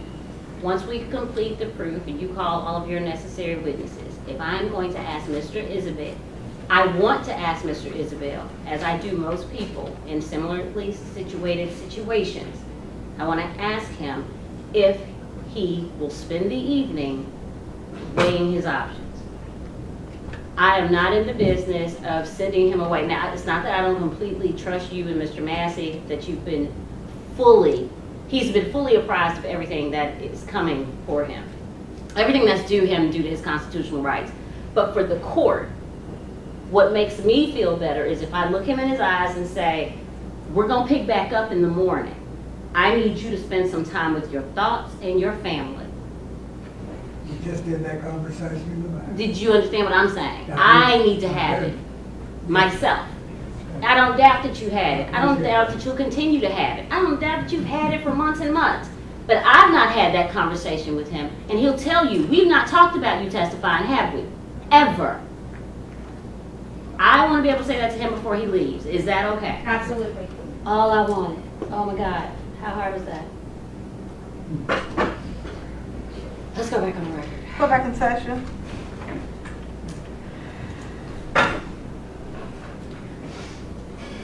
Mr. Massey, on behalf of Mr. Isabelle, has asked for a motion for judgment of acquittal.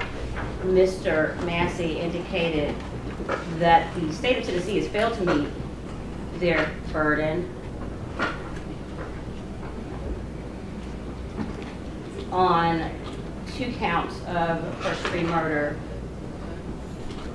1 murder and perpetration of a felony, aggravated child abuse under the age of 6, and especially aggravated kidnapping. When viewing the evidence in the light most favorable to the state, I am hard-pressed to agree with Mr. Massey. What we have and what the state reiterated over the course of the last few days, there have been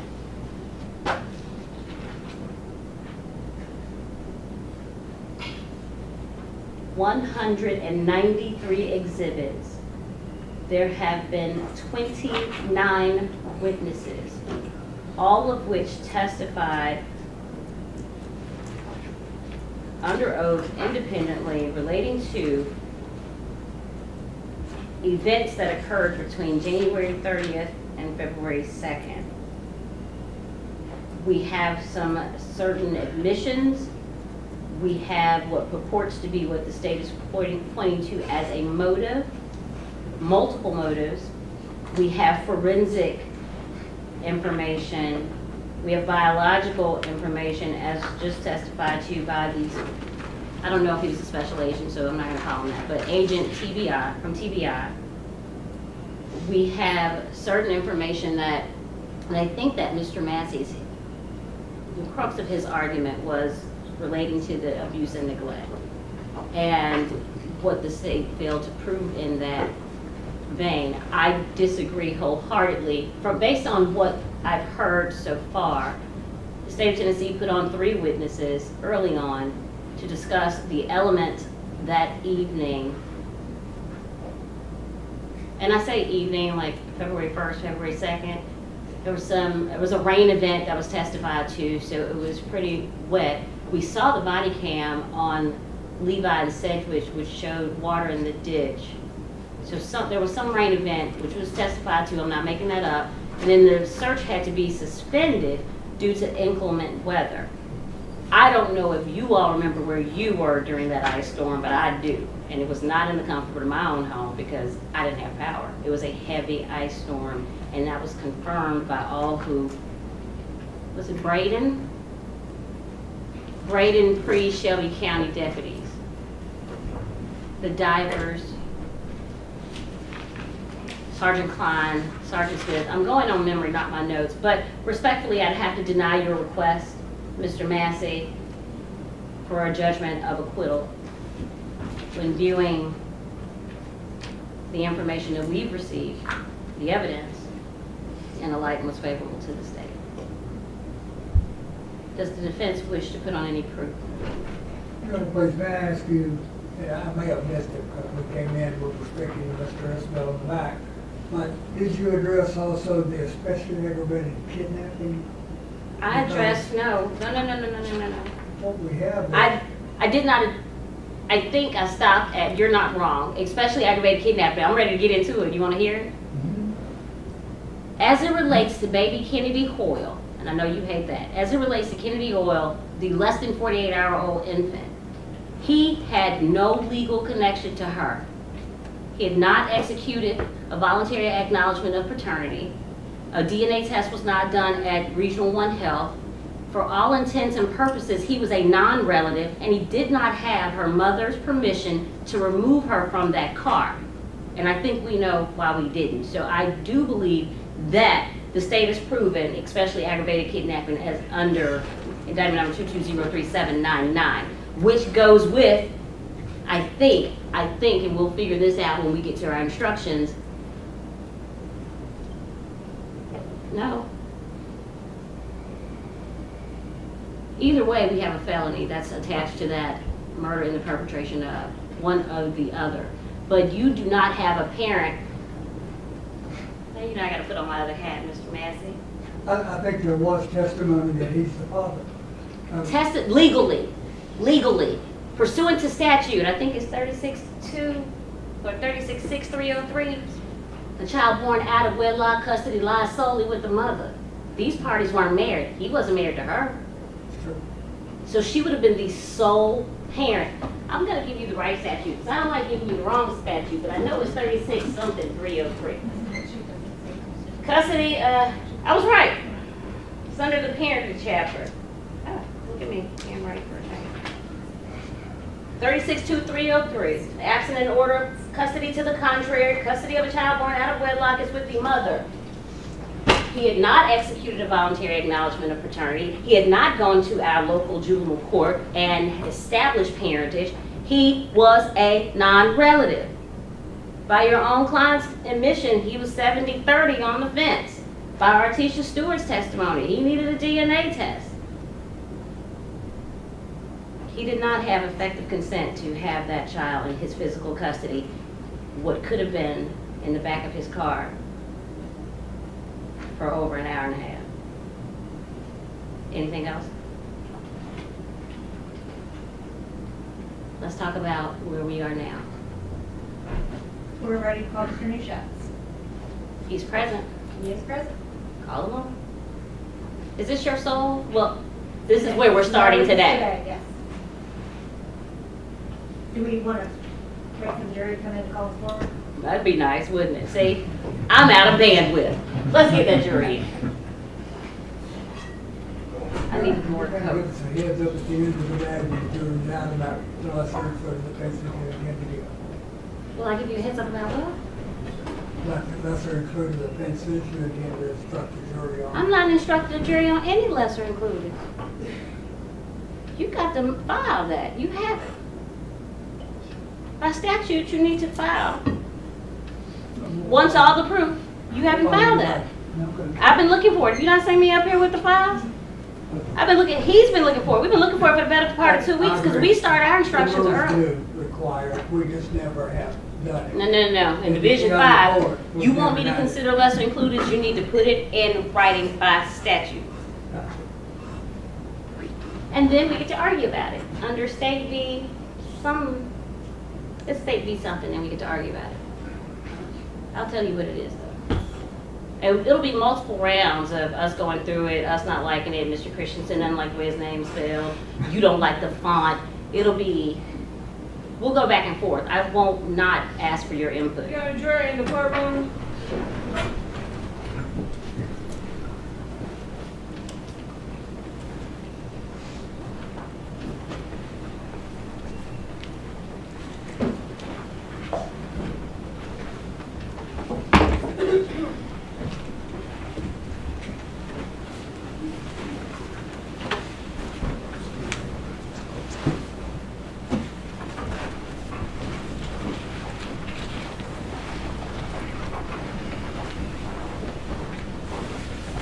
Welcome back. Do we have fresh coffee? Oh, do you need fresh coffee? Because I don't know how to make it. Can you help? Okay, we're gonna get you some. The defense is now prepared to present their case. Is that correct? Yes, Your Honor. Go ahead, please. The defense would call Mr. Jeffrey Neuschatz. Mr. Neuschatz, come forward. Come forward, watch your step. Stand right here, face your arm, raise your right hand. Do you swear or affirm to tell the truth? I do, sir. Go ahead, please. Thank Have you, a Your seat. Can you please state and spell your name? Jeffrey Neuschatz, Jeffrey Neuschatz.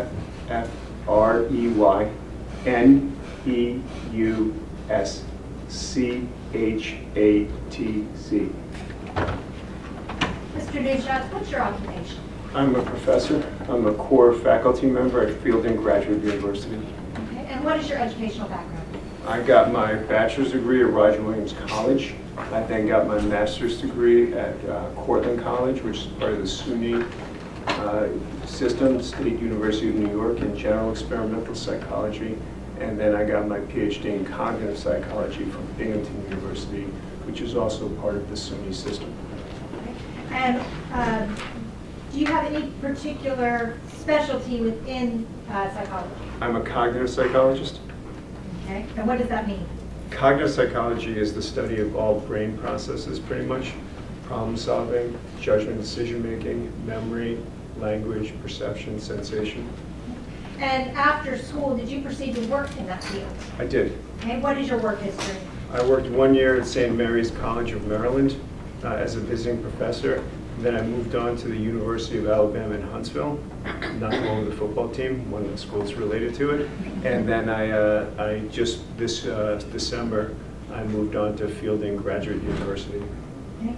And have you conducted any research or have you taught in this particular field? I have. And how long have you followed research in this field? I've been doing research in this field for 30 years, 35 years maybe. Since I got my master's degree, I've been following confession since about 2007 when I started doing the research on it, which is about 18 years. Okay. Have you also been teaching in this field? I have. Okay, and what do you teach? I teach all the experimental classes. This semester I'm teaching research methods and forensic psychology, but I've taught all introductory psychology, sensation perception, cognition, psychology and law, most of the experimental classes. Okay, and what do you do to follow the research? I follow the research in 2 ways. I read the literature, or 3 ways. I conduct research, and I follow the DNA exonerations. Okay. Have you contributed to scholarship regarding this? I have. In what way? I've published articles, written chapters. Are you currently engaged in research in the field of false confessions? I am. Okay. And do you research that separate and independent of this litigation? Yes, I do. Your Honor, if I may pass forward the document.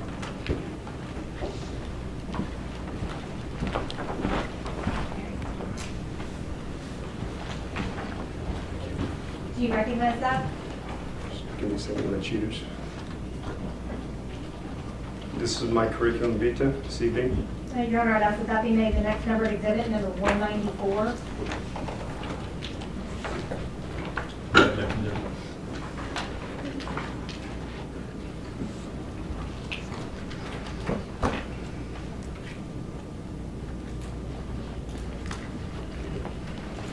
Mr. Neuschatz, how many papers approximately have you written in this topic? Including books and chapters? Yes. About 70 I would say. And do all of those or most of those involve the topic of confessions? No, I've done a lot of research on eyewitness identification as well. I would say 25 probably on the area of confessions. And the writings that you have done regarding false confessions, have those been peer reviewed? Some of them have been, yes. Okay. And what does that mean to be peer reviewed? So in my field, the gold standard is having journal articles, peer-reviewed journal articles. So what you do is once I conduct an experiment and write it up, I send it out to a journal, and the journal sends it out to people in the field like me who do the same research. So they evaluate the research and make a recommendation if it should be accepted for publication, revised, or rejected, and then the editor will make a decision. And it's peer-reviewed because they're my peers. They're the people that I would see at conferences who do the same research that I do. And have your publications been accepted to actually be published in the periodicals? Yes, Have you presented at any conferences? I have. Okay. How many times? I couldn't count at this point. I've presented nationally, regionally, and internationally in conferences. Have you previously been accepted by courts as an expert to testify in legal proceedings? I have. Approximately how many times? Over 100. And is that in the area of false confessions or false confessions and eyewitness identification? Mostly in eyewitness identification. I just recently started doing the false confession, but most of those are in eyewitness identification, but some are in confessions. Okay. Have you specifically been accepted as an expert in false confession cases? I have. Your Honor, at this time, I would like to qualify Mr. Jeffrey Neuschatz as an expert in confessions. No objection, Go ahead, please. Mr. Neuschatz, explain one more time what cognitive psychology is and why it's a science. Cognitive psychology is the study of things going on in the brain: memory, judgment, decision-making, perception, sensation, problem-solving. And it's a science because we use the scientific method in order to find causal effects. How old is it as a science? I think the first research that was done on it was probably done in the late 1800s, but I think it became a formal science in the 1960s when a book was written called Cognitive Psychology. How does cognitive psychology relate to interrogations and confessions? At some point during an interrogation, the person has to make a decision, judgment decision, or decide what they're going to do. Are they going to confess? Are they going to stick to their denials of what they're going to do? That's a cognitive process. And is the research in this field generally accepted within the scientific community? It is. And how do people within your field of the study the issue of interrogations and confessions? They study in three ways.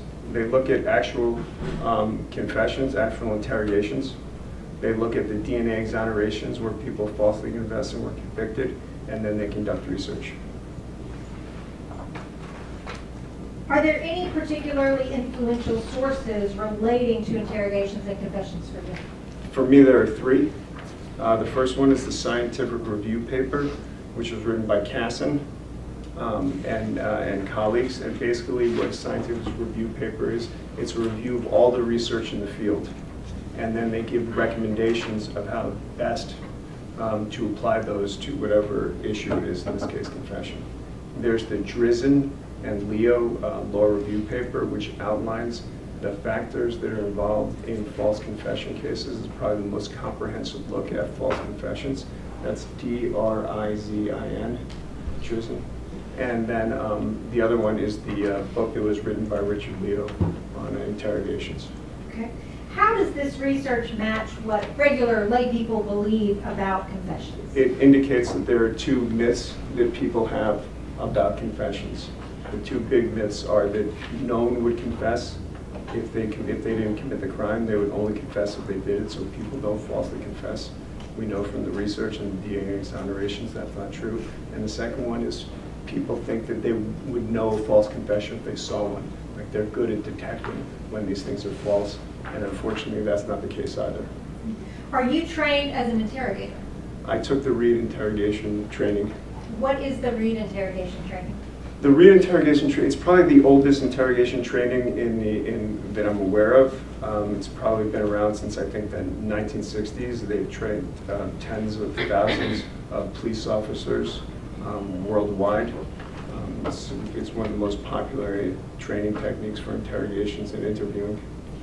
In this case, did it surprise you to learn that neither of the lead investigators had any specialized training in interviewing people? It did a little bit, yes.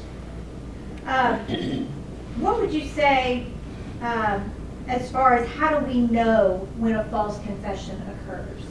There's really no way to know unless there is physical evidence, right? If it matches the evidence, the way in which you can tell give you some semblance if a confession is true is if the person has guilty knowledge.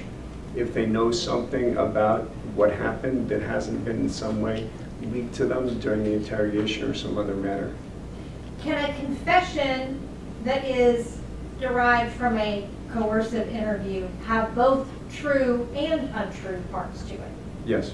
Okay, so when you talk about a false confession, it doesn't necessarily mean that absolutely everything is untrue. No, usually it's not. Usually when you see these things, the confessions match what's going on in the case for a variety of reasons. And when you look at the false confessions, generally they all contain information, details about the who, what, when, and why of the case. Tell me, what is a classification error? So Richard Leo has a classification system of how false confessions occur, and they involve three types of errors that are made during the process: a classification error, contamination error, and a coercion error. So the classification error is when I wrongly think that the person who I'm interrogating committed the crime, and I start asking questions along those lines. The other error, the contamination error, is when I leak in information about what happened so that the person's confession matches the facts of the crime. You know, they may show them, in some cases, they may show them like crime scene photos or autopsy reports so you can see what happened, and then the person knows what they're looking for in the interrogation. And finally is the coercion error, and the coercion error is when they get them to write out the confession and sign it. Can you tell us about the major risk factors for a false confession? There are two major risk factors for false confession. One is called our personal risk factors, and the other are situational risk factors. Personal risk factors are things that reside in the person. There are ones that are temporary, and there are ones that are more stable. So stable ones are things like youth, being mentally or intellectually disabled, psychological problems, things like that. Ones that are more temporary are things like being drunk, being in pain, being tired, being fatigued. Those are more temporary personal risk factors. Situational risk factors are the tactics that are used by the police to extract the interrogation from you, or the confession, I should say. Now, regarding individual risk factors, those things like youth and fatigue that you just listed, why would those pose a greater risk for a false confession? So we know that they do because I mentioned the Leo and the Drizzt and Leo paper. They looked at 120 false confessions, and the people who were in there were people who were mentally disabled, who were overrepresented, and people who were young, below the age of 25 were more likely. And the reason they do it is because they don't have the cognitive sophistication to understand the consequences of what they're going to do. So because of that and not understanding, they want to agree with authority and get out of the situation. So it puts them at risk for confession. Tell me how, let's switch gears just a little bit, tell me about how interrogators are trained. They're trained in a number of ways. The one I'm most familiar with is the Reed training technique. And in that way, they're trained. It's a 9-step process. They have their own behavior analysis interview. They're trained to start off with, let me just back up, they make a distinction between an interrogation and an interview. An interview is a non-accusatory fact-finding question and answer thing. So if a person after the interview thinks, the police officer thinks they did it, they move to the interrogation, which is more confrontational and accusatory, and starts with a positive confrontation: you committed the crime. and they do this thing called theme building. And what theme building is you build a theme to give the person and justification and a rationalization to confess.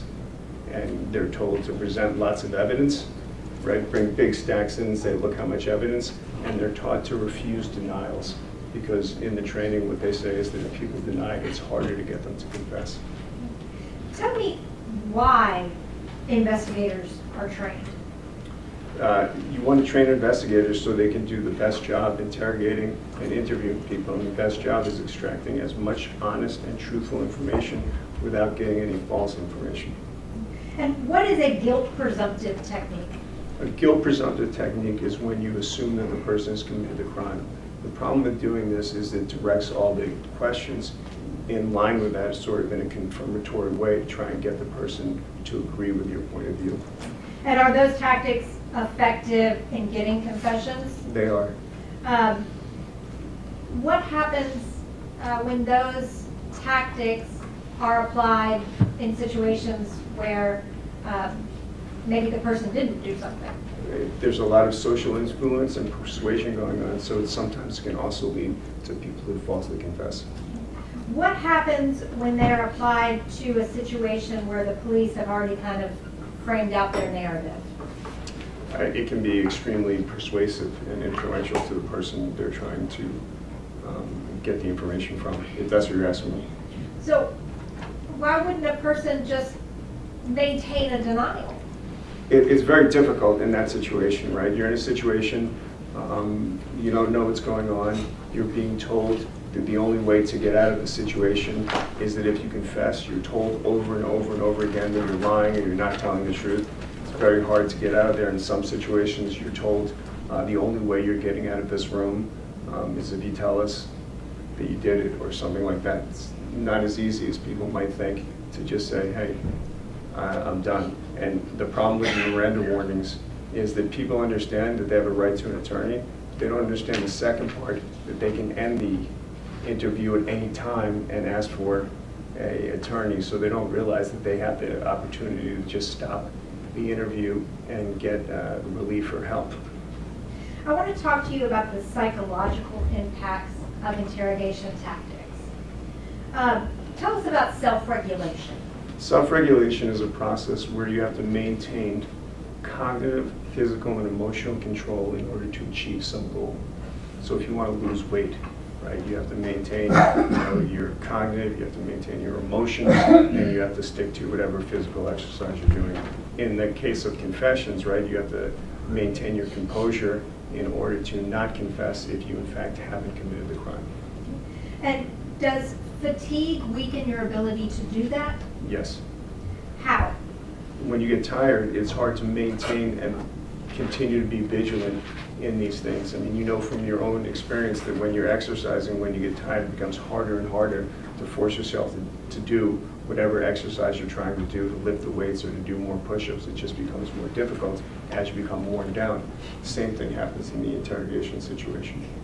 What happens when a person kind of comes to the conclusion that what they are saying will not be accepted by the interviewer? Two things can happen. One is if they understand their rights and they exercise them, they can end the interrogation and say, look, I want a lawyer now.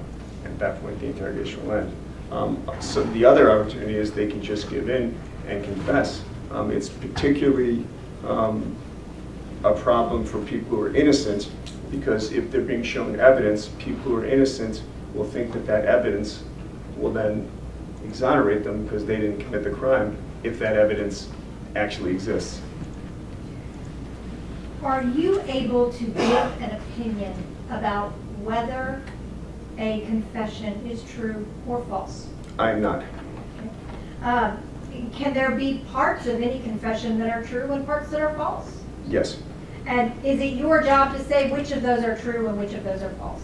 It is not. Can both the true parts and the false parts be a product of coercive tactics? Yes. But sometimes you have a very detailed confession that you're dealing with. Doesn't detail show truth? Unfortunately not. So that when they've looked at the first DNA exonerations of false confessions. When they look at the actual confessions, most of them have in them, 95% have in them something about the who, what, when, and where of the crime, as well as oftentimes they have an apology in them as well. And these are documented false confessions because they've been exonerated through DNA. Now, I'd like to direct your attention specifically to Mr. Isabelle now, okay? Did you have an opportunity to review the interrogation in Mr. Isabelle's case? I did. You mentioned the Reed technique earlier. Is that thought to be a coercive technique? In the psychological literature, it is thought to be one of the coercive techniques, yes. Did you believe the Reed technique was being utilized here? Yes. Okay. Even though they haven't been specifically trained on it? Yes. So, even with the Reed technique, well, and let me back up just a second. Can you tell the jury a little bit about the Reed technique?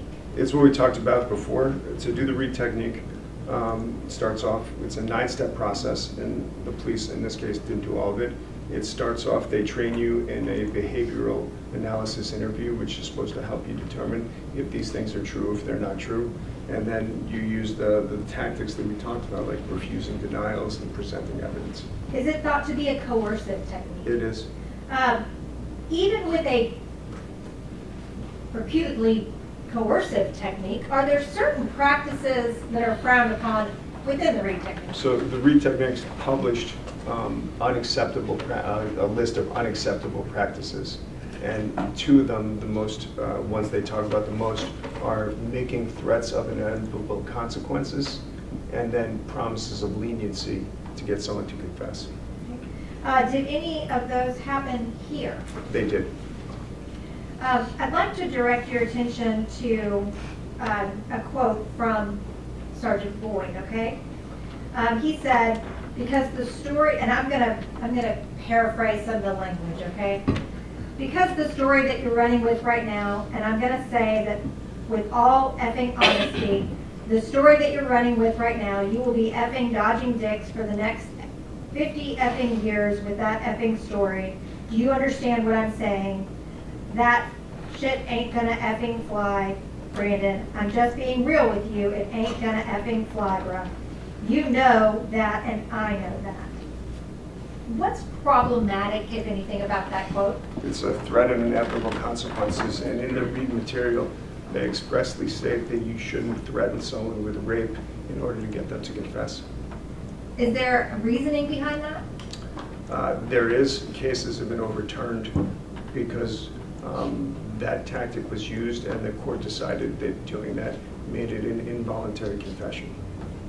Are there any examples that you saw regarding promises of leniency?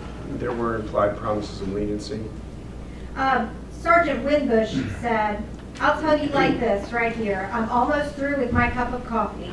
When I'm through with my cup of coffee, I'm going to get up and walk out of this room. If you ain't came off of it, I'm leaving. I'm going to leave. You got to face the music on this. This is the only time I'm offering help. This is it. Would you consider that a promise of leniency? It's an implied promise of leniency. What help is he going to be offering and providing for Brandon other than some relief in his situation? And then Sergeant Boyd said, the only thing that's going to save you right now is telling the effing truth. That's it. It ain't no effing way around it, Brandon. What happened to Danielle? Tell the effing truth. Was there a promise of leniency in there? The Savior. This is if he confesses that in some way it's going to save him. Sergeant Boyd said, listen, Brandon, listen, I want you to understand this, okay? You're not a monster, okay? What's done is done, okay? Right now, you have to. You have to talk to me, okay? You understand what I'm saying? All right. I'm not here to hurt you, all right? I'm going to tell you what you need. What you need to save your effing self, okay? You have to lay everything out, because anything short of that, the evidence is going to paint you like an effing monster.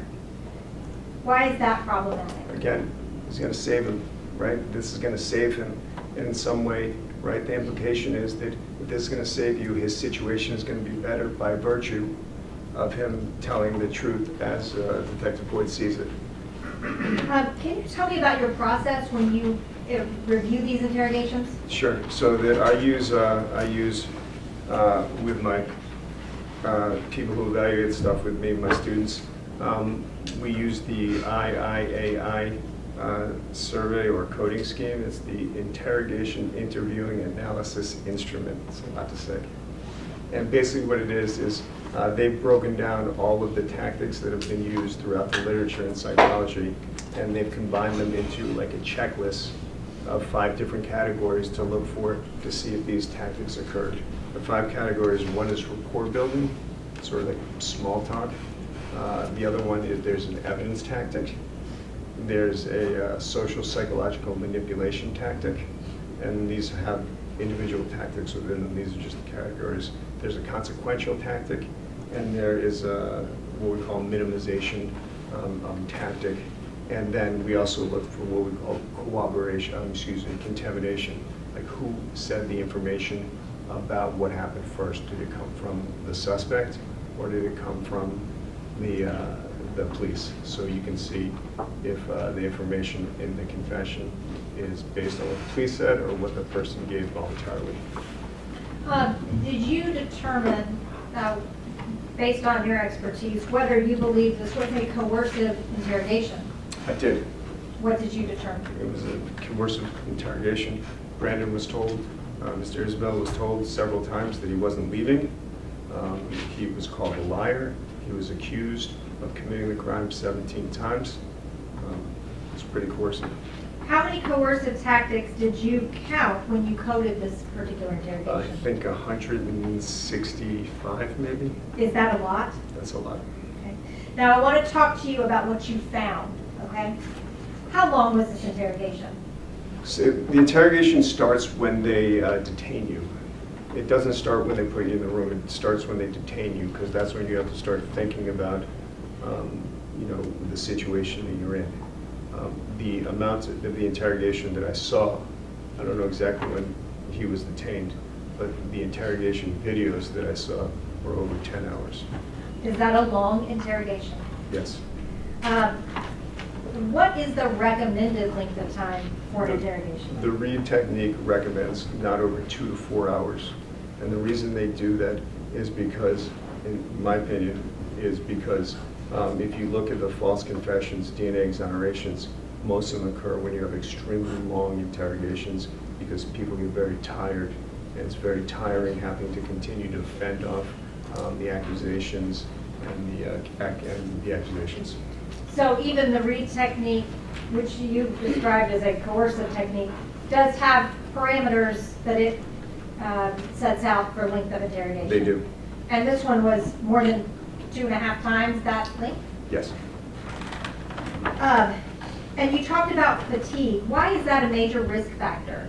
Because as you become worn down and fatigued, it's hard to maintain self-regulation. So it's harder and harder to sort of maintain cognitive and emotional and physical control.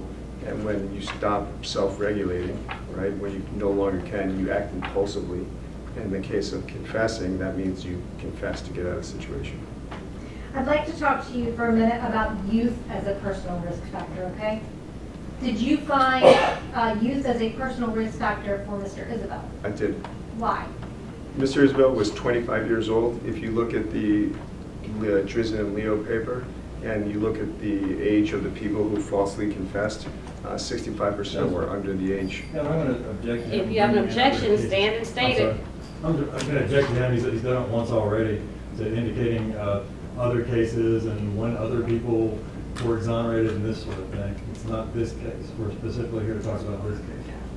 Your Honor, this is part of the information that he's relied upon in developing his testimony and his expertise. I don't know what these other cases entail. I don't know if these other cases are similar in what we are dealing with Mr. Isabelle, and I would much rather hear about cases that are similar to what we're dealing with here, given the nature of these offenses. I don't know if he's saying the cases we've seen in thefts, burglaries. That's not what we're dealing with here. I don't disagree with I believe he was testifying about data on which he relies in making his expert opinions regarding false confessions. The expert, I'm sorry, Judge, if I could respond to that, the expert opinion here would have to do with this particular case, not other cases. Sustained. Did you consider youth to be a personal risk factor for Mr. Isabelle? I did. Okay. And that's because he was 25? Correct. Now, I want to talk to you about physical comforts that you were able to view in the video. Did you find any risk factors regarding his physical comfort? Yes. What were those? That he indicated before the interrogation started that he was in some pain because of the tightness of the handcuffs. Okay. Did you notice anything about whether he appeared to be overly hot or overly cold? He seemed to be cold.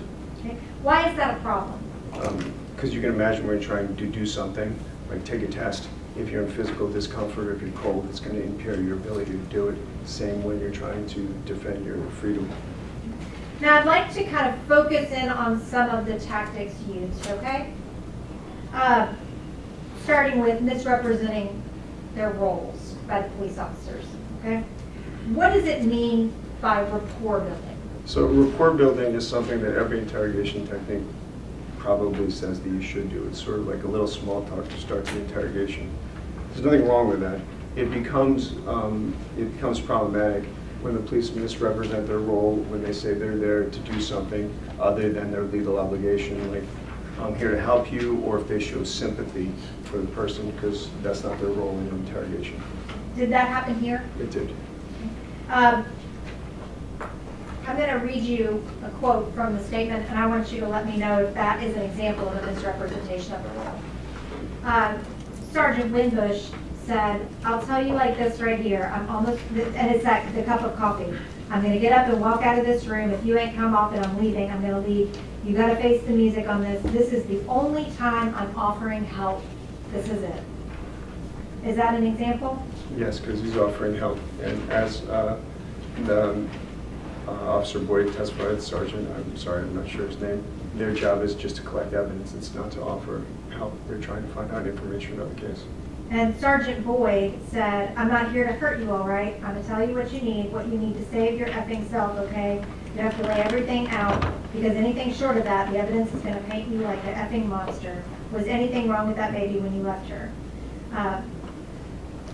Was that misrepresentation of his role? Yes, he's not there to to advise Mr. Isabelle about what's best for him. And why is that problematic? Because it builds a false sense of trust and sort of indicates that Mr. Isabelle, it would be in his interest to do these things. I want to read you a quote from the interview and tell me whether or not is an example of showing sympathy, okay? Sergeant Boyd said, right, that's understandable, man. I mean, we get it. We know that you're going through a tough time right now. You know, your newborn kid is gone, and you know, you don't know where your baby mama is at. We get it, okay? So I understand you being nervous. And then the second one, Brandon, look, I've been in your position, so I understand, okay? Are those two examples of Sergeant Boyd utilizing sympathy? Yes. And why is that problematic? Because when you show sympathy with people, it makes it easier to persuade them and for them to believe you because it builds a sense of trust with them. I want to talk to you about the evidence, okay? Yep. What is an evidence tactic? There are three evidence tactics. They are presenting a lot of evidence so the person thinks that any sort of offer of denial will be rejected. The other one is called the false evidence ploy, which is when you say that you have evidence that doesn't exist, like you say, why is your face on that camera, when in fact it doesn't exist. And the third one is called evidence bait or the evidence bluff. And that's when you say we don't have the evidence, but we're going to get it. And when we get it, you're going to be in a lot of trouble because it's going to show that you're the person. Were any of those evidence tactics used here? I believe they all were.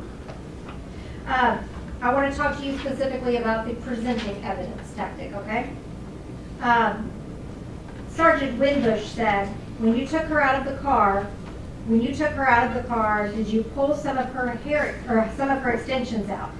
Yeah, you did. They was on the ground. Is that an example of presenting evidence to him? Yes, they're telling him they have this evidence. What evidence were they telling him that they had? Hair extensions on the ground. And later on the river, one of the officers said, we've already looked at that, referring to some camera footage, and that's why we're asking you over and over, okay? Was that an example of presenting evidence? If the camera evidence exists, then yes. If the camera evidence doesn't exist, it's the false evidence ploy. And why is that a problem? Because in those situations, in the literature, people are more likely to confess when you do those things. Is it also a source of contamination to the rest of the interview? It is, because you're telling them, especially the hair, like you're telling him what to put in, right? That's the evidence that he should be including in his confession. Why is that a problem? Because you want the evidence to come from the person rather than the police. And what happens is the only way to tell if a confession, or one way to tell if it's true, is if he has guilty knowledge. Well, if that guilty knowledge comes from a source other than him, there's no way to know if he actually had it or he just picked it up during the interrogation. I'd like to talk to you about the evidence baiting, okay? When Sergeant Winbush said, so when we get this gun, it hasn't been fired. Is that an example of evidence baiting? Yes, because they're talking about evidence they don't have yet, but they're going to retrieve. And Sergeant Winbush said, she met you at MAPCO, so when I go up to this MAPCO, I'm going to see you and her out there on the parking lot. Right. Evidence bluff, blade, because they don't have that evidence yet. Sergeant Boyd said, because look, Brock, I really wasn't bullshitting you. That area really is monitored. To the extent that they don't have at that monitoring when they're talking to him, that is the evidence base. And that last one was actually also an evidence bluff, wasn't it? They didn't actually have any of Well, that. then it's not evidence bluff, then it's the false evidence ploy. If they're talking about evidence that doesn't exist, then it's the false evidence ploy. And what's the problem with using evidence baiting? That in the lab, it gets people to falsely confess when they think the evidence exists, even if it doesn't. I want to talk to you about challenging contradictions, okay? What is a challenging contradiction? What is that? When you tell the person that their story doesn't make any sense, it's problematic because the implication is that they need to change their story to make one that fits more with what the interviewer thinks they're asking about.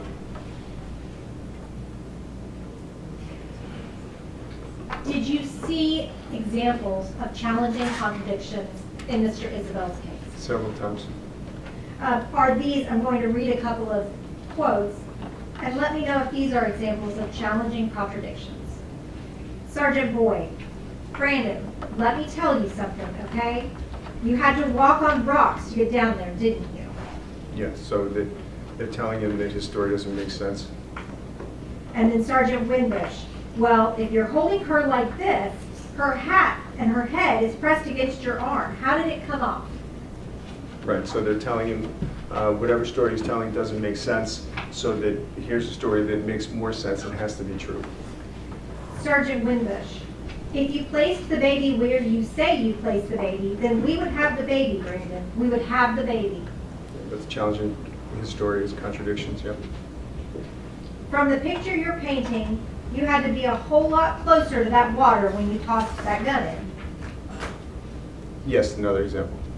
Why is that a problematic tactic? Because what you're telling the person is whatever story they're saying is not going to be accepted. Come up with a different story, one that fits the narrative that we think fits the evidence. Now, I want to move from that into psychological manipulation, okay? What is social and psychological manipulation? So social and psychological manipulation is when you're trying to increase the person's guilt. And I don't mean a legal sense, I mean, their guilt that they're carrying with them. Sort of like either shaming them, making them feel bad, making them think that people will think better of them, like their parents or the community, if they stand up and confess to the crimes. Did you see examples of psychological manipulation in this interrogation? Yes.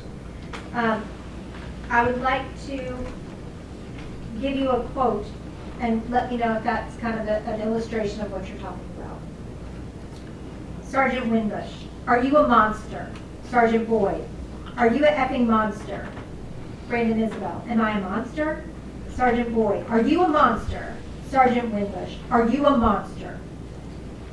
Is that an example? Yeah, they're shaming him, saying he's a monster. And then Sergeant Winbush later on said, do you live with your mom and dad? I've talked to some of the other investigators who have talked to mom and dad. your parents think very highly of you. Just the situation that's going on, okay, with the women and everything. But they think very highly of you. And I don't think they would think highly of you right now, okay? Because they know their son. And they know that their son knows that he has done something. Don't get one part out behind you, but not the other part. Yeah, so they're saying to him, they're shaming him and telling him that in some way his family is going to feel better about him if he confesses to these crimes. One of the officers down at the river, son, let's talk, okay? Right now, you've already did the unspeakable, okay? Right now, it's time to get it all out. Get it all out right here, right now. Right here, okay? Where's she at? Where's she at? The truth. So that is problematic because what they're saying is that it's in Brandon's self-interest to get at the truth. In some way, he'll be better for telling them where the baby is or what they're looking for. I'd like to discuss with you now consequence-based tactics, okay? What are consequence-based tactics? Consequence-based tactics are tactics in which it's communicated to the person that the full weight of the law is going to come down from them if they continue to refuse to accept responsibility for the crime. Did you find consequence-based tactics utilized in this interrogation? I did. Now, while they were at the river, did Sergeant Winbush tell Brandon that they would not leave until he confessed? He did. Specifically, I think Sergeant Winbush said, so see all this standing around right here? It's not going anywhere. It's not going anywhere. But we can stop this now and just say, hey, I put her in the water. If he was referring to the interrogation, it means it's a thing referred to as trapped, that you're not leaving until you tell us, in this case, where the baby is. And he specifically wanted to say, have him say that he put the baby in the water. Yes. Did detectives leverage their experience to communicate to Brandon that any attempts to deceive them would fail? Yes. Sergeant Boyd said, Brandon, how long do you think we've been doing this? You think we look like big dumb brutes, right? I'm going to tell you something, okay? There's a lot of MFers in prison who thought that they was smarter than us because they wanted to play games. And you know what? Every single one of them effed themselves. What are your thoughts on that? It's problematic and coercive because they're using their experience. They know what's going on. They know everything, so not telling them what they believe to be the truth is going to wind him up in jail. Is describing or exaggerating future sentencing considerations considered a consequence-based tactic? It is. Now, Sergeant Boyd told Mr. Isabelle, because the story that you're running with right now, and I'm going to say this with all effing honesty, the story that you're running with right now, you'll be effing dodging dicks for the next 50 effing years with that effing story. Do you understand what I'm saying? That shit ain't gonna effing fly, Brandon. I'm just being real with you. It ain't gonna effing fly, bruh. You know that, and I know that. Is that an example of that describing future consequences? Yes, he's indicating that he'll be in jail for 50 years. Okay. And was there anything else problematic about that one? He's threatening rape. Was Mr. Isabelle ever directly accused of committing the crime? He was. How many times, if you recall? 17. Sergeant Winbush said, opportunity. Sergeant Boyd, what happened? Sergeant Winbush, tell the truth. Sergeant Boyd, what happened to Danielle and what happened to the baby? Where are they? Is that problematic in your view? Yeah, they're saying you know exactly what happens. You've done this, so just tell us where the baby is. Sergeant Boyd, you pushed her down there into the water. Is that problematic? Yes, because they're accusing him of committing a crime. Sergeant Boyd, you know what happened to this girl because you was there, okay? That we can prove. This is not a game, okay? Is that problematic? Once again, it's evidence, tactic, and they're saying that he committed the crime. Sergeant Boyd, that that was your intent, correct? To push that baby into the river. It was, because you brought it out there into the rain anyway, so what's the difference? You brought the baby out here to a secluded location in the rain after you shot the baby's mother. Your intent wasn't for that baby to survive. Problematic because they're saying it's a certainty that he committed the crime. What is information degradation? It's when you tell the person they're lying. Why is that problematic? Because when you tell someone they're lying, you're telling them that they should change their story into one that they believe is truthful. Sergeant Boyd said, so with that being said, you really need to think long and hard, and you need to be honest with us. Because right now, you know that. We know that you're not. You understand what I'm saying? So when you tell someone you need to be honest with us, the implication is that you haven't been honest with us after a long interrogation, so that start telling us a different story that we believe is honest. Sergeant Boyd, I'm going to tell you something right now, okay? And I want you to hear me loud and effing clear, okay? You are not leaving this effing room without cuffs on because you know you're effing lying. So there's several things wrong with that, right? That was me, I'm so sorry. First of all, it's trapped, right? They're telling him the only way that he's getting out of the room, right, is if he confesses to what they want to hear, and they're telling him that he committed the crime. Sergeant Boyd, right there, you're a effing liar. You're a effing liar, Brandon. Where did you put her? So they're telling him that he's a liar, right? They're saying whatever he says so far is not true. They want something else from him. And what's the risk factor there? That he's going to tell them a story that comports with what they want to hear, whether it's true or not. I'd like to talk to you now about minimizations, okay?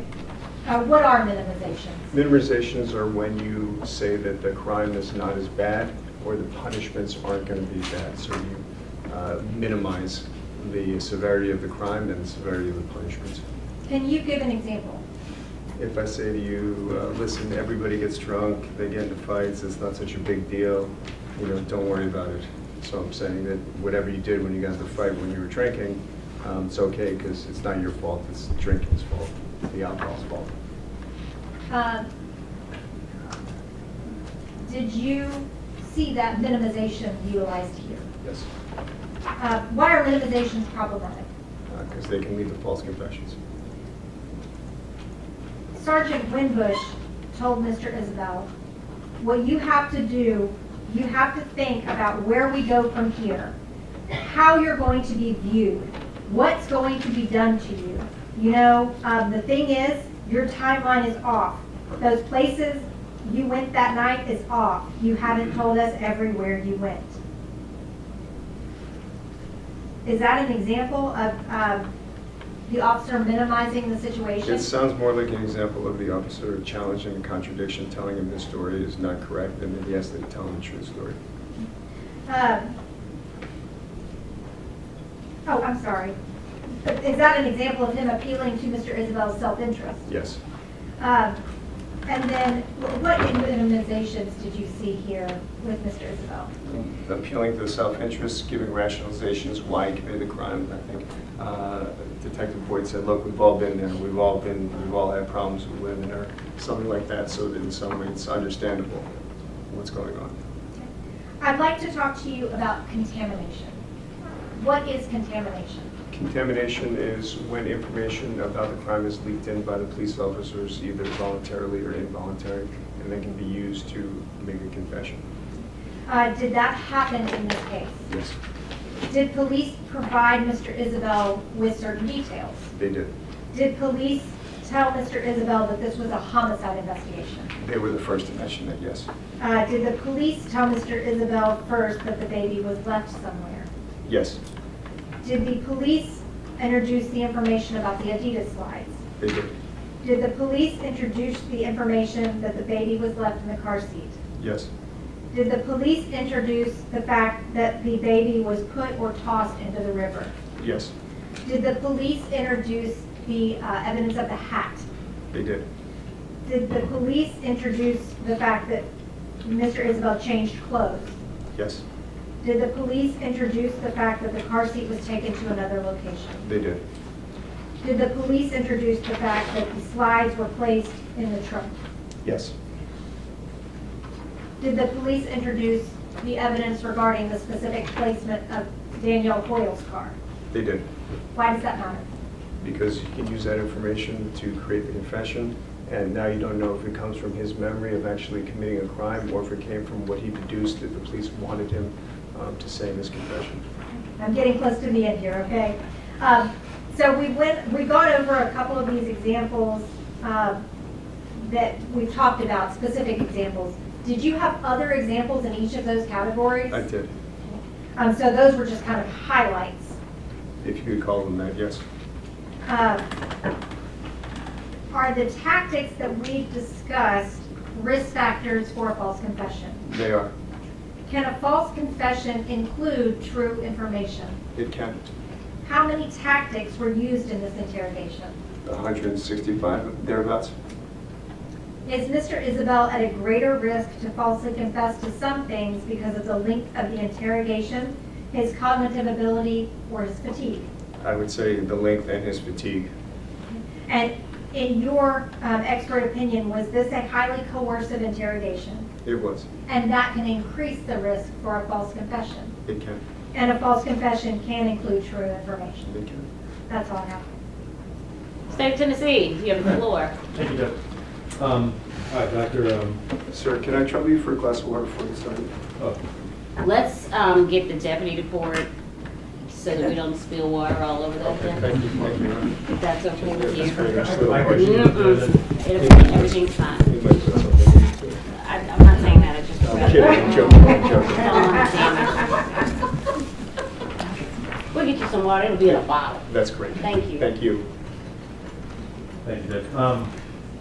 So it seems like a bit of a minefield, right, in your world to do an interrogation, right, an interview? Not really. There are ways in which you can do it that are non-accusatory and non-confrontational. But you can't tell him when he's lying. There are ways in which you're doing it that are not coercive. You can challenge contradictions without accusing a person of committing the crime. Hold on. Your Honor, I'd ask that he be allowed to finish his answer. I just asked him if you can tell him when he's lying. Generally, you shouldn't do that. You shouldn't do that. You shouldn't show sympathy. Right. You shouldn't challenge contradictions? You can. It's a How matter, can you? the matter in which the way you do it is. How do you do it? You just say to the person, thank you. You say to the person, look, here are some things that don't match up. Can you explain that? Opposed to calling them a liar, accusing them of committing the crime and stuff like that. You can't talk about consequences. You shouldn't talk about consequences, no. You shouldn't minimize things. Correct. You shouldn't accuse them of the crime. You should not. You shouldn't appeal to their self-interest. And you shouldn't give them information, right? Right. You can't do any of those things. You indicated that this interview lasted for 10 hours and something, right? Yep. But that's not true, though, is it? No, it is absolutely true.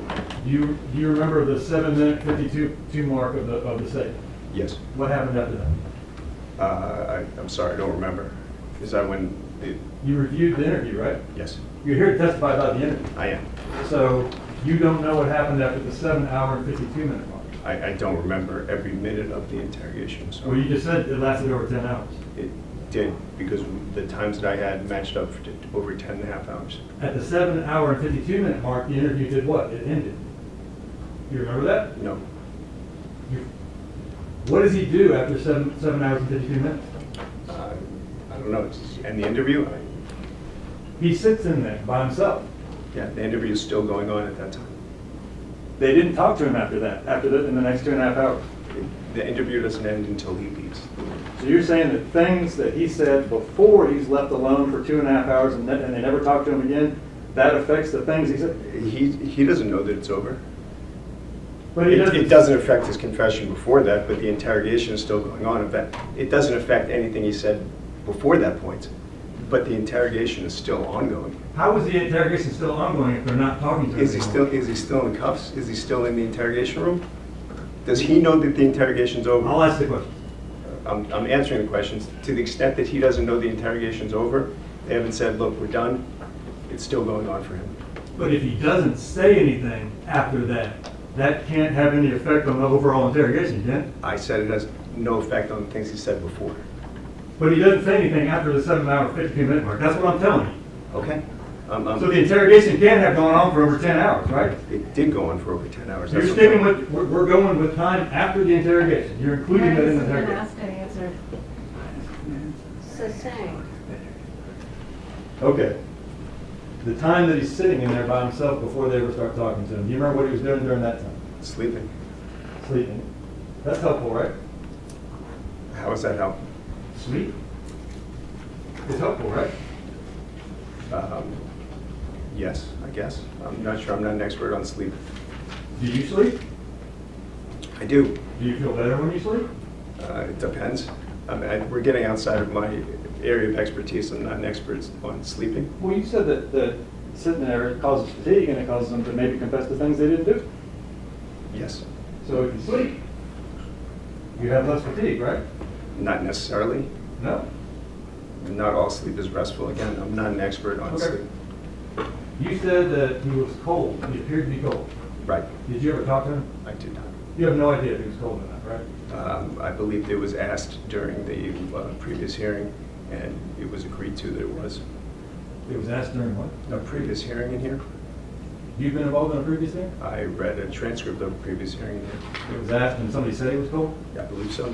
But that's not you observing it was cold. I mean, I took the person who was testifying under oath at their word. Well, you just sat up there and testified that you were looking at him and you thought he felt cold. I did. Well, that's not true then, is it? No, I did believe that. You believed it based on what you heard from a previous hearing. No, I believed it, and I believed it was said in a previous hearing too.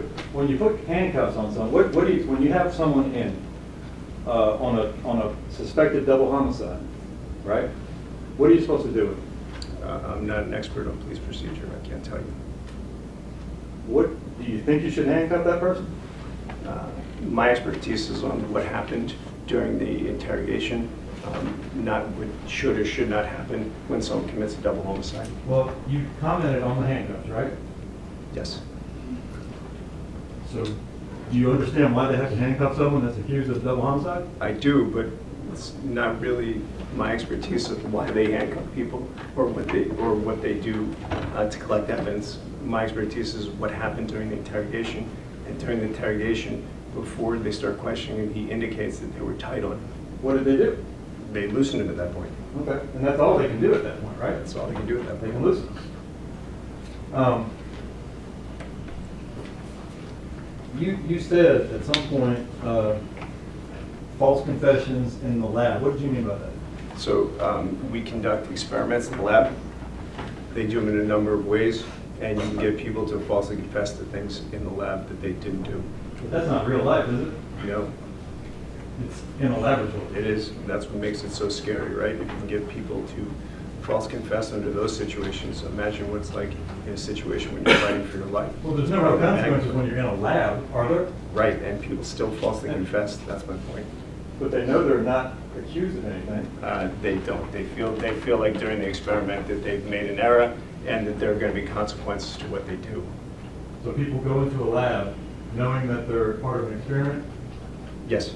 and then they all of a sudden think that they're actually being accused of something? Would you like me to go over the scenario that they do in the lab? I'm good. I'm good with that.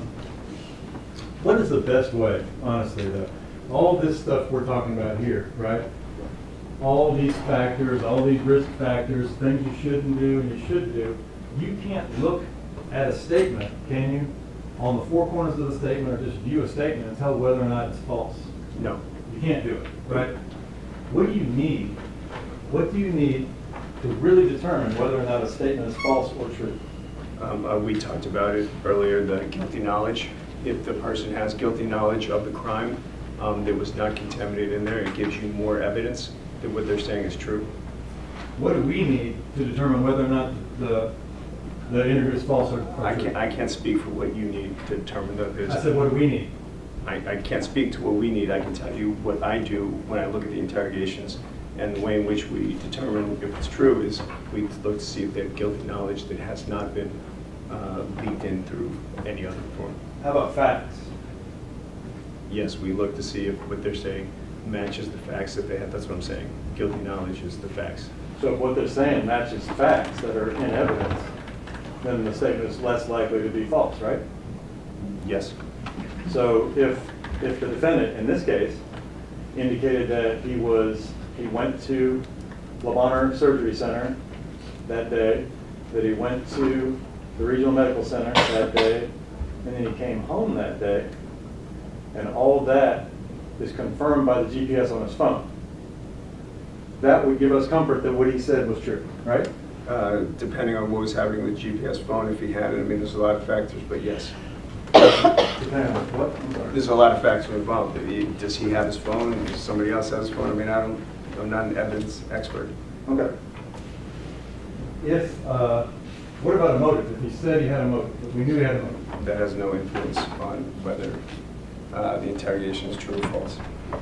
A motive doesn't have anything to do with it, right? Not in looking at what happened during the interrogation, no.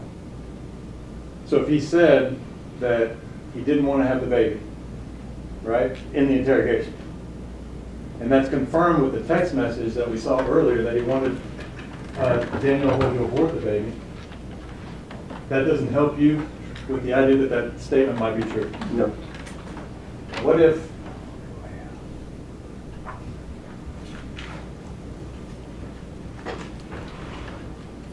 if he said he was on the scene, well, we know he said he was on the scene at Levi and Sedgwick where Danielle was shot, right?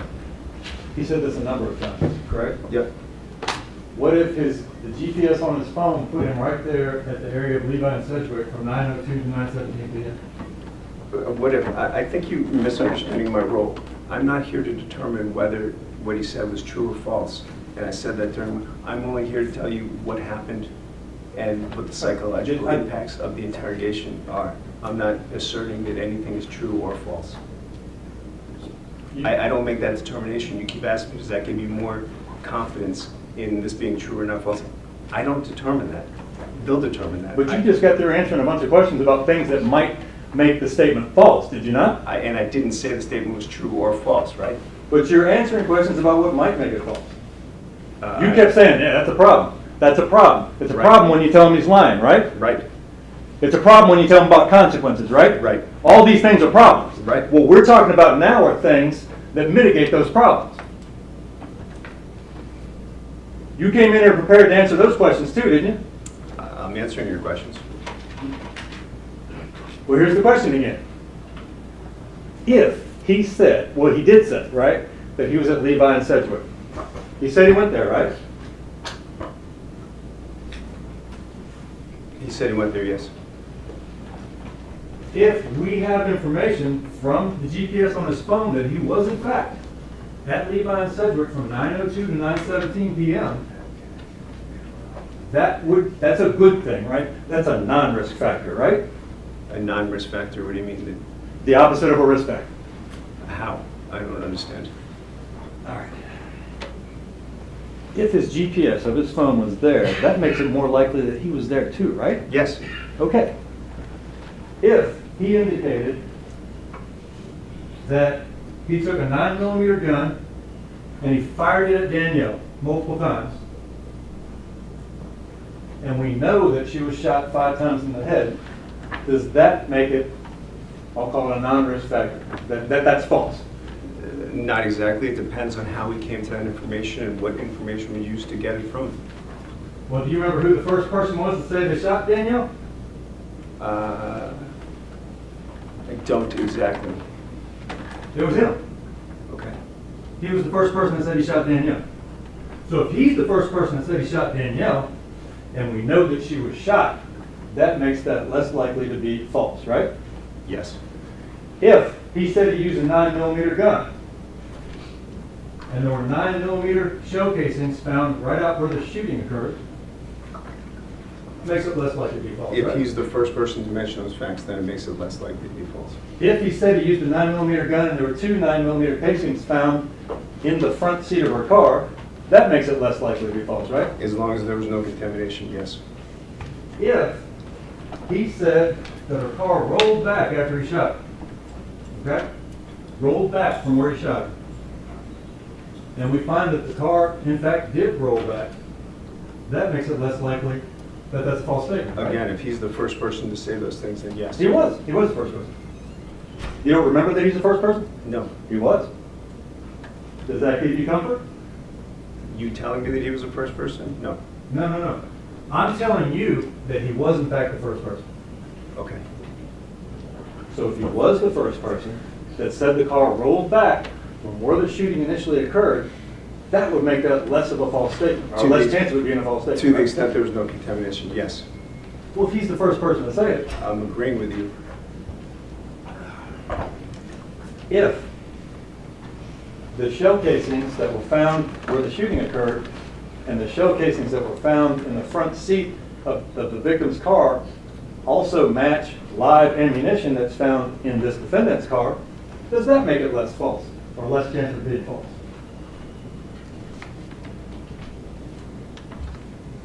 Say it again, I'm sorry.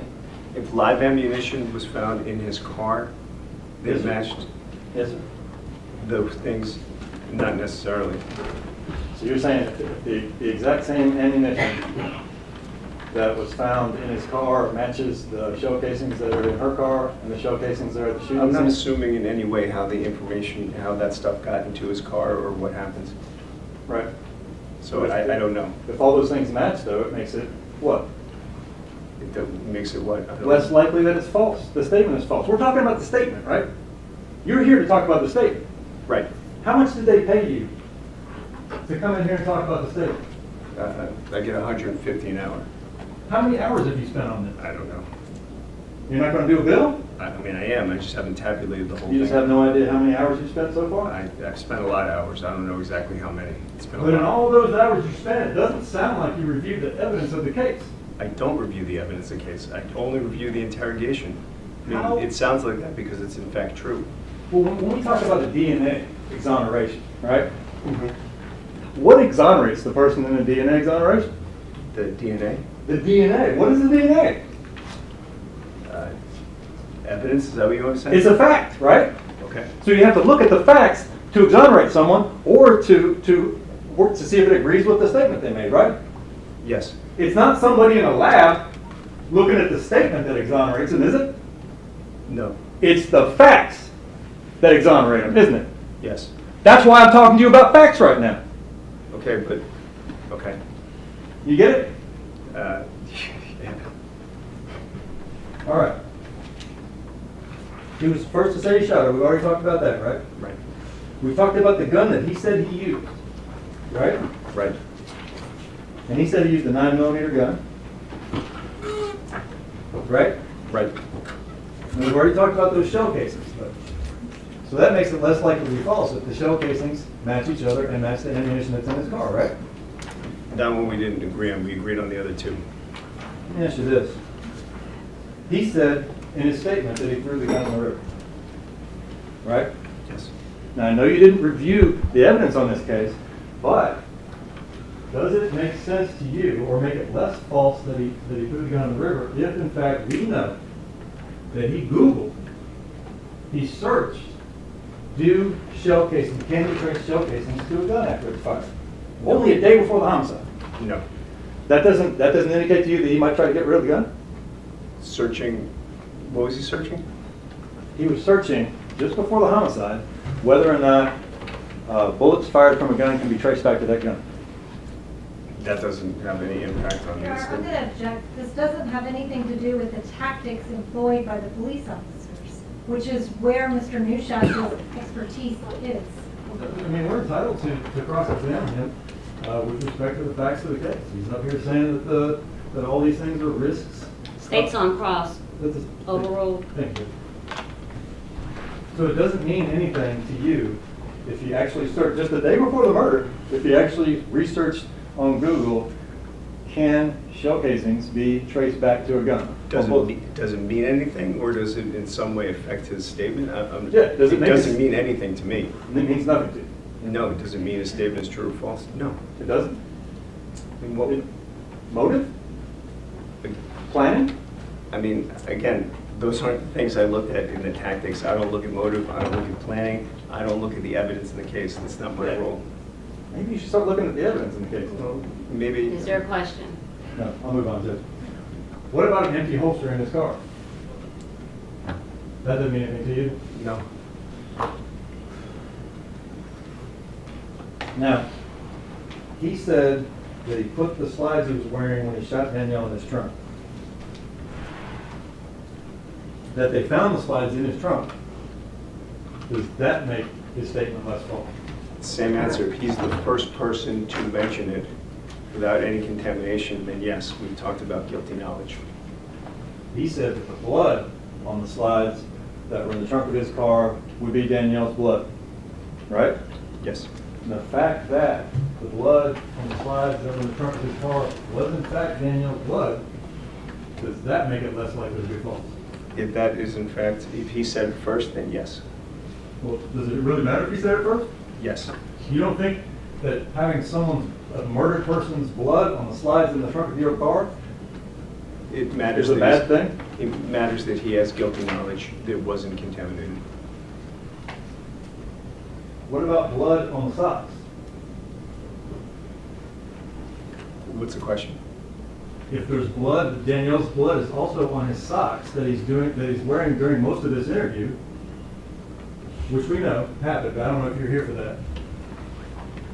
Does that make the statement, this is my question, does that make the statement less likely to be false, in your opinion? Again, I'm not looking at the evidence. I'm only looking at what's in the statement. Did he mention that in the statement? If not, that's really not what I do. So you don't care about the evidence? My job is not to look at I'm not an evidence witness. I'm only looking at the statement and what was done during it. How about this? He said he left the murder scene, which is where? The murder scene at that intersection, I don't know the actual name of it, the intersection near the one they were going over earlier. I mean, you reviewed the statement, right? I did. Did you review it before you came in here? Not all of it. I don't remember the actual street You don't names. know where the murder scene is? I don't remember the street names. Levi and Sedgwick. Thank you. Okay. So he said he left the murder scene at Levi and Sedgwick and took what with him? The baby? The baby. And where did he say he went? Mud River? No. He said he went home with the baby. Okay. Okay? I'm telling you what a statement is. We're talking about a statement, right? Okay. I'm sorry. I don't remember every section of a 10-hour statement. Okay. Well, we can agree to disagree on the 10-hour statement part. But if the GPS on his phone tracks him from the murder scene at Levi and Sedgwick all the way to his house at Lathbury, that would make that less chance, a non-risk factor, right? More likely. That's information that corroborates what he said in his statement, isn't it? Correct. If we have ring camera video from his house at Lathbury that shows him getting out of his car, at the same time his GPS shows him getting there, wearing what? I don't know. What was he wearing? Should have looked at the evidence. Wearing Adidas slides. Adidas slides. Right? Does that make it less likely that this statement is somehow false? Yes. Those are the Adidas slides that have Danielle's blood on them. Does that make it less likely that his statement is false? Yes. He says in his statement that he leaves the house on Lathbury and goes where? To the river. Goes to the river. Okay? There's ring camera video that shows him leaving the house, and then his GPS on his phone showing him going from his address at Lathbury all the way down to the river, make that part of the statement less false. Yes, it makes it more likely that he went to the river. He said he went over the A.W. Willis Bridge, right? I don't know. What bridge? I don't know. I know he went over a bridge. I don't know the name of the bridge. Okay. He went over the bridge, and he drives up and down Island Drive, right? If that's the drive, yes.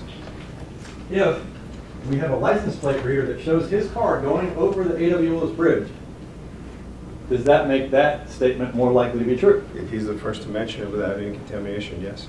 If there's video of him shown driving up and down in his white Chevy Malibu, driving up and down Island Drive, does it make that part of the statement Yes. more likely to be true? If his GPS shows him going all the way to the boat dock, does that show that his statement is more likely to be true? Yes. He says that he left the baby down by the river. Right. He was the first one to say that, right? Right. Does the fact that the baby's hat was down there make that more likely to be true?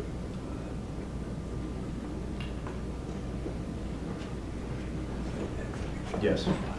Okay. He says that after he throws the baby in the river, and I kind of want to stop for a second and ask you about this, because a lot of the questions where you're saying that, they're trying to, you can't leave until, they never said you can't leave until you confess, right? They said this, no, they said this will end. Right. But what did they want to happen for it to end? They wanted him to tell them where the baby was. They wanted to know where the baby was. And why do you think that is? Your Honor, It's relevance. outside my expertise. I'm not speculating on Just a what. second. It's asking him to speculate that it's not relevant what he thinks they were thinking. Well, he's been speculating for an hour and a half now, Judge. I'll sustain the objection and we'll move on. Now, what did he say he did after he said he threw the baby in the river? I don't remember. Because you didn't review the evidence, right? Because it was a 10-hour interrogation. I can't remember every single word of it. Well, that's kind of an important part, right? Part where he threw the baby in the river and where he went after that? Didn't it? I guess to you. I guess to all of us. Okay. Okay? You get what you're doing here, right? I think you don't get what I'm doing here. Yeah, I don't. True And statement. object to commentary by counsel. I've spoken with Mr. Christensen. Ask a question. Sorry, Judge. He went to Walgreens. He said he went to Walgreens after he left, right? Yes. Okay. Sustain your objection, Mr. Massey, I'm sorry. You don't know what he did at Walgreens, right? He went in and bought some items. Yeah. He said he went in and he bought some items for his girlfriend, Artesia. Right. And if we have his GPS going from where he threw the baby in the river all the way to Walgreens, that would make that more likely a true statement, right? Yes. And he bought items for Artesia, and those were found at Artesia's house. Correct. So that makes it more likely for that statement to be true, right? Right. Then, after he leaves Walgreens, I'll tell you what he did. After he leaves Walgreens, he goes where? Walmart. Right. Right? Do you know what he does at Walmart? I don't. I guess that's where they find the baby carrier. Correct. He says he takes the baby carrier that he took the baby out of before he threw it in the river, and he drops it off at Walmart. Commentary, you can ask questions. It's not commentary, that's what he said. That is literally what the defendant said. I agree with Mr. Christensen. That's not commentary. Commentary is you've been speculating for an hour and a half. That's not what this is. Go ahead, please. Thank you, Judge. He says he took the baby carrier to Walmart and dropped it by a dumpster. Right. Now, does the fact that GPS shows him going from Walgreens to Walmart give us, make that less likely to be a false statement? Yes. Does the fact that there's video that shows him at Walmart or shows his car at Walmart dropping something off by a dumpster make that less likely to be a false statement? Yes. Does the fact that we found the baby's car seat right there at that dumpster and it was identified as her car seat, does that make that statement less likely to be false? Yes. So just a few more here.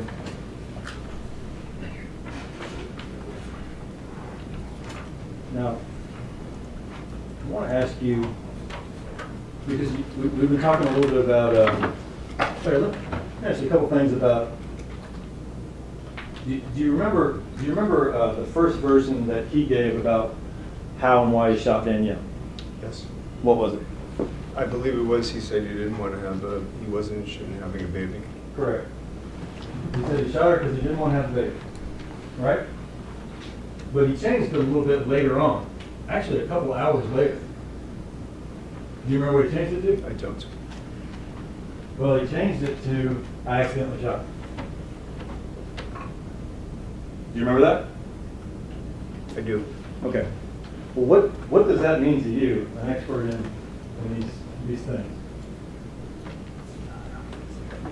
Can you ask me a more specific question? What does it Let mean? me ask you specifically, what's worse, right? Consequence-wise, is it worse to shoot someone because you didn't want to have the baby? Or is it worse to accidentally shoot a person? This is outside. Objection to relevance. Objection to relevance. They're talking about apples and oranges here and have been for the last hour. There's a point to it, Judge. Well, your witness has indicated that this is outside of your Expertise. expertise. It's not. This is foundational. I'm going to ask him another question. It's actually right in his wheelhouse, I think. Sir, his testimony is about the tactics used by police, not about the truth be said. I can't tell you if it's true or false. I know they don't I'm want just to talk telling about you the the facts. tactics police use. Both of you, all three of you, we're not doing that. I'm going to sustain your objection, you're going to bring it in, and you're going to be specific as to the questions you ask of this witness relating to what his expertise is. I know you have a wide open cross, I'm not trying to take that away from you, but we're not going to get distracted. Well, okay, yes, sir. Please. If the statement that he gives is more beneficial to him as the interview goes on, Your Honor, I believe the objection was sustained as to that question. I don't even know the question because he didn't finish. I didn't actually get to finish it. Because you've indicated that there's coercive tactics, right? Yes. And they might make him falsely confess. Right. Right? My point is, he went from a really bad thing to a much less bad thing during the course of the interview. Right? Accidentally opposed to doing it on purpose? Right. Yes. So does that make it less likely that the statement is false? No. The fact that he had the presence of mind to change his story during the course of this interview doesn't make it less likely that the statement is false. Not in my mind. Let me ask you this. I'm just going to run through a few things with you, okay? Brandon Isabelle was the first to mention Danielle and the baby was missing, correct? Correct.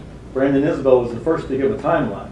Had the child on January 31st, was in the gym Saturday night, January 30th, when Danielle went into labor, went to the hospital and stayed there until this morning because he had to take another child to the dentist, right? Yes. He was the first to say he dropped his son off at the dentist and met Danielle to give her baby clothes. Correct. He was the first to say both left the meetup going toward 3rd Street, and he went home. Yes. He was the first to say he went to his girlfriend's house around 9 to 10 p.m. Yes. He was the first to say that he was having a DNA test to confirm he's the father of Kennedy. He was. He was the first to say he met Danielle at the Mapco on Brooks Road to give her baby clothes. Yes. He was the first to say they were only together for a minute, just long enough to give her the clothes he bought from Walmart. Correct. He was the first to say it was raining when they met up. Correct. He was the first to say that he arrived at Mapco first. Correct. He was the first to say they met at the pumps. Yes. He was the first to say Danielle was driving a gold Chevy Cruze. Yes. He was the first to say that he was in a white Chevy Malibu. Yes. He was the first to say he handed her clothes through the window. Yes. He was the first to say Danielle told him she was going to McDonald's. Yes. He was the first to confirm that he saw the baby asleep in the back seat covered by a pink blanket. Yes. He was the first to say Danielle told him she got the baby medicine for low iron. Yes. He was the first to say he arrived at his house at 8:30 at night. Yes. He said he took a shower. Correct. He was the first to say he got to his girlfriend at 10:30 or 11. I believe so. He was the first to say he texted Danielle several times after getting a shower with no response. I believe so. He was the first to say Danielle's brother texted him to inform him that they could not find Danielle or the baby. Yes. He was the first to say the brother wanted his location, and he gave him the home address instead of his girlfriend's address. He and his girlfriend went to his home in girlfriend's car. He was the first to say that. Right. He was the first to say he left his car at his girlfriend's house. Right. He was the first to say Artisha has a blacksmith in Weston. I believe so. He was the first to say he had a Glock 19. I believe so. He was the first to say his gun was left in Artisha's room in the dresser. Yes. He was the first to say he last fired his gun about a year ago at a Top Gun ranch. That's true. He was the first to say that Artisha stopped for gas between her house and Brandon's. I don't remember that one. Is that in my report? Yeah. Then yes. He was the first to say he punched a hole in the wall when he got to the house. Yes. He was the first to say his mom called police when she found out Danielle was missing and messaged from someone else saying they were on the way to Brandon's house. Yes. He was the first to say when first found out Danielle was pregnant, Brandon wanted her to get an abortion because he's still legally married. Yes. He was the first to say that Danielle decided not to get an abortion and she and Brandon didn't really talk until around December. Right. He was the first to say that his car was messing up, so he and Danielle pulled over on the side of the road close to 3rd Street. The street had a fork at the end of it. Yes. Right? Yes. He was the first to say they sat in the car for a minute and talked, then he got the child and left. Right. He was the first to bring up the river. Yes. He was the first to state he left the child in the river near the harbor. Yes. He was the first to say he left the baby by a fence or a gate. Yes. He was the first to say he went over A.W. Willis Street off of Danny Thomas. Yes. He was the first to say he went to Artesia's after leaving the baby. Correct. He was the first to say that when he and Danielle pulled over and she parked behind him, he was using a flashlight to look at his wheels because they were screeching. Danielle had pulled in front of him to give more light. Yes. He was the first to say it started raining, and Brandon and Isabelle got in the car with Danielle and the baby, talked about random stuff, and he got the baby and left. Yes. He was the first to say that Danielle was still sitting there when he left. Yes. He was the first to say the gun is not at Artesia's, and he doesn't know where it is. Right. He was the first to say that Danielle's mom called her and asked if they'd been to the store. Brandon told Danielle he was about to go to the mall, took the baby because it was the end of his birthday. Yes. He was the first to say he left the baby in the parking lot because he was trying to take her back to Danielle. Yes. He was the first to say he shot Danielle. I believe so. He was the first to say they were talking in the car, then he pulled the gun. Right. He was the first to say he shot her while standing outside the passenger door. That's right. He was the first to state that he shot Danielle because he didn't want the baby. Right. He was the first to say that he threw the gun in the river. Yes, I believe so. He was the first to say that he was hearing noises behind him. She was looking behind him. He told her not to because it was making him nervous. She said it didn't matter because he had his gun on him. She turned and looked out the driver's side window, and he shot her. Yes. He was the first to say he pulled Danielle out of the car after shooting. Right. He was the first to point out where he left the baby at the river. He was the first to say he slid the car seat and he didn't know if it went into the water or not. Right. He was the first to say after leaving the baby, he went to Walgreens and got candy, a card, and a rose for Artesia. Right. He was the first to say the shoes are in his trunk. Right. The jacket's in his closet. Right. He was the first to say that he took a seat to the Walmart dumpster. Right. He was the first to say that he grabbed the baby by her leg. He was the first to say that, right? Right. He was the first to say he left his car at Artesia's because he was out of gas. Right. He was the first to say that the slides looked like they had blood on them. Right. He was the first to say he grabbed Danielle by the shirt with 2 hands to pull her out of the car. Correct. He was the first to say that Danielle's car rolled backwards after he shot her. Right. He was the first one to say that the baby's hat fell off while he was carrying her down the river. Yes, I believe so. So all those things that he said are uncontaminated. Fair? Correct. All those things that he said about shooting Danielle, about throwing the baby in the river, that's uncontaminated statement, right? Right. And does all that stuff should it give us comfort that his statement is in fact not a false statement, but a true statement? Those parts of it, yes. That's a lot of it, right?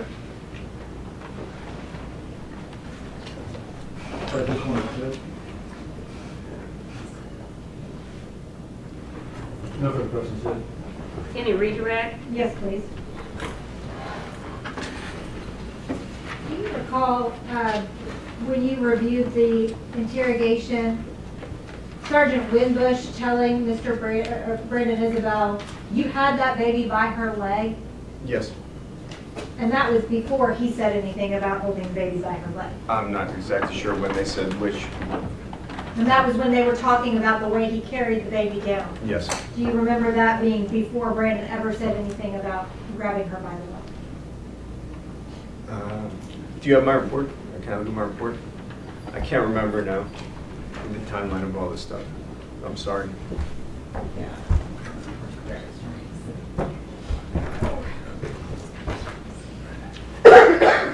Ma'am?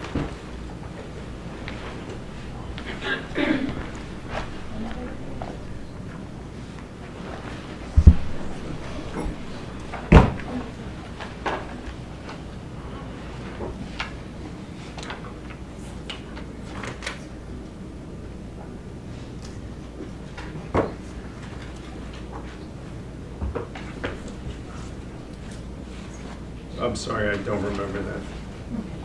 Yeah. Now I want to talk to you about what your role here is, okay? Are you here to tell the jury any particular part of Mr. Isabel's statement is true or false? No.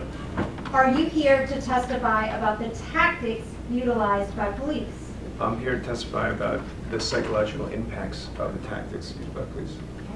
And so that has really no actual bearing on the truth or falsity of what's said. Correct.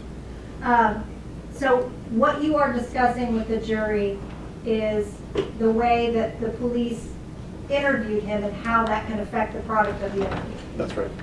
Would it be appropriate for your determinations for you to review the other discovery in the case?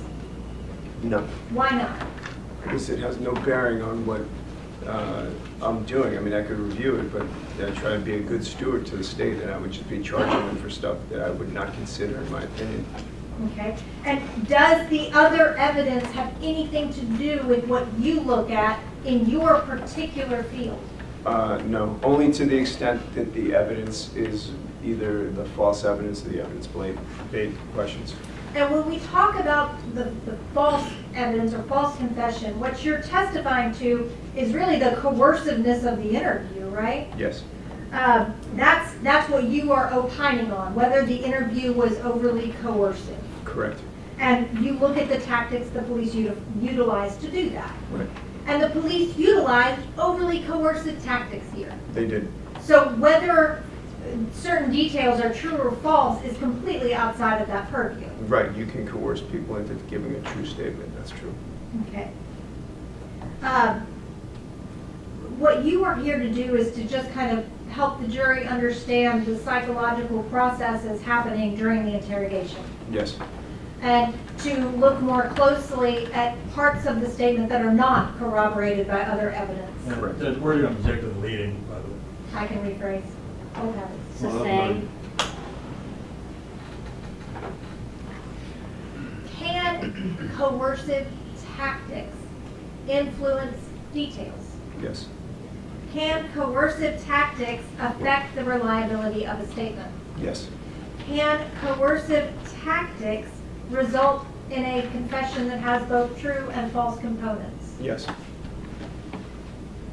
Are you here to say whether Mr. Isabel's statement was true or false? I'm not. What are you here to tell the jury? I'm just telling you the tactics that were used during the interrogation and the psychological impacts of them. Is it your opinion that this was an overly coercive interview? Yes. That's all I have. No. Oh, wait, I'm sorry. Your Honor, may we approach? Sure. Ladies and gentlemen, I'll be right with you. Sir, I'll be right with you. Can we get up? No, because this shouldn't be.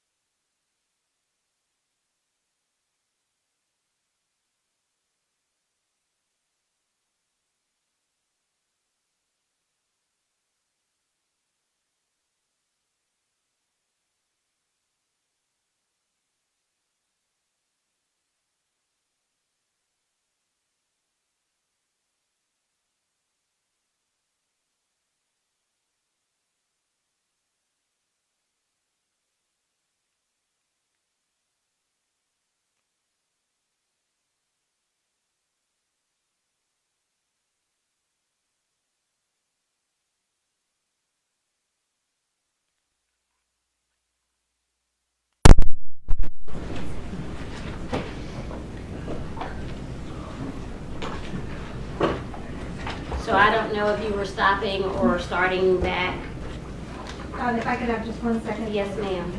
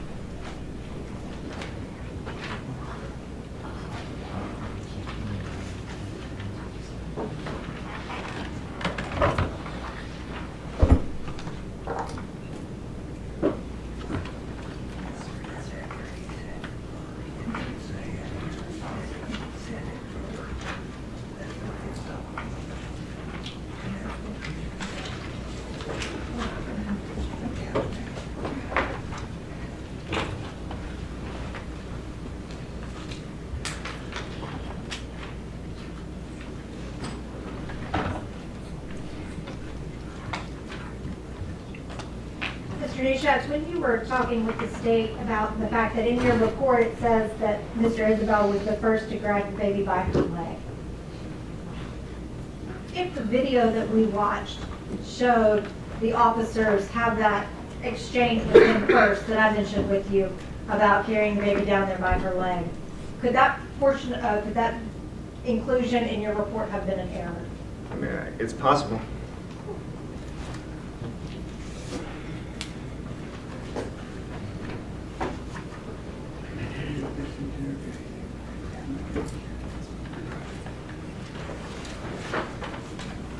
That's all I have, Your Honor. But it isn't your report where you said that he was the first to say he grabbed the baby by his leg. I can't see my report, but I accept your word on it. And it's, you don't have it up there? But it's also, I can hand it up to you if you want. I trust you. You just, thank you. But also in the, and I'm looking at the transcript of the last part of the interview where Sergeant Wimbush asked you grab her by her arm. Do you remember that? At the very last, I don't remember it exactly. And he corrected him and said her leg. Okay. The first bit. But facts matter, don't they? When we're trying to determine whether or not a crime was committed. Yeah, it's not what I do. It's not my expertise to talk about the facts matter and all that stuff. They don't, or they do? They, of course they do. Okay. Nothing further. Nothing further. Thank you, sir. You may step down. Have a safe trip. Thank you. Please call or tell me what our next steps are.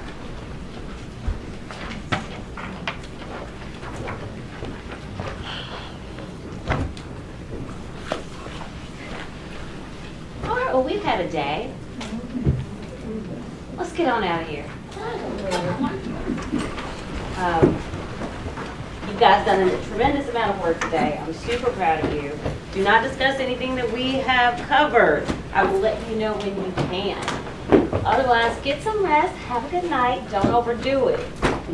Truth excuse. Walk around the block. Find a gym. I will see you in the morning. Maybe bright, maybe early, I don't know. Y'all have a good night. Thank you. Thank you so much.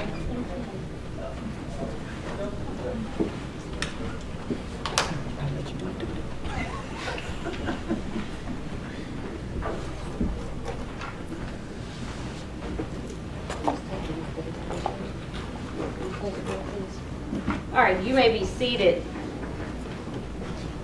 I know I said I was going to break, but I asked you for, I have two housekeeping issues.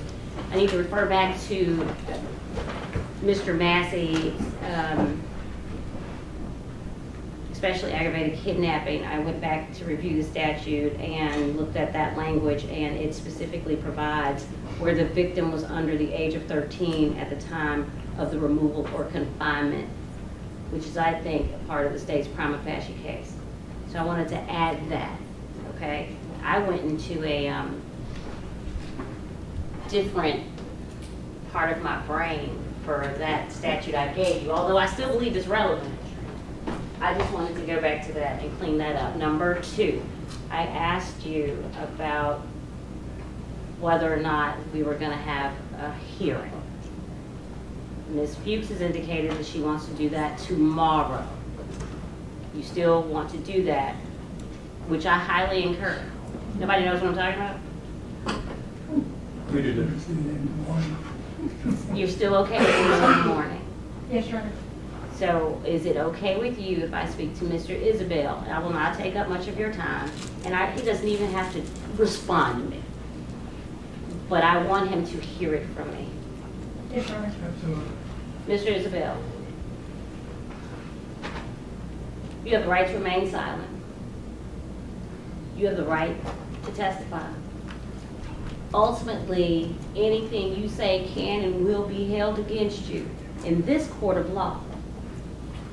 No one can tell you what choice to make. I can't, Mr. Massey can't, Ms. Fuchs can't. You are at the part of the program where you have to decide what your next steps are going to be.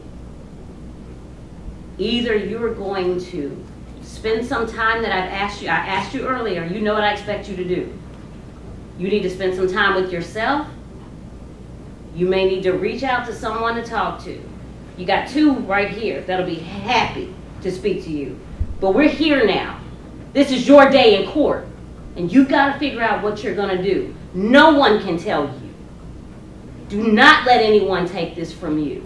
Do you understand? And you understand what I'm saying?